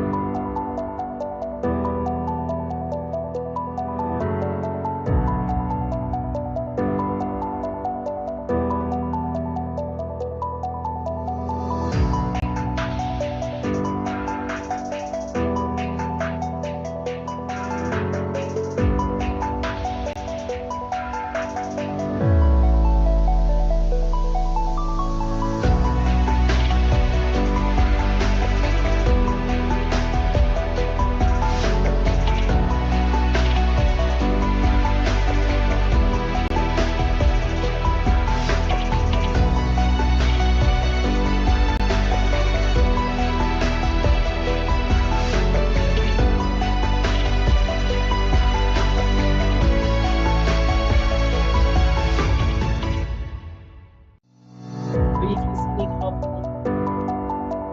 Hello, hello.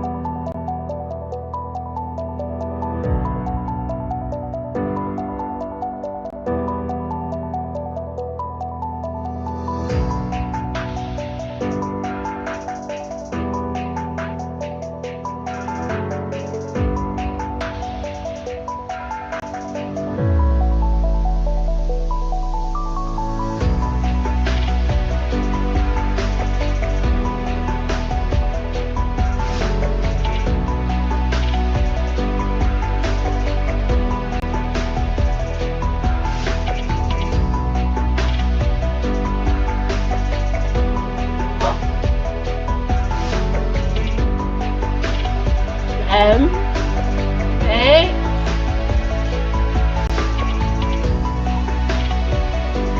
Hi. Our guy.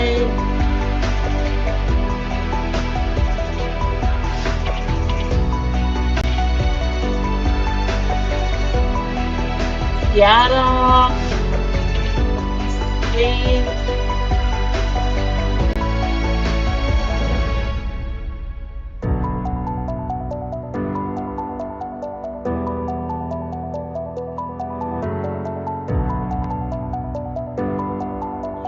Yay.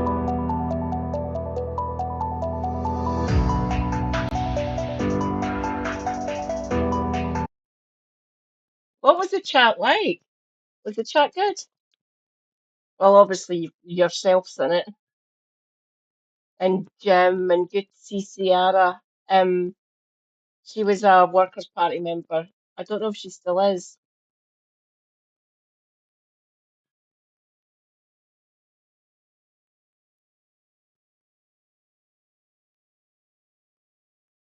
Oh yeah, I know who Tina is.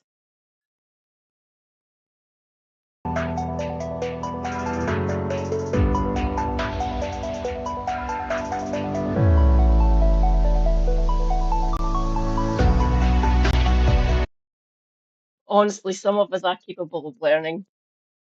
Did he? Well, yeah, that Damo is quite good. It's a force of nature in some instances. I would love to meet Damo. I would absolutely love, I'd love to meet all of you actually. It'd be brilliant. See if I can tempt you up here.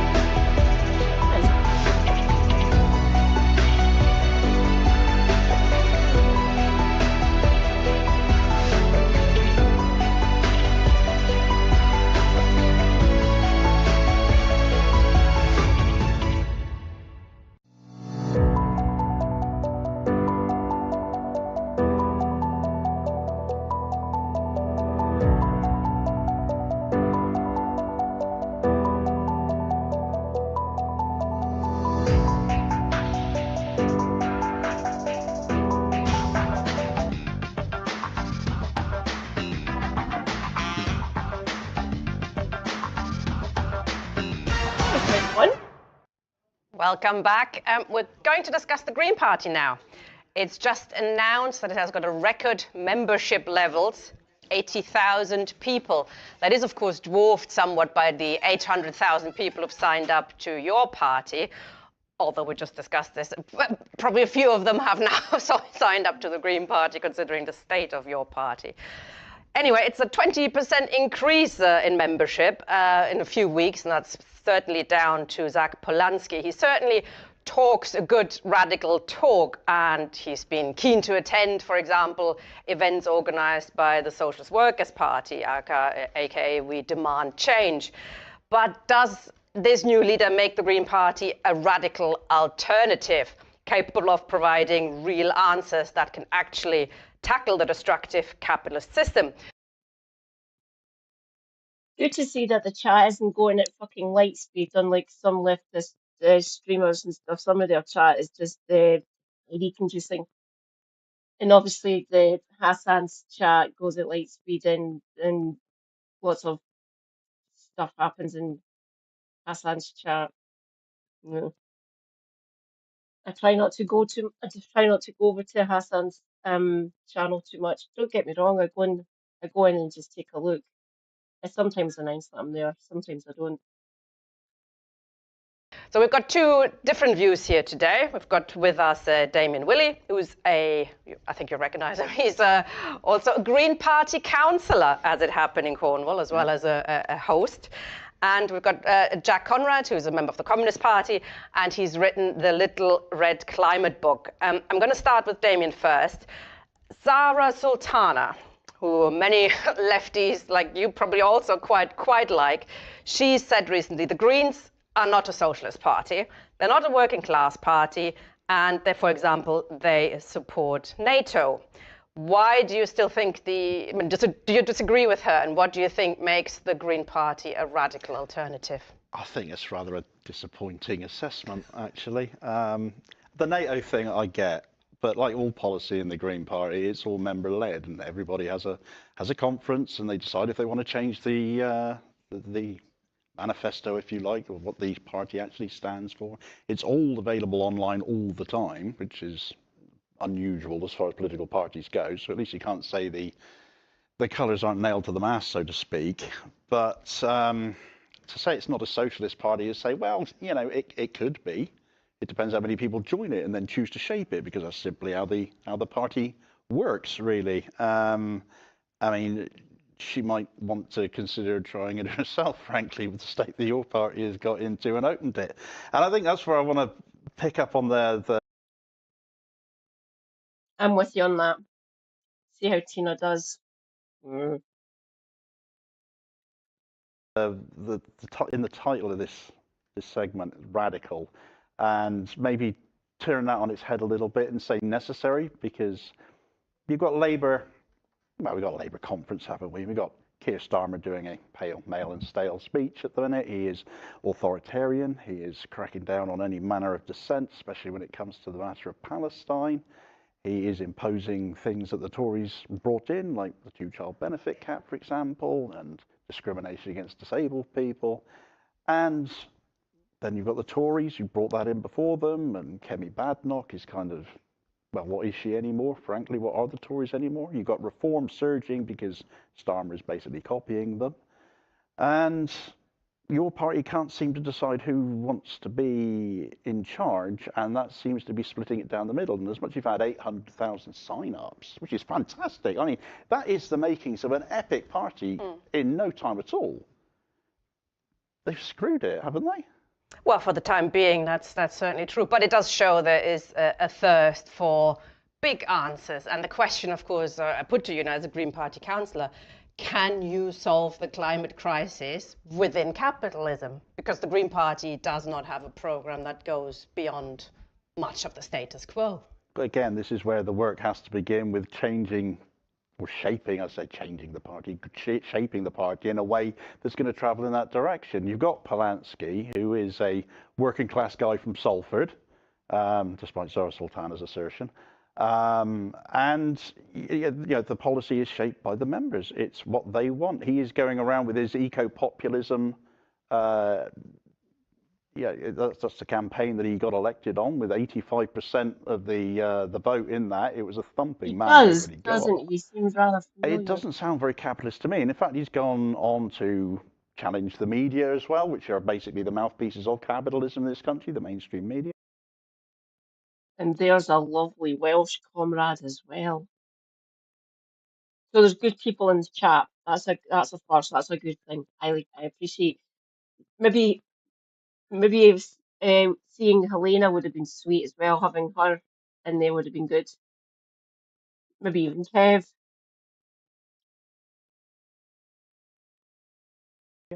He has started his own podcast, and he's had brilliant alternative voices to the way things could be done. For example, Gary Stevenson, Gary's Economics, just this week, who is, you know, a very, very wealthy guy, former city trader, but recognizes the problems with the economy in this country today. That's not the sign of somebody who is planning on taking capitalism forward within the Green Party. That's someone who's marking his ground, shifting. Now, obviously, it's early days with the guy. He's caused a lot of I loved her name, Jordan. They're brilliant. Jordan, if you can hear me. Hello. excitement. A lot of people have joined. But he very much still has to prove himself. I'm not going to deny that at all. I'm going to bring Jack in now. Zach Polanski has said in a recent interview, do we shout we're a socialist party? That's sort of along the lines of what Damon just said. No, we don't shout that we're a socialist party because most people don't know what that means. We're talking about lowering bills, having a tax on millionaires, etc., etc. These are all socialist policies. So socialism through the back door. Are you convinced that's clever politics? Well, in a word, I'm afraid no.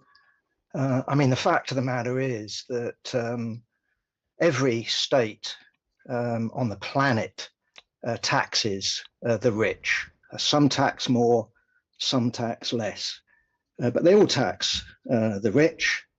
The real question is, from our point of view, is the fact that we live in a class society, and that is what we need to end. So yeah, taxing the rich, promoting, I don't know, effectively the interests of the petty bourgeoisie, that isn't socialism. So yeah, the answer is no, I don't recognise that. As to the membership shaping it, of course, that's true. But if you go in with Damien's view of what socialism is, it's not recognisably socialist, at least as far as I'm concerned. So to me, socialism is the rule of the working class, the abolition. There is people within both the Scottish Greens and the Green Party of England and Wales, so GPU, who are out and out socialists. Well, I'm a Marxist, I'm a little bit more left wing, but I'm an eco-socialist. There's a lot more eco-socialists in the Scottish Greens, so we can see we're overtly more left wing. Don't get me wrong, I'd want Zach to maybe adopt some of our policies or move to the left more. Obviously, Marxist. There's more socialists up in our party, I believe. Just slightly more. Obviously, Helena, out and out socialist. And Kev now, yay! So there's two confirmed socialists in the Green Party members. So that's a good thing, and we can grow from there because there's lots of disaffected people across the land due to due to right wingers essentially now because they aren't Labour, not Labour anymore. Socialism is actually starting to pick up speed again. My God, that saying from Lenin is actually coming true again. Of wage labour and a transition to a communist society based on production for need, that might take a while. Not production for the sake of profit, and whether that's the profit of a small shopkeeper, a small brewer, self-employed builder. No, we want to get rid of capitalism, lock, stock, and barrel. Damon, I mean, what does your vision of socialism is it different? And if it's not actually different, why not fight openly for what you think is needed? If we need to get rid of capitalism, shouldn't we actually say so? I mean, I think probably yes. Probably yes, we should say we need to get rid of capitalism. Would I go to the extent that Jack has stated how he views socialism? Possibly not. I think personally socialism is all about making sure the needs of the many are met, and the needs it should be.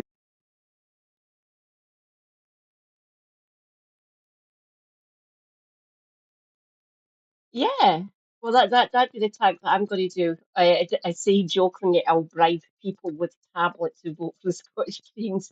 I won't, obviously, I won't. Just kidding. But showing our policy perspective is obviously if we've got more socialist policies in place. We obviously will be discussing that, going to chapter meetings and things like that, if the health allowing, of course. I can join online, of course. I can join through Zoom, which is good. So I can be there and say my bit and shape policy going towards Holyrood. Good. Obviously, I'd more obviously socialist. I'd be promoting for more either co-op or worker owned, better funding for the NHS, blah blah blah, all the usual stuff. Obviously, recognising the humanity in disabled people. That might be nice. Actually, getting recognised as a human being. After 14 years of fucking scumfuckery from the Tories and now Labour basically doing the same. And that ghoul being in charge now, I am terrified.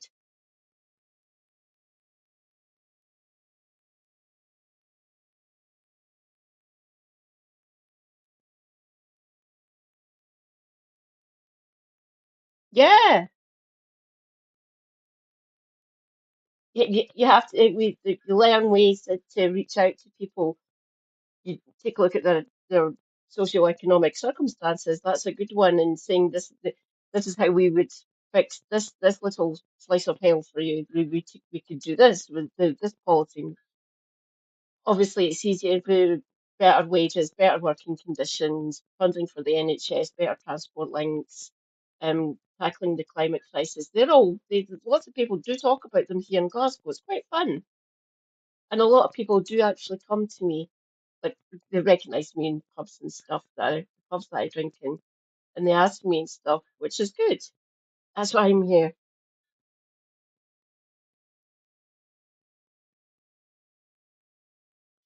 Correct.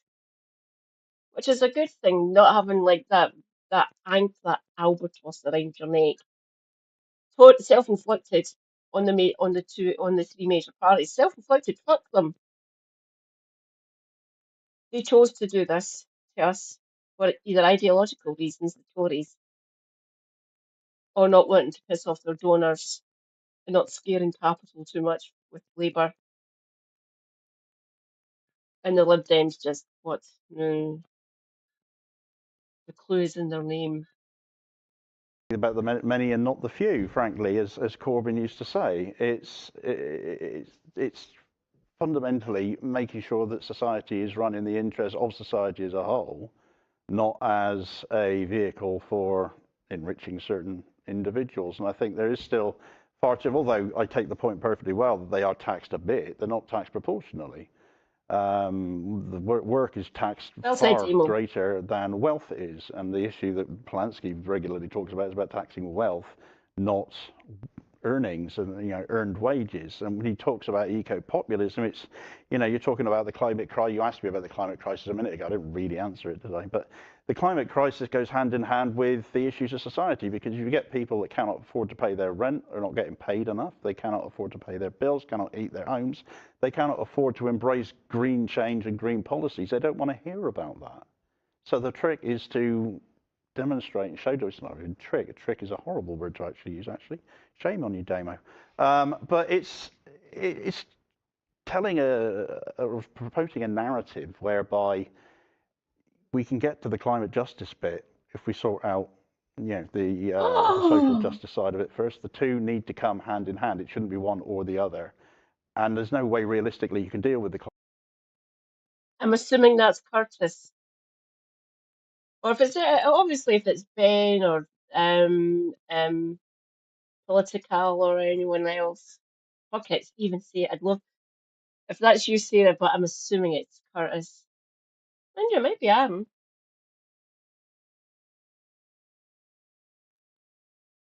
Oh, Lewis. Sorry, Lewis. Adam's his surname. Climate crisis without dealing with social justice first. So I think inherently my view of socialism is about fairness, first and foremost. You sound like Jeremy Corbyn. Socialism is about fairness. It's just not the right colour yet. Jack, is socialism about fairness? Well, no. I don't think it is about fairness, actually. I actually think it's about need. And I think that's a different concept, Damien. To me, people are unequal. They have different needs. And so therefore, yeah, people who've got greater needs need either more staff or more help. My principle isn't fairness, it's need. And, just to backtrack a little, if I can, I recognize Polanski is fantastic. What a victory. 85%, didn't you say, voting for him? But my take on this is to hell with leaders. Do we need a Bonapartist figure in the Green Party? Well, that's up to the Green Party. But the last thing we actually need in your party is to reproduce those sort of politics of the leader. Now, whether the leader's the king or whether the leader is the empress, it's the monarchical system. It's the Bonapartist system of leaders that we need to get rid of. So I readily appreciate. Yes, Jordan. Ever the best individual. I love all of you. You are amazing. I'm so glad I've got you here. It's brilliant. Being able to reach out to people is amazing. I love it. Yeah, they do seem a few minutes behind. Maybe 2 or maybe 3 minutes behind. That the Green Party, compared, for example, with the Labour Party, who knows about your party, is a model of democracy, but it's still not my model of democracy. I just don't like this stuff of, Zach says this, Zach says that. It should be the membership, that aren't following some sort of acclaimed leader. So, I think we've got a different approach to politics. Can I just come back on that? I think it's I love the way actually you. It's the way I've got it set up. So the more recent comments are a little bit lower down.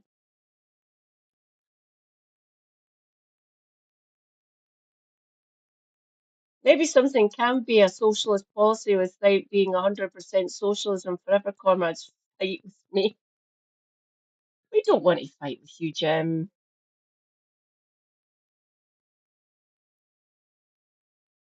I get what you're saying, though.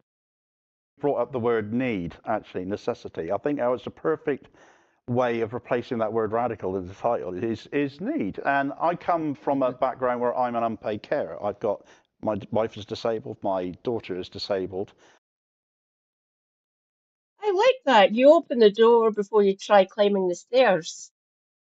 Well said, Jordan. Well said. This guy's living in the 1960s. I'm assuming Vixen Fire is talking about Jack. Mind you, in some way, so's Tina. I met her in not Galloway's one specifically, but the Workers' Party one during the pandemic. So a few years ago now, I met her. I was talking to her in that chat for basically the Workers' Party. Maybe it was just before. No, it was during the pandemic because we were stuck in the house essentially.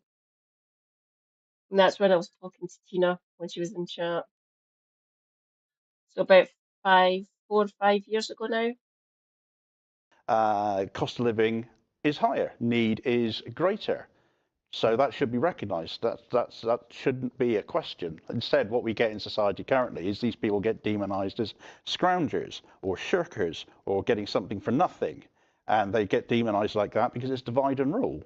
And we need unity, certainly. And I think you and I, Jack, would agree very much with that need for unity. You want a members-led society, so to speak, without a leader. I still think you need direction. It's not so much what Zach says this and Zach says that. Zach's been here busy leader for 5 minutes at the end of the day. It is member-led, and but we have that conference, the motions and resolutions as political parties tend to have of all shapes and sizes. These things get decided there, and it becomes policy. And it's not a matter of debate. It's not a case of being, I don't know, like we saw at Labour conference. We've seen the grand consensus being to recognise that Israel is committing genocide in Gaza. And I think everybody here, certainly, and I think a great deal of people at home will have been thinking about that and looking at that and thinking, well, Labour's going to ignore that one, aren't they? That's not democracy. That's not a democratic process. We've seen Labour do that with other things in the past before, of course. Just on that, I mean, the membership of the Green Party recently recommitted the party to be pro-NATO. That's a sort of recent decision. I know Polanski is against that, but it's also there's clearly a pro-Ukraine stand of the Labour Party, of the Green Party. Do you? Oh, sorry to expose her to you again, John. Oh Christ, there's a name, Landsman.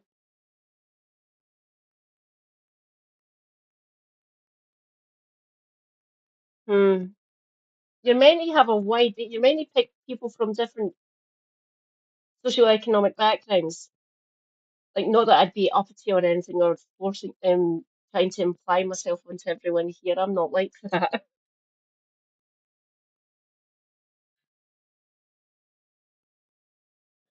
Oh God. I don't know how these two would feel about me calling it, well, I am a Marxist. Fuck it. A lot of people on the left still do this purity testing thing, and we really shouldn't be doing that.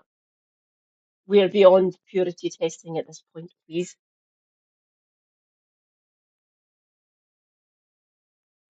Yeah.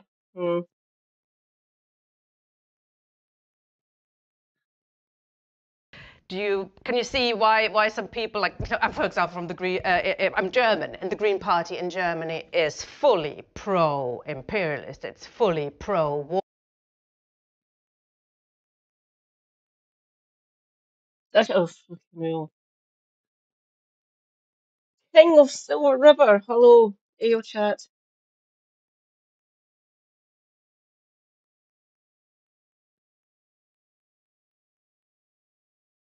Oh,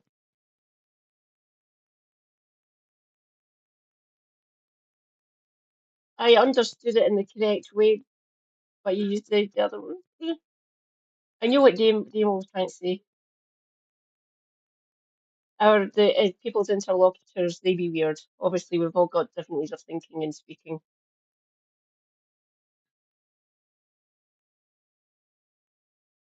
Ah, if she is, it would have shaped her quite radically. I've met a few people from East Germany who moved over here after the wall fell. Said there was good things that were happening in East Germany. It was just not run that great. I get that. I understand that. Obviously, I'm not old enough, and obviously didn't live in East Germany. But I get their lived experience. They're all older than me, obviously. The people I always talk to that moved here for one of them engineering reasons actually is the civil engineer. He helped designing do bridges and roads and stuff. Man was cool. I miss him. And he was a classic ML. And a lot of other ones they class themselves as like quite left-leaning socialists. So an ML then, Marxist.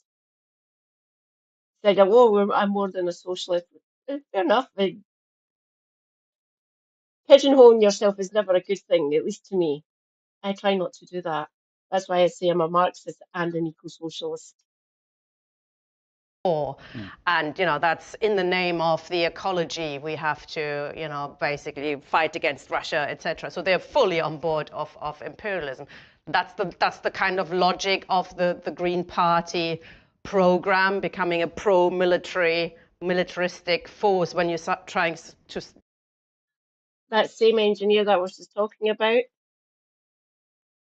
he said a lot of his comrades who were in the party at the time, a lot of them, like, what, 50% of his friends, just his social network group was about 80 odd people that he interacted with on a daily basis or a social basis. Lots of them just moved into the West. Kind of still leftist, but the more Dem Soc or Soc Dem really. A lot of the true MLs who were working in East Germany at the time before the fall of the wall, 15 of them from about just before the fall, so from about the mid 80s until just into the early 90s before the shock doctrine completely fucked over, Russia and the rise of Putin, blah, blah, blah. A lot of them moved here to Scotland, moved over to Scotland, and some moved into England as well. But a lot of them moved here because we still had engineering firms, world-class engineering firms, and a few of them moved into Glasgow. They were really good people. There's only one of them left now, and she's in her fucking 60s. She's retired. She doesn't need to worry as much. She was a good friends with my dad, oddly enough. Good. A lot of them moved into Scotland. Weird. It's like we're more left-leaning here. Plus, we've got the engineering heritage and shit like that. Support Ukraine, plucky Ukraine against Russia, etc. There's a danger there, isn't there? Yeah, I think it's not helpful often that you have so many of these green parties in other nations that are distinctly different, shall we say, to the one that we've got now currently in the UK. Yes, the recommitment to NATO is there. Yeah, am I disappointed in that? Yes, I am. It's not something I personally would back at all. I think it is US-driven Western imperialism. Before he stopped, he couldn't see when he was working at Vaseline, unfortunately, because of the. But after he finished working at Vaseline and he moved into more classic engineering.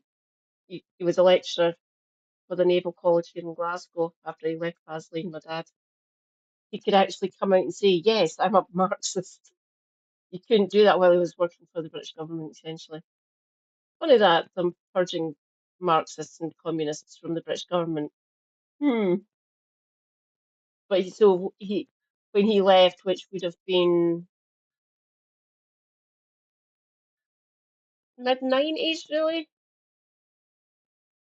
So the only two overt communists in the party were myself and my dad. I didn't need to worry about security clearances or anything, so I've been out up front. I've been a communist since I was basically a teenager. My comparative religions teacher radicalized me. He gave me the Communist Manifesto when I was 15. Committing us to defence budgets that are ridiculous, and if we stop making so much war, we wouldn't need to commit so much to begin with. That's happened is disappointing, and I can understand when people say, right, that's it, no, we can't join the Green Party, they support NATO, end of. We see this a lot on social media, actually. But if that's your attitude, you're seeking perfection. And there's no such thing as a perfect political party. They don't exist. There's always going to be. When I was a member of Corbyn's Labour Party, because I came to the Greens from that, you know, broadly speaking, policy-wise, I didn't disagree with Jeremy on a heck of a lot. But of course, you had people in the same party who you could not stand, that you revolted you. But we stayed in the party because of the direction it was going under his leadership. And then, of course, everything fell apart, and a lot of us either left or were convinced to very strongly in various shapes or forms. Indeed. So it's. Oh, I like what you said there, John. Tina spent most of the last few months telling people your party won't work. Delightful. We'll see if it gets its shit in order and see what policies the membership and people like Jeremy and Adnan and Zara come up with. Obviously, it being member-led, I'm all for that. I want more member-led, more involvement from normal people, everyday working people, essentially. And obviously, the way the Green Party works, you can nominate anything and it can be discussed. It's the same up here. Finding another home, another place where you feel like you can do something constructive, where you can take your political views forward. At that point in time, is Jeremy going to start a party? When's it coming? He's going to start a party, isn't he? No, he still hasn't started the party. 2 years, 3 years, 4 years later, still no party.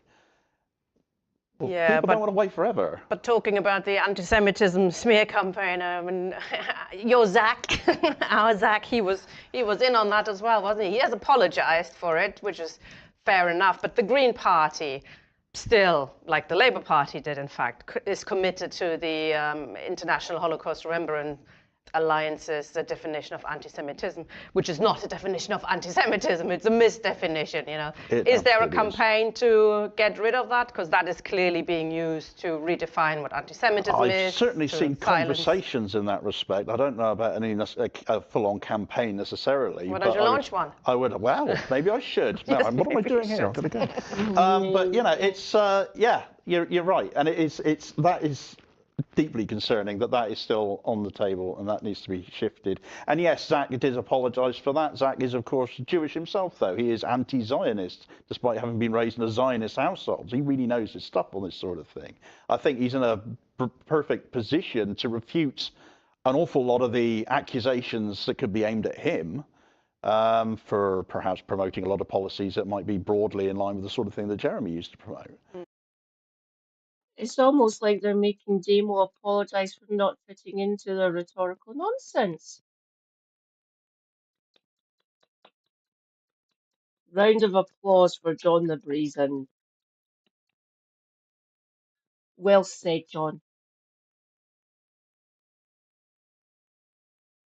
And stood for the stuff that was in the 2017 manifesto. I would love to see the 2017 manifesto transplanted broadly into the Green Party. I dare say you would like to see that transplanted into your party. Me? No.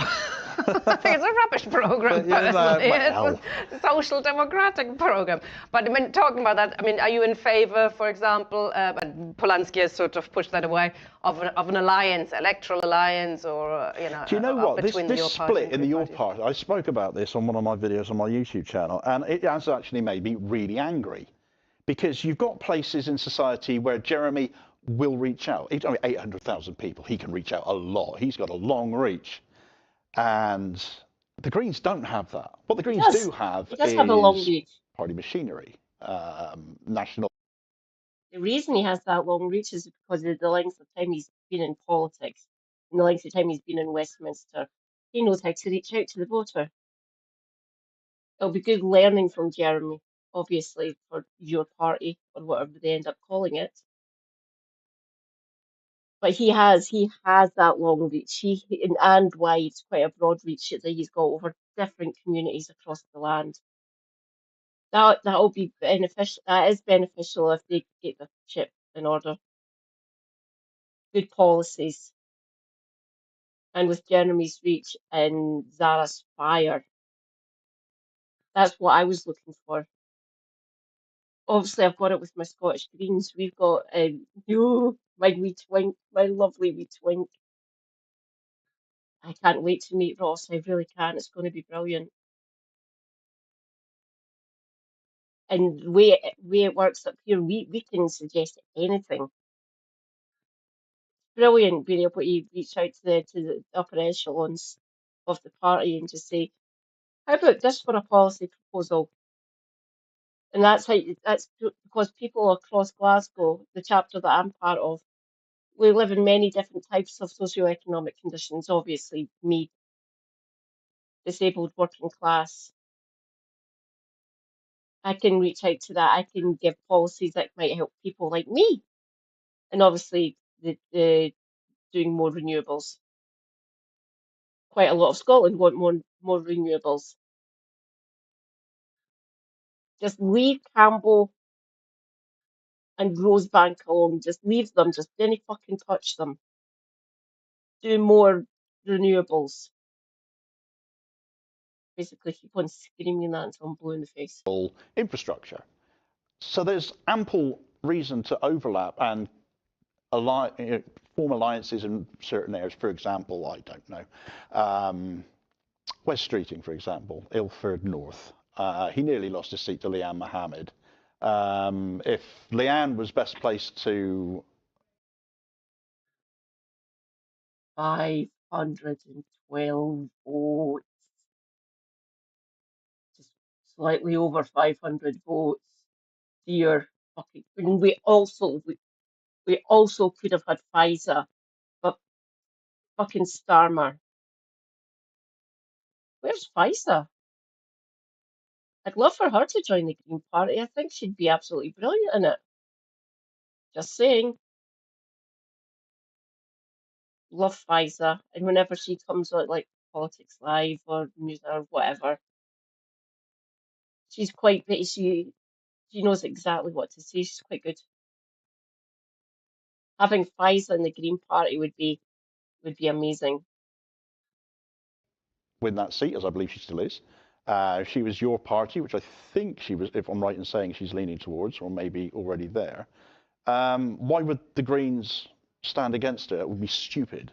The same could be said in Keir Starmer's own seat, Andrew Feinstein, for example. Without the Green vote last time, he might almost have taken Starmer down. Going forwards, the way polling is there now, he could quite easily do that. It would be folly for the Greens to stand there. So why can't they have that conversation? It doesn't have to be formal. It just has to be common sense that the left actually unites. Because you have this left-leaning Green Party.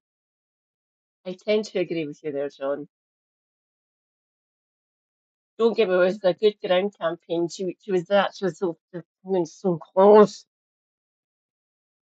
Yes, why, Ilford North? Why? Why did you do this to us? Please, why?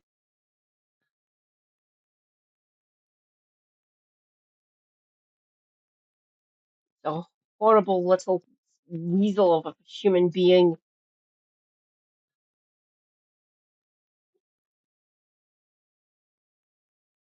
Cornish man up north, I'm surprised Damo hasn't burst into flames. King, it's Liverpool. He's surrounded by left-wingers. He'll be fine. I'd be more worried about people in the Labour conference bursting into flames being that far north, getting a nosebleed, that sort of thing. My God, I think I think a lot of the cabinet members would implode if they moved, if they ever come up to Scotland to campaign, especially here.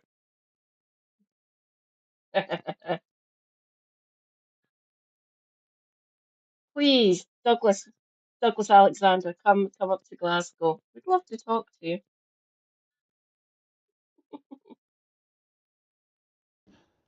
Infrastructure or leadership now Let's check are out his incredibly actual diverse one, I might say as well. Probably rich. Jewish anti-Zionist Zach Polanski, Muslim working class Yorkshireman in Motonali.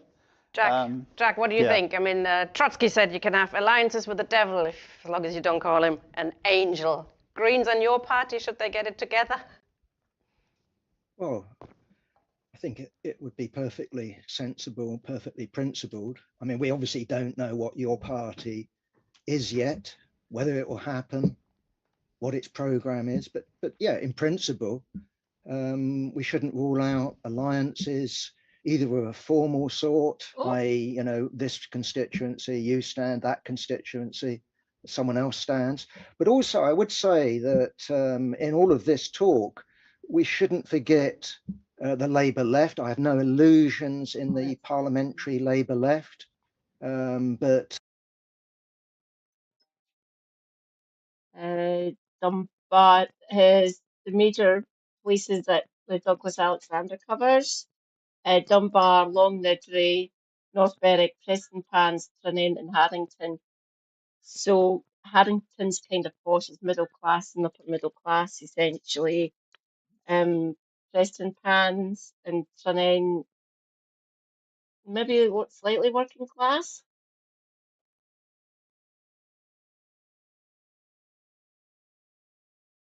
Have you? Ooh.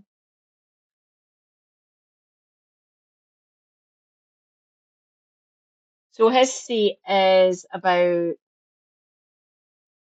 15-ish miles away from the capital. This is your profile.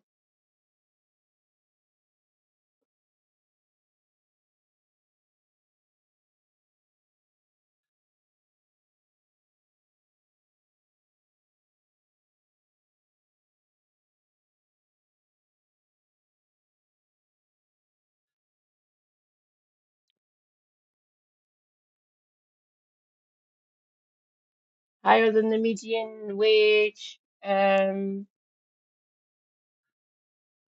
of it are more rural. Yeah, I would say that the seat that Douglas Alexander covers is more more middle class, really.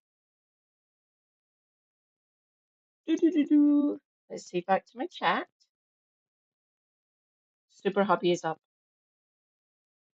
The telly goes on at 6 p.m, so in an hour and 6 minutes. So let's see how much we can get through. Then I'll finish up. I'll find someone to read. Give me my chat back. God damn you, stupid phone. Ah, right.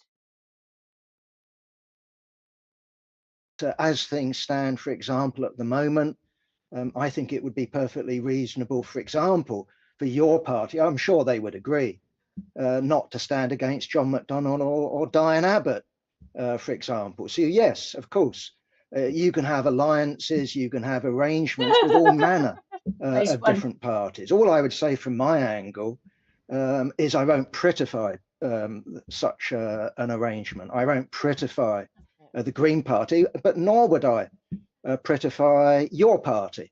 The chances of your party adopting the sort of program I would advocate, at least at the moment, is very slim. Nonetheless, of course, it ought to adopt tactics. It ought to have flexibility, and I'm sure actually that will be the case.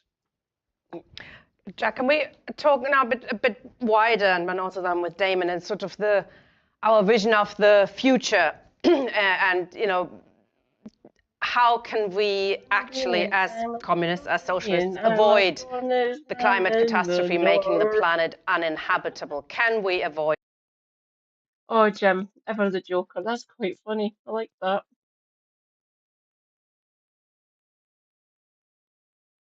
I will need to thank Jim for that. That's quite funny.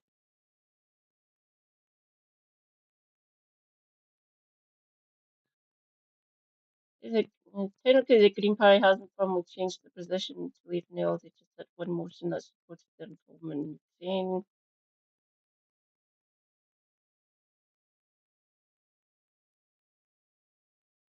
The Electoral Alliance seems like a dead in the water idea at the moment. One faction in your party seems like they share enough values.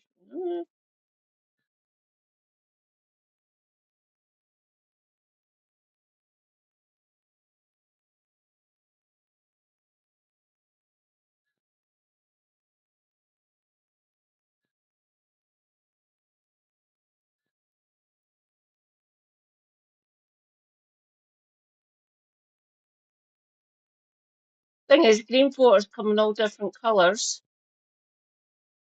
Well said. Some who vote for them aren't necessarily going to vote independent left-wing candidate. That is correct. Greens are a broad church. Correct, Vixen. Green is a spectrum of colours.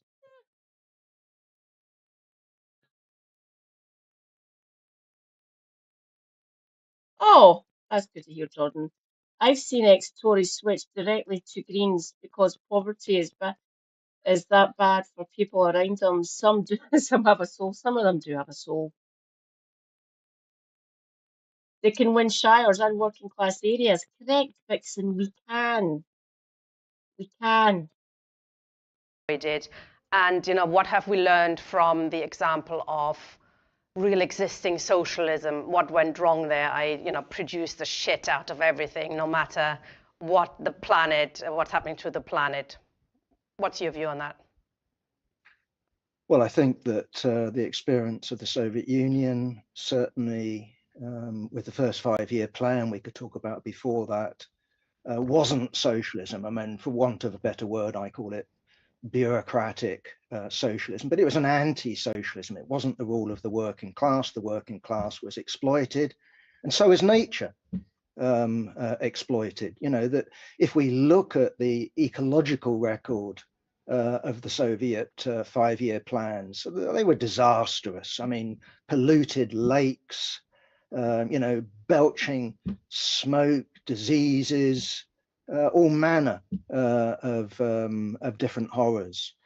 Whether we can, you know, rescue things, I think is an open question. And I don't know what you think, Damien, but I mean, if you look at where things are going at the moment, here's an idea. Even Ask if we what stopped, the whole point of this, isn't it? You know, unnecessary production today, we would still be living with, you know, the oil tanker, i.e. the momentum in terms of global warming will continue. I don't know, is it 100 years or whatever? Either way, I do think myself that it is either socialism, i.e. the control of production by those who produce, and I'm glad that, you know, Damon and myself are in agreement of why we produce on the basis of need. But yes, until we get that, I don't think there's any hope. Whether we achieve socialism, humanity still faces, you know, massive challenges to survive on this planet. The planet will survive, nature will survive. Whether human civilization can survive, I think, is an open question. It's a terrible prognosis. I think the idea that socialism, you know, is a magic wand and solves the issue on day one. It's the start of getting things fixed. The way I see it, I can see getting to that socialist position, getting enough people behind us, and literally lifting us up. We all live together, lift together. getting to that point, making it a more democratic process here in the UK will be good. We can actually get better policies in place. Challenge Labour from the left. We need to be overtaking these parties now, which I can see happening, hopefully in my lifetime. Not that old, still got plenty of years left in me, I believe, unless I get hit by a bus tomorrow. That's where we start. That's a good thing, getting to that socialist position.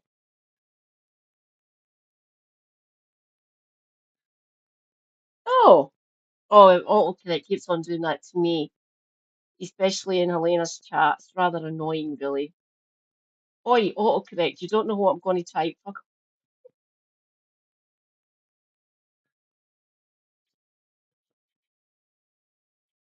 Even getting Labour to actually raise some of the what would it be, raise capital gains to what we get taxed for working. Should be taxing wealth, not work. Which should be a good thing, taxing the wealth, getting the money back from the bastards. Is delusional. It might take us, 100 years, 150 years. It will certainly be a different generation to mine and Damien. The planet's going to be fucked before 2050, so it's not going to be 100 years. Trust me, the more it gets worse, the more we'll get radicalized. At least that's what the climate's doing to me. Only one planet. And if it starts going downhill rapidly, lots of people are saying, what the fuck is going on here? And hopefully that will get people thinking, maybe we should be doing more socialist stuff, which is a good thing, and we can start from there. Well, we can get to there, and we can start from there.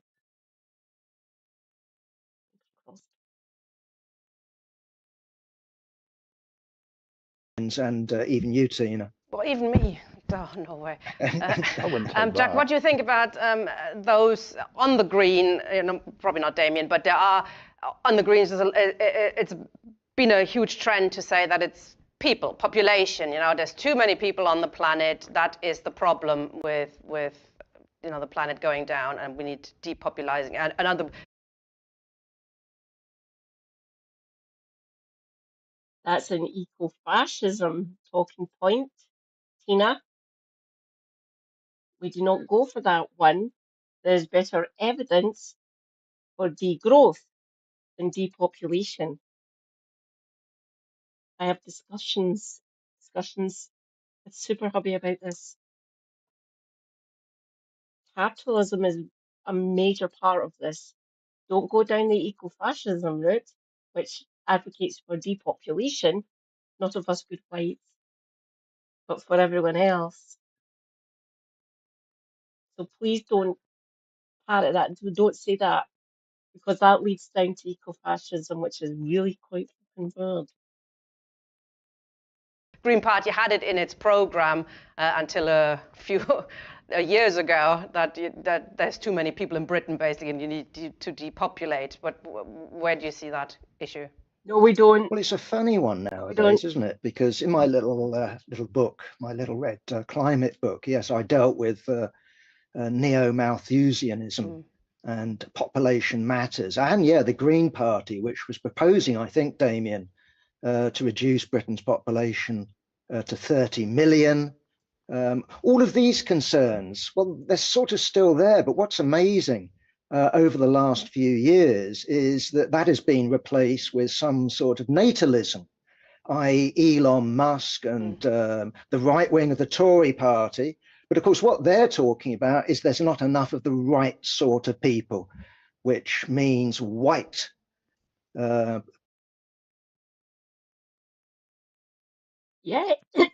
yes. Also eco-fascism. Okay. Don't worry. I sometimes think that Super Hubby's an he's a contrarian. He could start an argument in an empty room. Quite a neat trick of his, really. He's for depopulation. I've tried to get him to change his thinking about that. I try not, only when he brings it up, not when I bring it up. I don't bring it up just to avoid having the argument.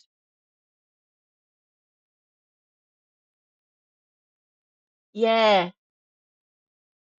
they don't do that. A lot of Green parties have dropped that. For more on this, check out Our Changing Climate YouTube channel. Fucking amazing work. Brilliant. Love them. I need to show them more on the stream, actually, come and think of it. A lot of these policies are coming straight from the right wing, from the far right.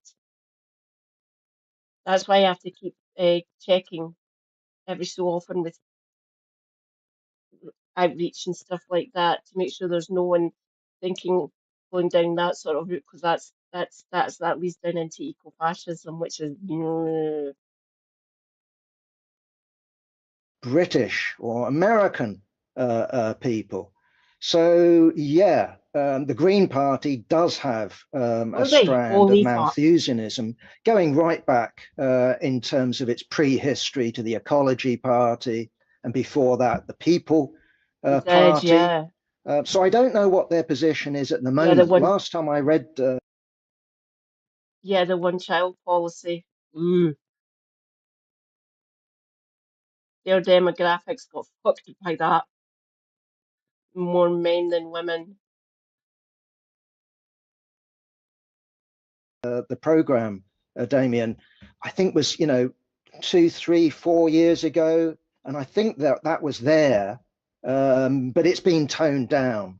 Either way, it is interesting how these things tend to go in swings and roundabouts. I mean, the general discourse at the moment, if you look at Spain, Italy, Japan, South Korea, Britain, is there isn't enough of the native population reproducing itself, i.e.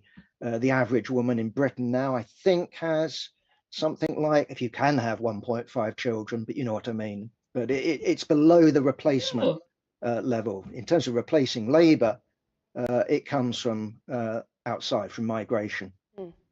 Yeah, what's your view on that question? You're doing brilliantly in chat. Praise be John the Brazen. Round of applause. You're doing amazingly in this chat, by the way. Thank you. I'm glad I'm getting to read the chat as well as listening to the three of them, especially Demo. I demand you go and follow Demo.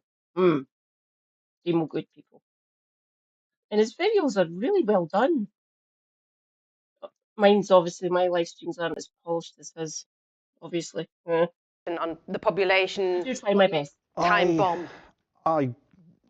The social justice side of what is being spoken about in the Greens these days, very much the reason I joined the Greens as it happens, is, I think, relevant here in that cutting the population to 30 million, that wouldn't have been a Green Party I'd have opted to join. I think that was a little before my time. However, it's a fact that the population of this country is now declining because people simply cannot afford to have children. You've got this next generation, my own children's generation, basically, and they can't afford to rent on their own. They can't afford to leave home, some of them. Those that aren't at university and are out of my way at the moment anyway. But I agree with King there. Diana isn't going to stand, I don't think. Do you agree? Do you see her stepping down? She has been in for nearly as long as Jeremy has, obviously. First black MP, first black female MP, 1987. So she's been in there a while. She does look kind of knackered. they can't, I've got one son who's a head chef. I've got another one who runs his own security business now. They're both still at home. They can't afford to move out. They can't afford to start a family if they can't afford to move out, can they? So we've got this problem in society where everything is just, the wages are repressed, support isn't there. Yeah, we are. We changed our lives. The society is not being run for the benefit of the many because it's all going up to those at the top. So I think the conversation has kind of come full circle here, actually. I think, I'd like to think Jack would agree with that assertion. Yeah, people are the solution, not. Yeah, she'd want to step down on her own terms, not getting forced by fucking Starmer and the rest of them. Steve Reed is also implicit in this complicit in this as well. So fuck Steve Reid. The problem, right? Absolutely. So, and just summing up in your terms, how can we turn the climate catastrophe around? What's the Green Party's vision in your view? Again, it comes back to that social justice rather than that climate question. It can't just be that climate question. As Jack did rightfully say, this is not going to be fixed overnight. No system can fix this overnight because it's a global problem and it needs global conversations and coordination. And you need the right kind of leaders saying the right things to the right people instead of kissing up to the orange oaf across the Atlantic. He needs to be held to account by them. We should be moving our There's another one I can nick. Orange oaf. Deeply, deeply dangerous. My American comrades, I feel for you. Arguably, I would suggest closer to Europe at this point in time, perhaps even Asia, where things seem to be becoming a lot more progressive. I think global politics is skewed to the point that we simply cannot deal with it at this point in time. And that might be a bit of a radical view even within the Green Party, perhaps. But you need the right kind of leaders saying the right kind of things to whoever else is around them. You need the right kind of leaders who in this country are... Is this specifically about your area? You get local Green voters who vote Tory to keep Labour out. That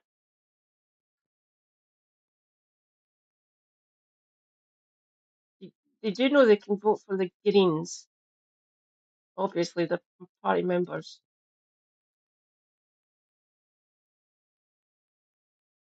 Both those parties are pretty much the same now. What policy stand, policy-wise at least.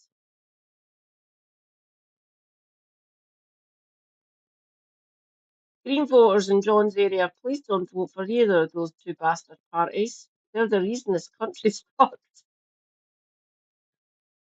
Neighbouring ward to you, okay. But still, please don't do that. They're just as bad as each other. Mind you, I'm a bit more aware because I'm Scottish. I don't like either of them. The first and last time I voted for Labour was in '97 when I was a teenager. Shows you how much I've changed. And I still voted for Labour. Fully a member, fully Trotskyist at that point in my life. And I still voted for Labour because I hate the Tories with a burning passion, obviously. That was Jackie Baillie, by the way. Ugh. going to be pushing towards Maybe the I right kind should of go and policies that are campaign going in to change Dunbar. things so that people can get on board with a green agenda. Because at the minute, people simply can't afford to. So it's got to start with social justice. Everything comes back to social justice to begin with. Until we have that, until we start to see that delivered by a government, the climate crisis will never be dealt with. And as Jack quite rightly said, where will the human race be ultimately? I'll bring in Jack last. Then you wouldn't agree with that it needs the right leaders, does it? It actually needs the people taking charge. I think Damon and myself would agree.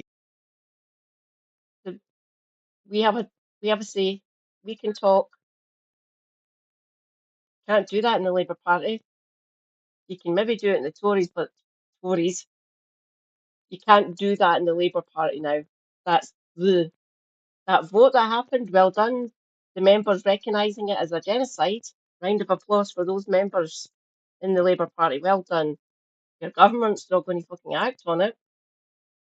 Your party's not going to act on it. Our government's not going to act on it because they're scum. These parties, the Green Party, England and Wales, and Scottish Greens, the Green Party in England and Wales and the Scottish Greens up here, we get listened to. And things get discussed better, at least in my opinion.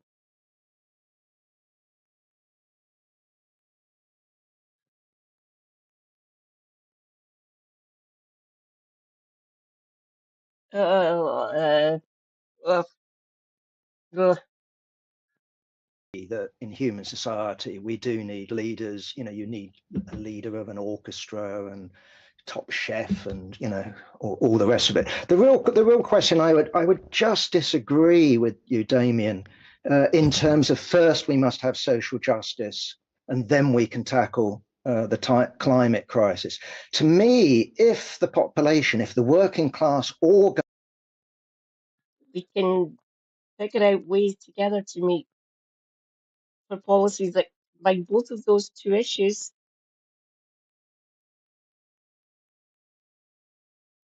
Cheaper energy bills.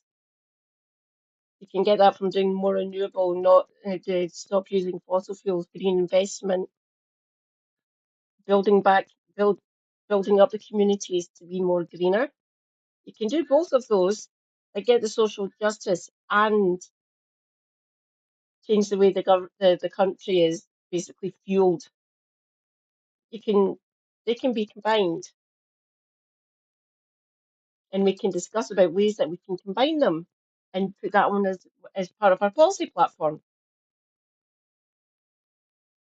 Stop using fossil fuels, you improve the air quality, you get more reliable energy generation, you get greener jobs. So there's social justice and the climate in one position. You need people like me sometimes.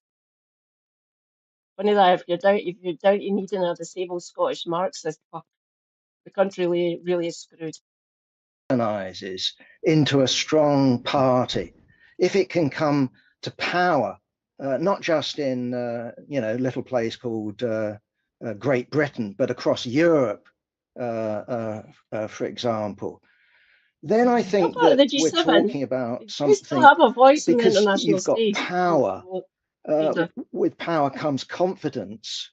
That you can actually organize people to tackle, to fight under capitalism even around issues around the climate. I'm not convinced by what I would call your stagism. First of all, social justice. I don't think that under capitalism we're ever going to get social justice. So this is really my point here, that if we come. That's why we're arguing for socialist policies, Jack. It's what people like me are fighting for. Again, people like me exist. And I have a voice. I am part of a really good party.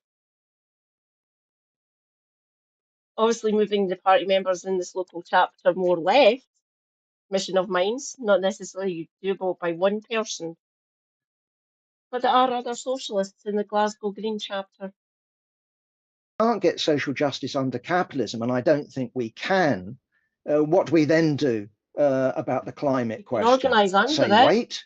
I think you and I would agree that we can't afford to wait. So to me, precisely, it's not social justice first, then the climate. We've got to have a program that links all these issues, and we fight simultaneously, not only in terms of living standards, but also democratic rights, also the climate, everything. We need to be coordinating everything in our struggle. I suspect you'd actually agree with that. It probably does. We've run out of time now. Socialism or barbarism is certainly on the agenda, unfortunately, and we have to leave it at that. Let's go for the socialism one, shall we? Thank you, comrades.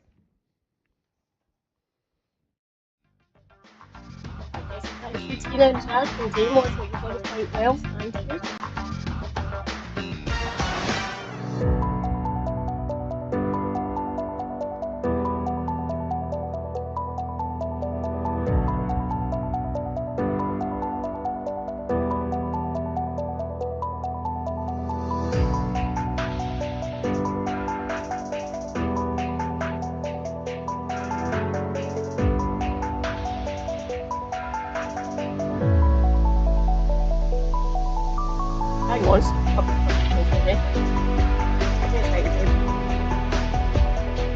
Web result.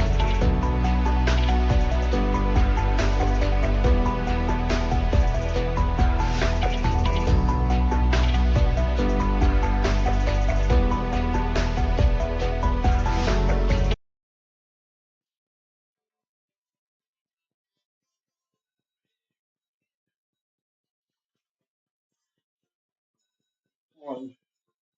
That an ad? Yeah. Last night was the biggest. Yeah.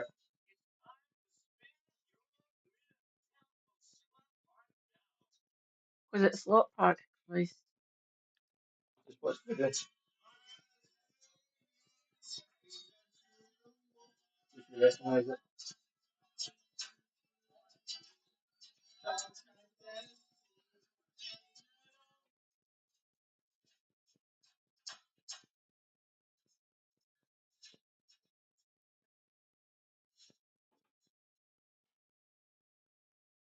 What the fuck is that?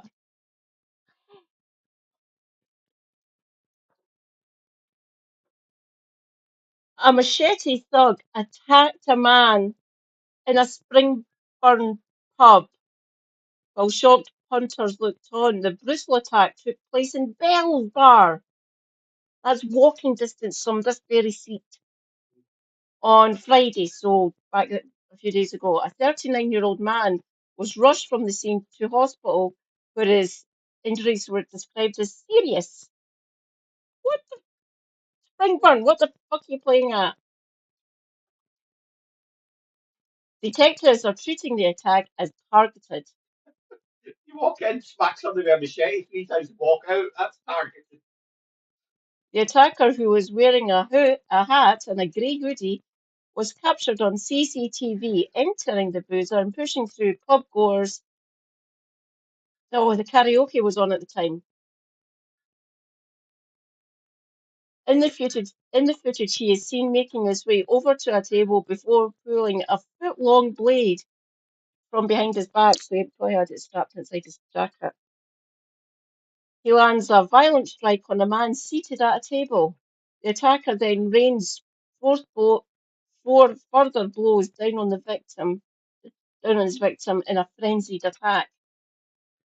Blood appears to splatter across the walls above the table, and the victim attempts to shield his face from the machete. The victim then jumps up onto a seating area in a bid to escape further blows. A man and a woman standing near the knifeman threw their hands up in the air as he flees the scene, clutching the blade. Christ's sake. It's a weird angle. That's some that part of that's somebody's phone is standing up at the gents. So it is, yeah. Because as you come out the gents, you can see the front door. So this pub is walking distance from me. The brutal assault went unnoticed by merry pubgoers who continued to hug and sing along to John Denver's 1971 hit Take Me Home, Country Roads. Fucking hell.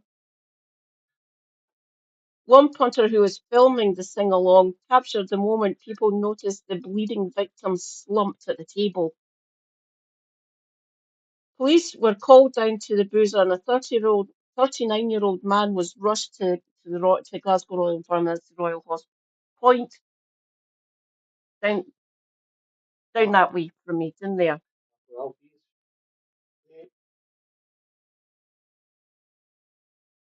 You can look it up online if you wish. There's a video of it. I'm reading it from Glasgow Live, which is that covers local issues and stuff.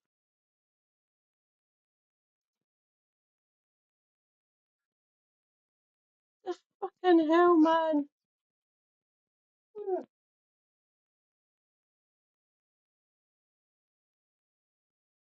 yeah, that's the first time I've been blood in the walls and floor and bells. Nope.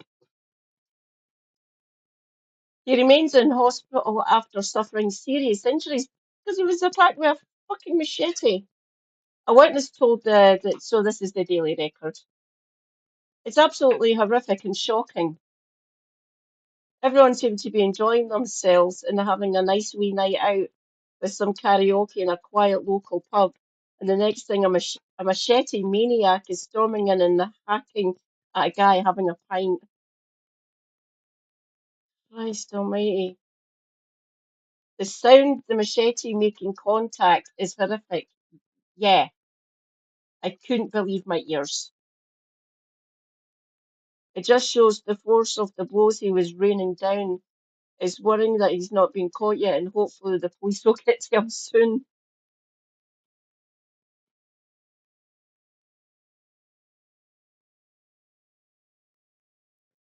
Police have launched a probe to track down the knifeman.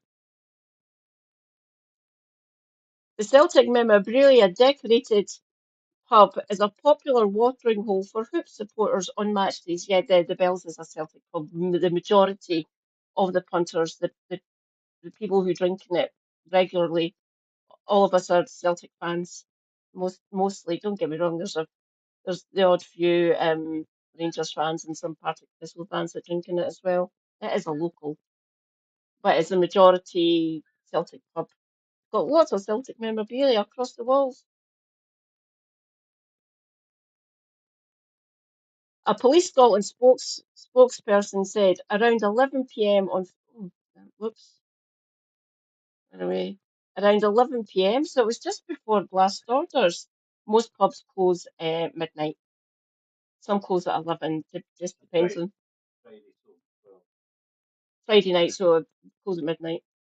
Around 11 p.m. on Friday, 26th of September 2025, we were called to a report of a man being seriously assaulted within licensed premises on Springburn Way, so the main street.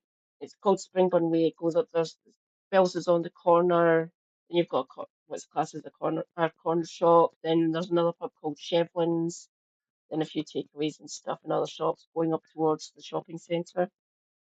Emergency services attended, and a 39-year-old man was taken to Glasgow Royal Infirmary for treatment to serious injuries. Extensive inquiries are ongoing, and officers remain in the area to make sure machete-wielding nutter doesn't come back, I guess. Right. Statement added, anyone with any concerns or information can speak to them or call 101, quoting the incident number. What the fuck? Springburn, what are you doing? Back at the Bells, what do you expect?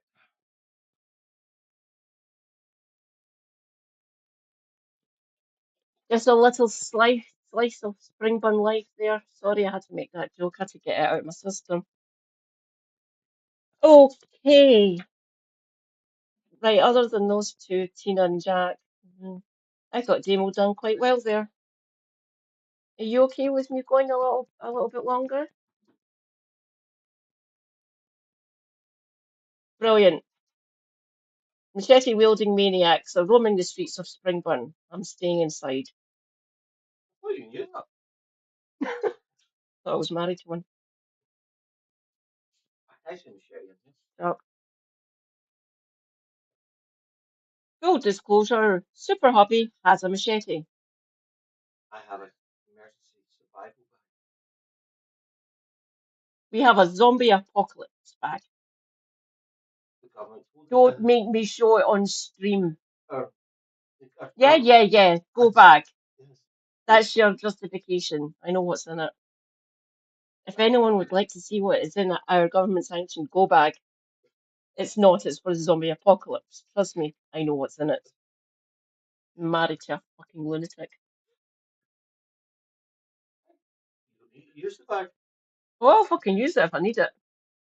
I ain't carrying it. It's too heavy for me. He's my pack mule. Only weighs 55 pounds. You know how fucked my joints are. What makes you think I can carry that thing?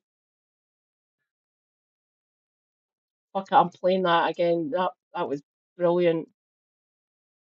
I've got something for you to listen to later. Hi, Philippa.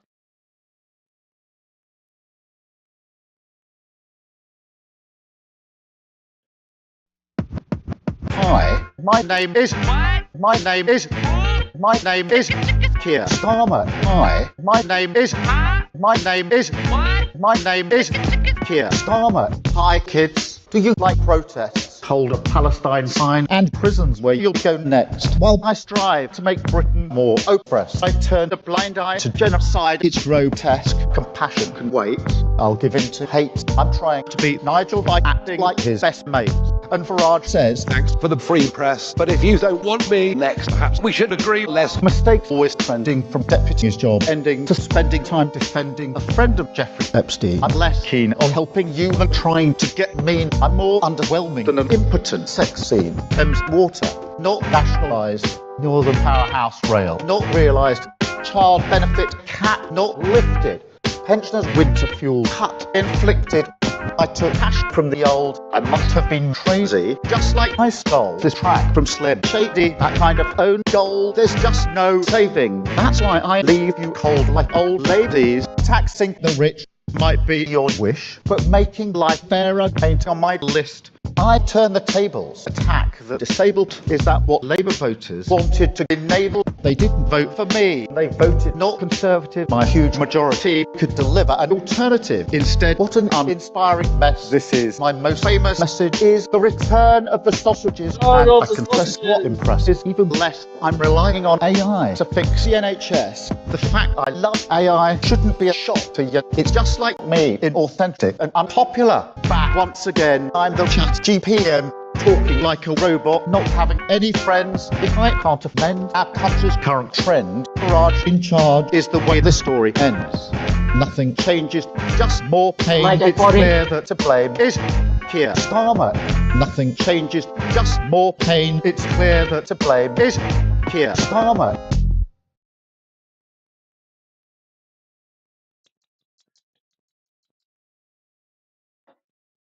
Fucking awesome.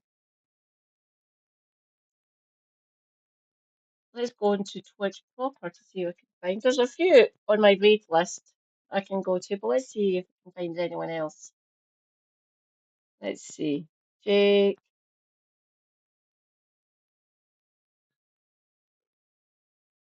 Carol. Segway. Debbie. Square of the Year. Spilled Bag of Ice. I spelled this wrong. Let's see who else. Show more. Maple. Jack.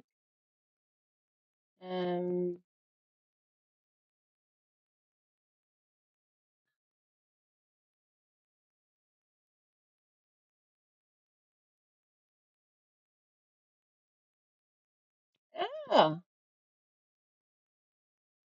That one black guy.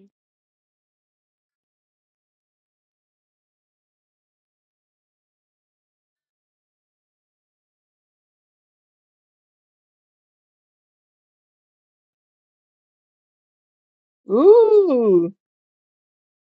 Horror film tier list.